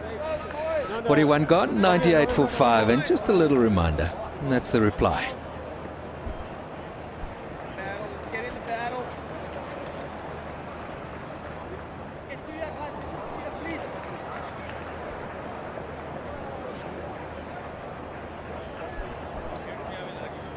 And the words are still going.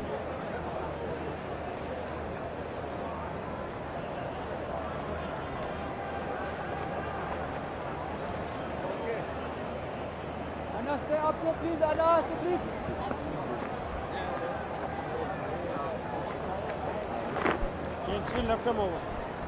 Change of ends for Maharaj. He's now switched to the media box end. Didn't think Linda was doing too badly either.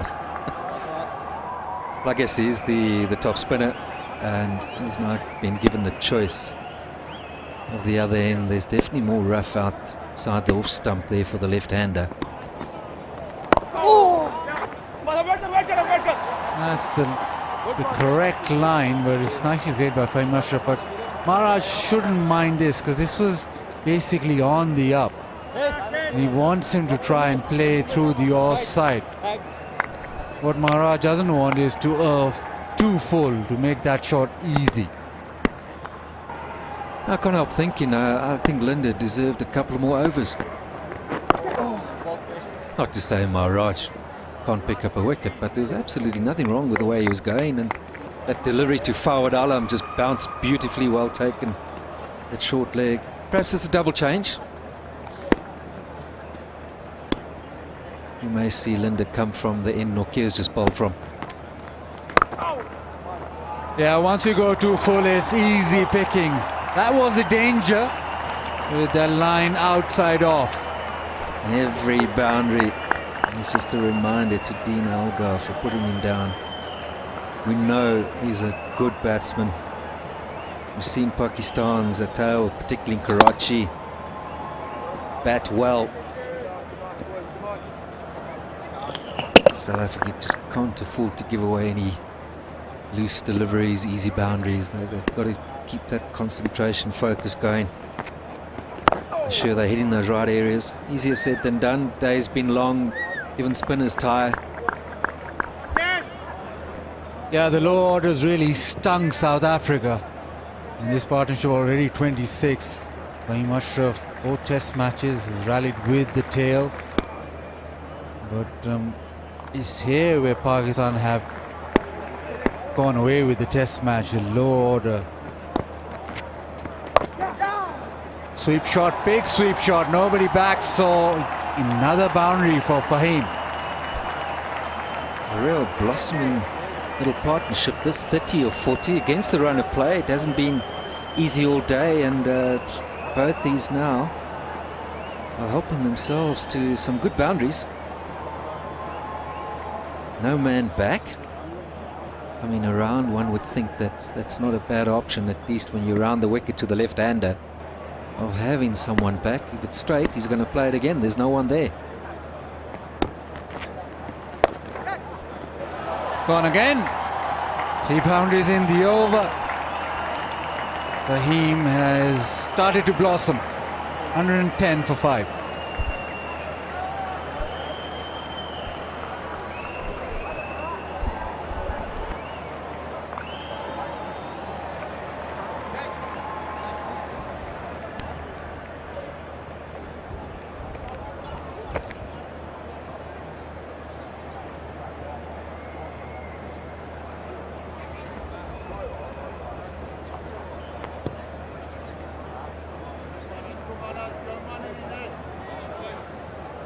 Yep, some of the senior heads in the South African lineup asking the team to get things back on track. I think that was the deep voice of Faf du Plessis I heard in particular in Afrikaans. And this is going to be an interesting finish to the day. This session, 3 wickets, but 68 runs. Nokia. What a little partnership this is. 35 now, 42 balls. Almost run a ball. This partnership between Rizwan and Fahim. Rizwan being positive, Fahim is trying to straight the strike as well. Boundary of the last ball with the spin, not a great delivery, middle leg, and then there was no feeler on the boundary as well. Easy pickings for Fahim Ashraf, who's got 50 in the first innings as well. Yeah, 3rd boundary off that over. Saw Maharaj just steam away from the bowling end. He wasn't particularly happy with that as well. A little bit of a smile came to the face of Fahim as he went down to chat to his partner Rizwan. Nelson on the board. Wasim, Nelson on the board. It depends. I think we don't believe in Nelson in our part of the world. Here we go. No Nelson anymore. What a shot from Fahim Ashraf. Ball raced away to the boundary. He's looking good, solid as a rock. Yeah, I'll take that as you don't believe a word of that superstition. That was a wonderful strike.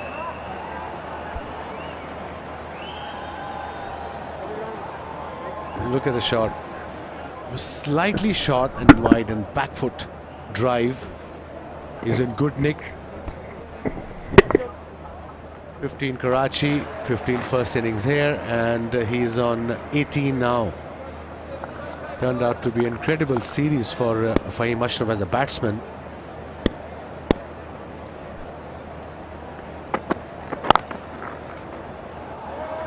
That's crunched as well. Goodness me, these runs are now piling on late in the day. Sigh of relief in the Pakistan camp. Lead is 190 now. Pressure on South Africans. He's on 22, Fahim Ashraf, of 25. Look at this shot. Look at the timing. No need to run for those, especially on this outfield. Over the years, I've known a couple of batsmen that have said that this is the best time of the day to bowl, and a fielding side's been out there for some time, and what is it, halfway through the 43rd over now. batsman in form, Fahim, there at the moment. With Rizwan, who we know is a fine player, enjoyed by the boys on the scoreboard. I reckon this is a nice time just to get some bonus runs around the place. The way he's moving, he's so in tune with the bowling. Couple more, easily done. 10 runs from the over already. 2 fours and then a 2. Partnership is 45 or 45 deliveries, run a ball.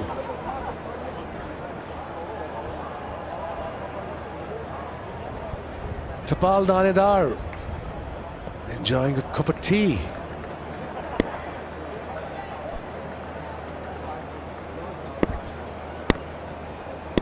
"31 runs has been scored on last 16 deliveries. That's incredible performance by these two.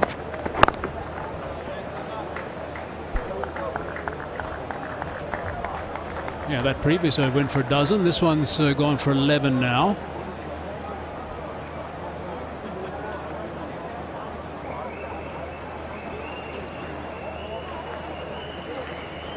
Last 15 deliveries, 27 runs and 6 fours.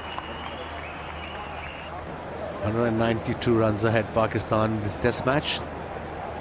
Just a bit of a chat from the umpires then. I wonder if that was to ask for the light towers to be ignited. They came on yesterday at around about 5 o'clock. Not much for the seamers out of this surface now. If you're just bowling straight, if you're reversing, there's a little bit still, as Hassan Ali found out. End of the over, dozen from it, 122 for 5.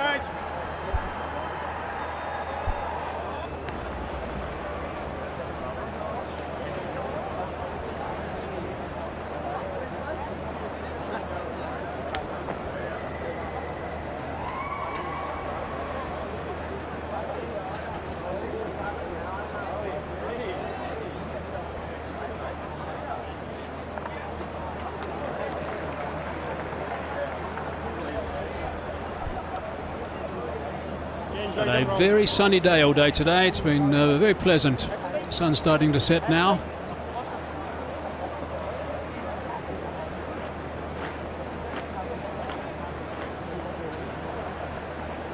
Stunning weather in Islamabad and Rawalpindi. Early morning obviously on the chilly side, but during the afternoon gets really comfortable. You didn't go for a walk on like your normal walk you do on day 1. What about day 2? Did you go for a walk on day 2? No, it was just too cold. And day 3? Nah, too cold.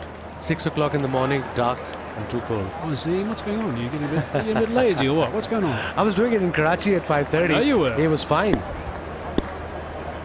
Rabada. Oh, that's kept low. That's what's going to happen.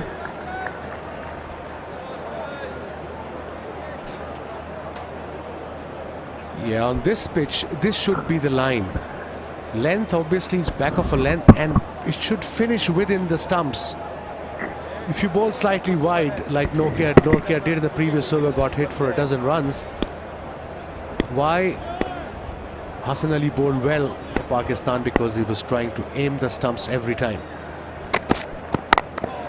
Had a bit of a rest today, Rabada. He only bowled 5 overs at the top.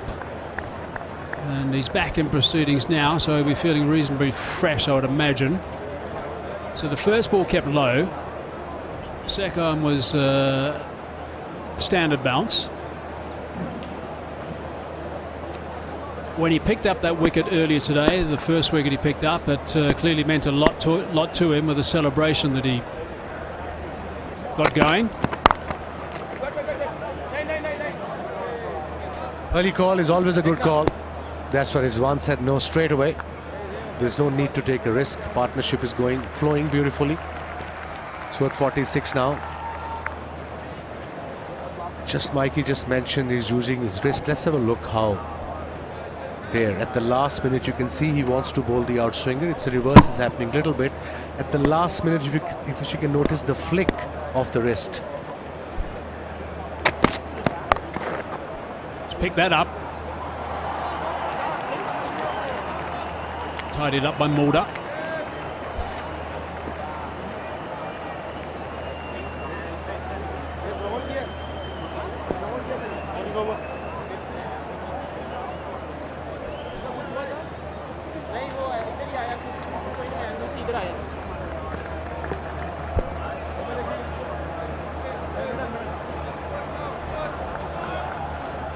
Yeah, look at the release there.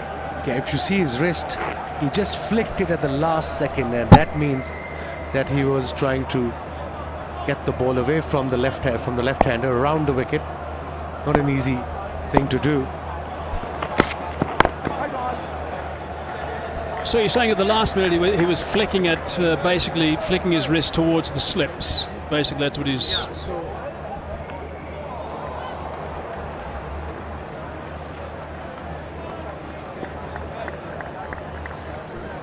So the flick means at the last minute, like Rabada did. So when you're running into ball, when you respawn, you just do a bit of flick, just here, just a little bit, and away you swing. You'll go let this flick. That's the wrist. That's how you use wrist with reverse swing. Right. See ball by Rabada. It's a good comeback go from him, and nice teaching from Wasim. 1, 2, 3, 4, 5.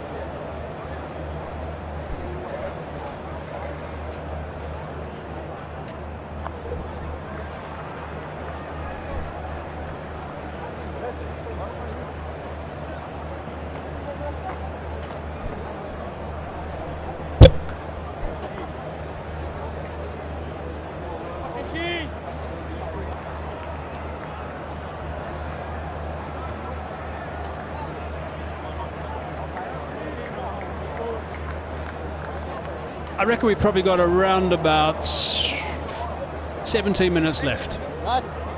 17, 18 minutes left, I reckon, before play is going to be called off today.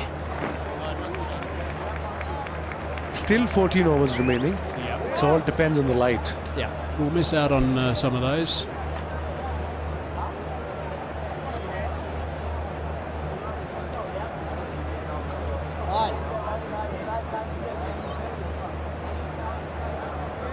The sun is quite strong at the moment, so the sunset might just keep us out there. It's a little bit longer. Have to wait and see.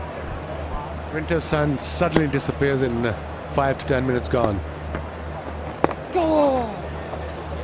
He bowled well, Maharaj. He was unlucky. A couple of drop catches. 2 for 69 in his 17. There's no doubt this the face of this test match is changing. I mentioned the pitch report this morning that day 3 is a turning day. Goodness me, we've had some wickets go down today for some runs.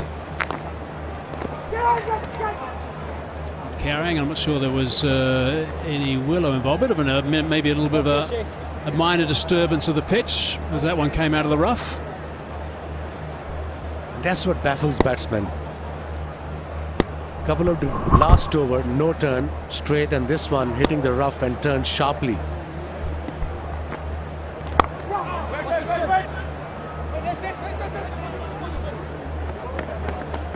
What's going on in South African fielding? Drop catches, fumbles, all happening. Yeah, it hasn't been their best day, that's for sure. Hasn't been the best series.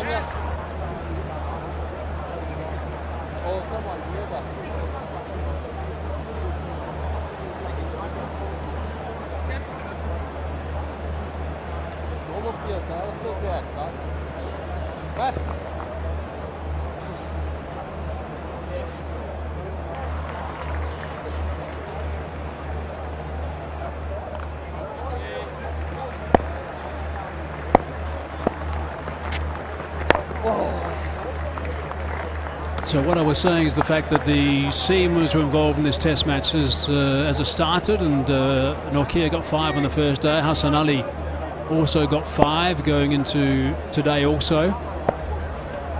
The spinners are now getting involved here, and I think that's going to be a bit of the story for the rest of the test as well. I'm not discounting the reverse swing that Hassan Ali is going to be introducing, but I think it's going to be the spin that's going to be the big threat in the last innings. We have seen in this series the most successful fast bowlers have been the bowlers who bowled actually within the stumps every time, hitting the stumps or leg befores. 124 for 5.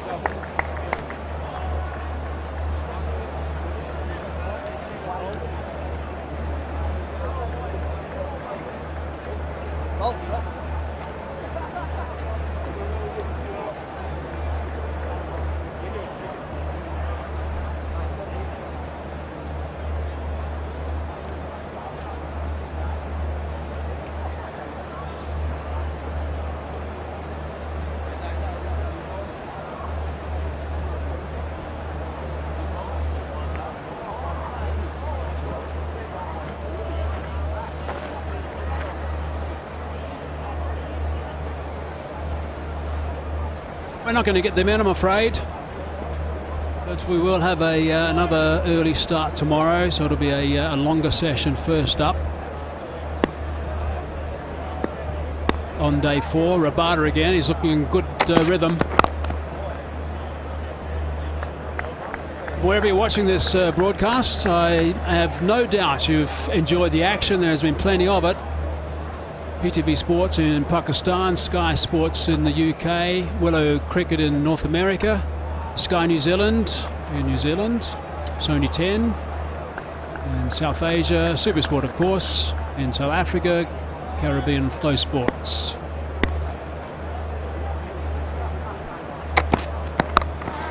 Short delivery, put away, 2 men back, straight to him, didn't have to move.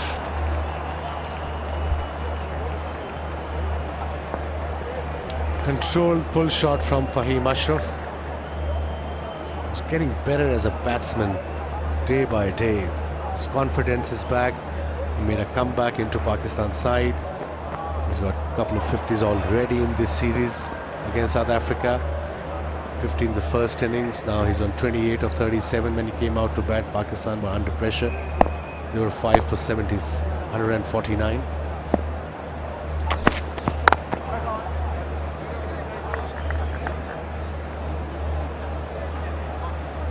Pakistan were 5 for 76 when Fahim came out to bat today.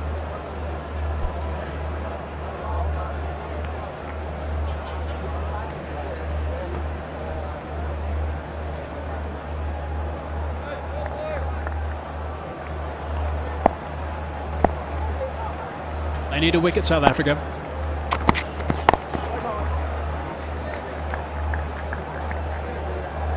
Wicket would be ideal for South Africans at this stage. Another 20 odd minutes to go before the light disappears. Pakistan 196 runs ahead. I think on this pitch, ideally 260, 270 would be ideal total to defend. But obviously we have 2 days to go, so if Pakistanis can bat as long as they can tomorrow, why not? The idea should be get the opposition out of the game.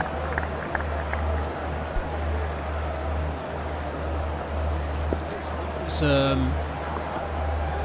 man down at deep backward point on the offside. There's also a Honda Civic Turbo RS, Civic RS Turbo at deep backward point on the offside as well. There it is, sitting pretty.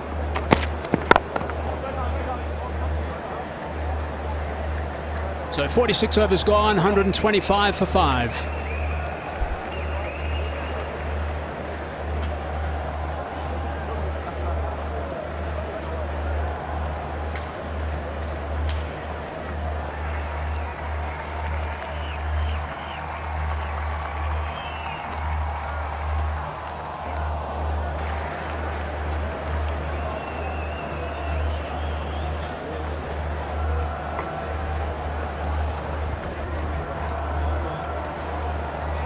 Just look at the partnerships of any meaning. Azhar Ali and Abad Ali, 28 of 74 in 1739. Next, Azhar Ali and Fawad, 18 of 52, then 13.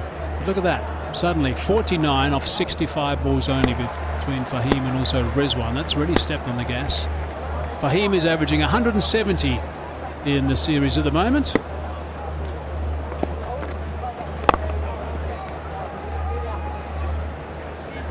Got to be a bit tight now, Fahim Ashraf. The light is fading away. Another 10 to 15 minutes more maybe. Yes. Much better, much more in control, comfortable. Look at his average, Fahim Ashraf, in this series. Second game, averaging 170. Terrific performance.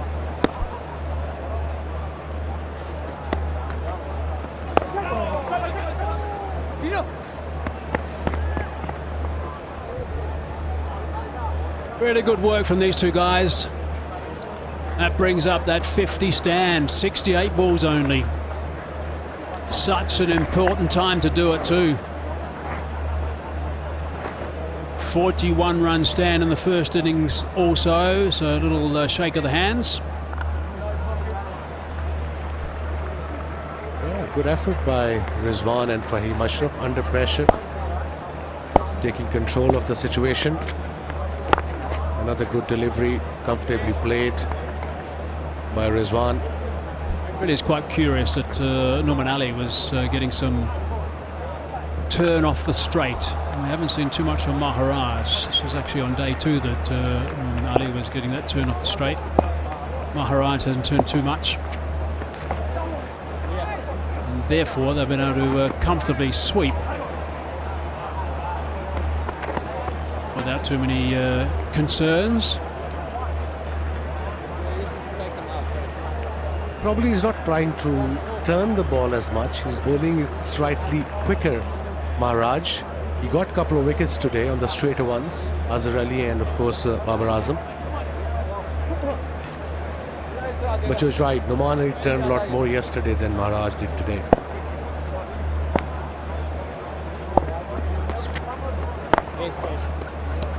What was also interesting, and just on the speeds there, oh goodness me, that was thanks Maharaj, nice. Got to take him out. Rasi van der Dussen on the end of that, 128 for 5.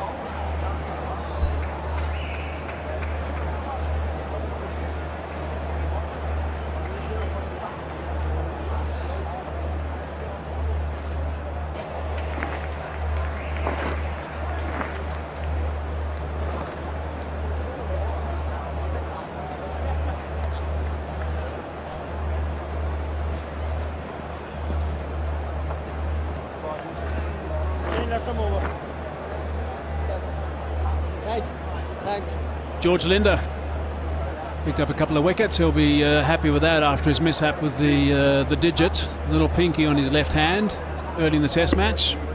2 for 12. He'll have just a little bit of unstable pitch to bowl into. There's a little bit of rough you can see outside the Fahim, the left hand, is off stump.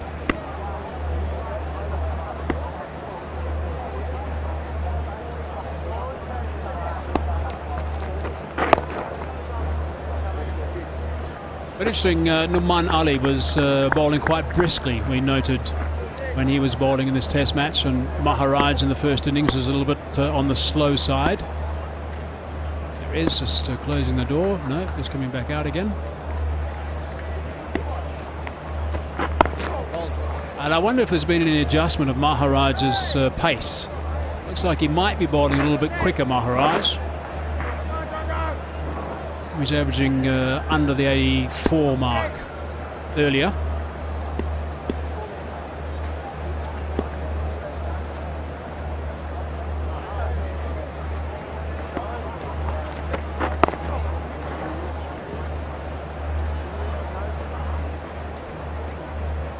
Brilliant batting from Fahim Ashraf.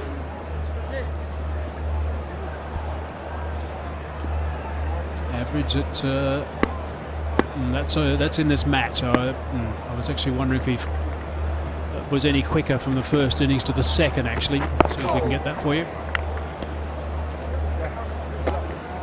Because you're someone who watches the other bowlers a lot, so he would have picked up that Nouman Ali was bowling quicker.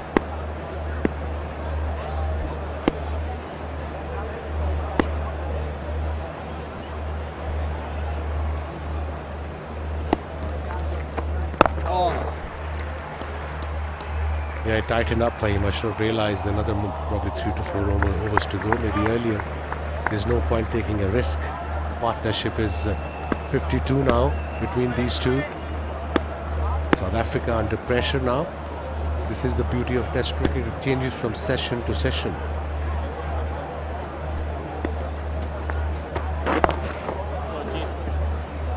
It's a tight over from Linda, 128 for 5.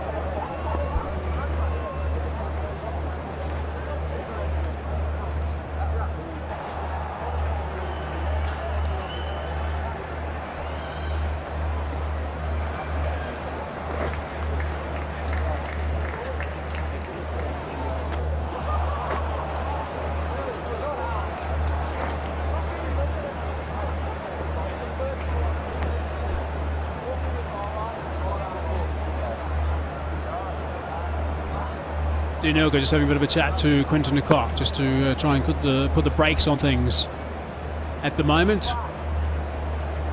so that whatever overs are left, you can see that sun is setting or about to dip behind those buildings just outside the ground here in Pindi, Rawalpindi I should say, the Pindi Stadium.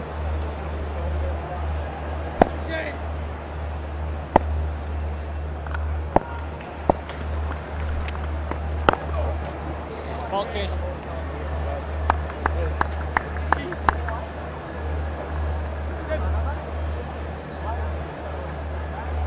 2 for 73, Maharaj. Good delivery. This was change of pace. That's what we're talking about. 80.8 kilometers. The average pace has been 84, 83 kilometers an hour.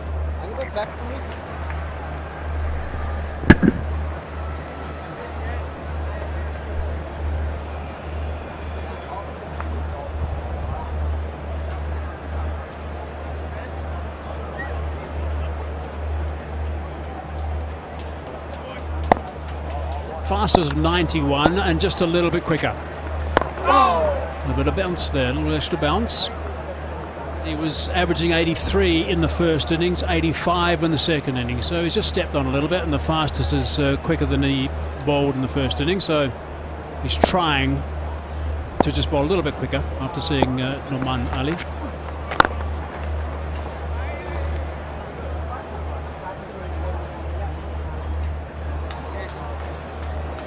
An important knock from Rizwan, under pressure. When he came out to bat, Pakistan were 63 for 4. Oh, okay. And again, gutsy knock, sensible knock. He's on 27 now. And it's all about partnerships in Test cricket, and that's what exactly these both are building for Pakistan. Lead is 199 now. Race. It just also to add, and there's the lead at the moment, just to add the Maharaj story. Of course, also spinners do adjust themselves. It's not necessarily just relying on the bowler, the other bowlers. They do adjust themselves, so they see the track just changing the condition a bit. So he also would have worked out a plan. End of the over, 128 for 5.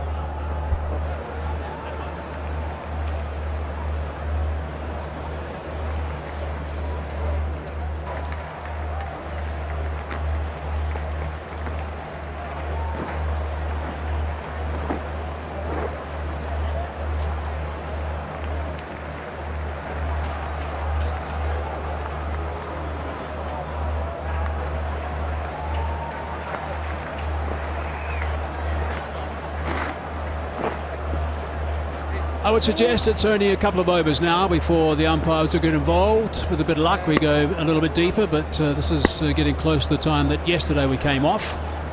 George Linder, he'd been enjoying this. He's about to start his 9th over. At one stage, you would have thought he wasn't going to bowl at all in this Test match, I guess, or any more in this Test match. I think he bowled 4 overs and 5 balls when he did get injured.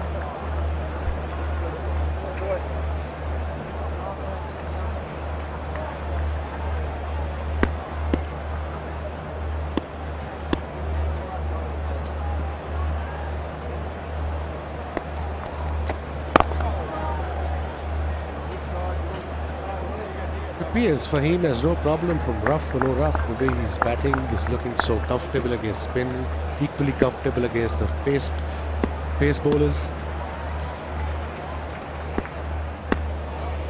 That's a good sign for Pakistan cricket. In wanting an all-rounder who could bat and give you some overs. Edge straight to the fielder, has got the wicket. There was a loose shot from Fahim Ashraf at this stage of the game. He's got himself 3 now. Linder's got his teeth into this game. 3 for 12 his return. And so he should be smiling. Looking to go wide of the mid-off region. The big quick Norkia was the man that was there. Snaffled that. And that breaks that partnership. Partnership of 52, which was so handy for Pakistan. So Fahim goes for 29, 128 for 6 now.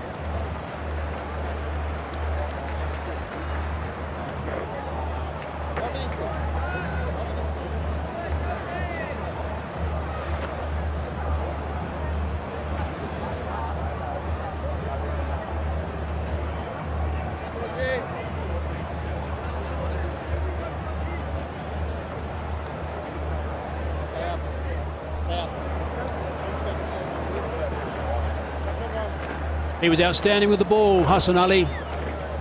5 for 54. Now he's got a little bit of a job to do with the bat right at the tail end of day 3. We all know he can bat, but this is not the right situation for Hassan Ali to come out. 3-4 more overs, maybe a couple of more overs. So he'll be in two minds, either to play his game or either just block everything. As ideally, he should be just seeing off the bowler and try to come tomorrow and play his shots. Leads 199. Oh, he missed a chance there, first up. Came out, he looked well set on the first ball. Went straight to the fielder, and this is Fahim Ashraf playing a loose shot. Edged straight to the fielder behind point. He was aiming towards extra cover against the spin. This is much more like it, Hassan.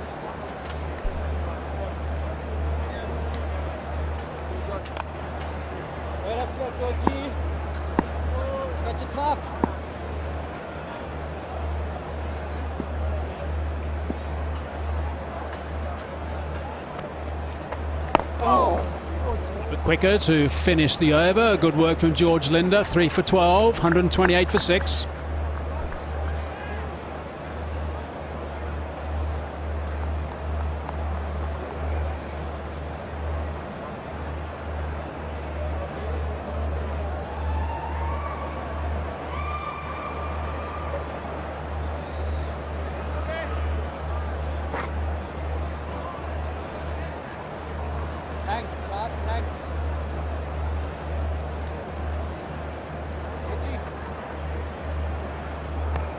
Pakistan will look back on this partnership. That partnership was just finished between Rizwan and Fahim as something that gave them a real spurt in this innings. Certainly got them from the 150 mark to close to the 200 mark, the lead that is. They're 128 for 6 now. They've still got some batting to do. I do suggest that Hassan Ali will be in for a little bit of the quicker stuff tomorrow morning if he's still not out overnight. But at the moment it is going to be the spinners. Extra man is going to be under the lid, hence the slight delay.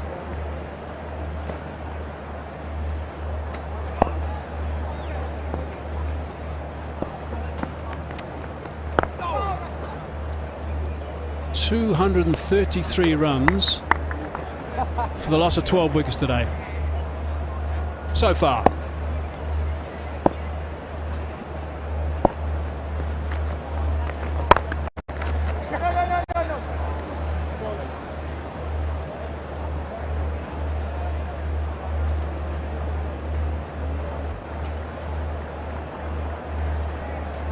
Rasi Fanadusan.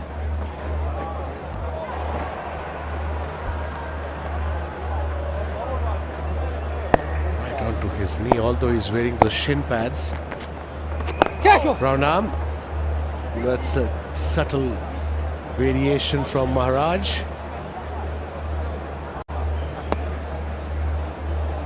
Oh, right there. It's got a bit of a cut. Bit of claret, as they say in Australia.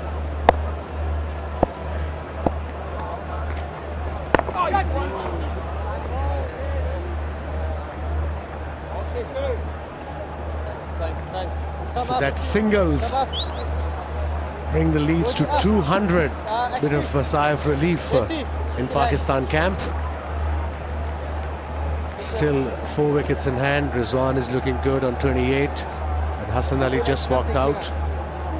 Hassan Ali has to be very careful. It could be the last over, maybe one more over after this. The light is fading away very quickly. You can see these lights are starting to take fairly full effect.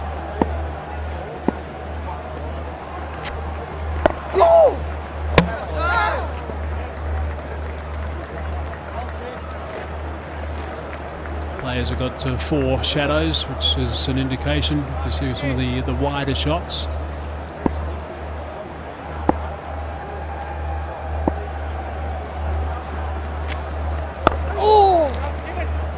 Good work from Maharaj, keeping it nice and tight. But that lead, 200, is very tidy for Pakistan at this stage. 129 for 6 it is. And out comes the light meter, the new light meter, the light meter that says nothing to us. We can't read it anymore. Remember the days we could read the light meter and we could quickly write down what it was? Yeah, I remember. What is it now? It's a new device. New gadget? The reading goes straight up, so...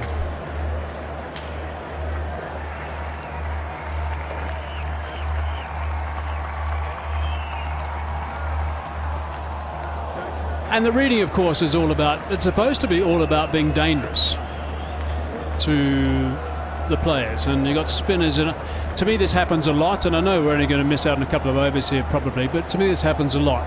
I think worry about the spinners as well, and then the fielders too. At times, they probably miss the ball as well. They're off. They would have taken a reading on day one. That's the other issue. And whenever they take the reading on day one, then they abide by that.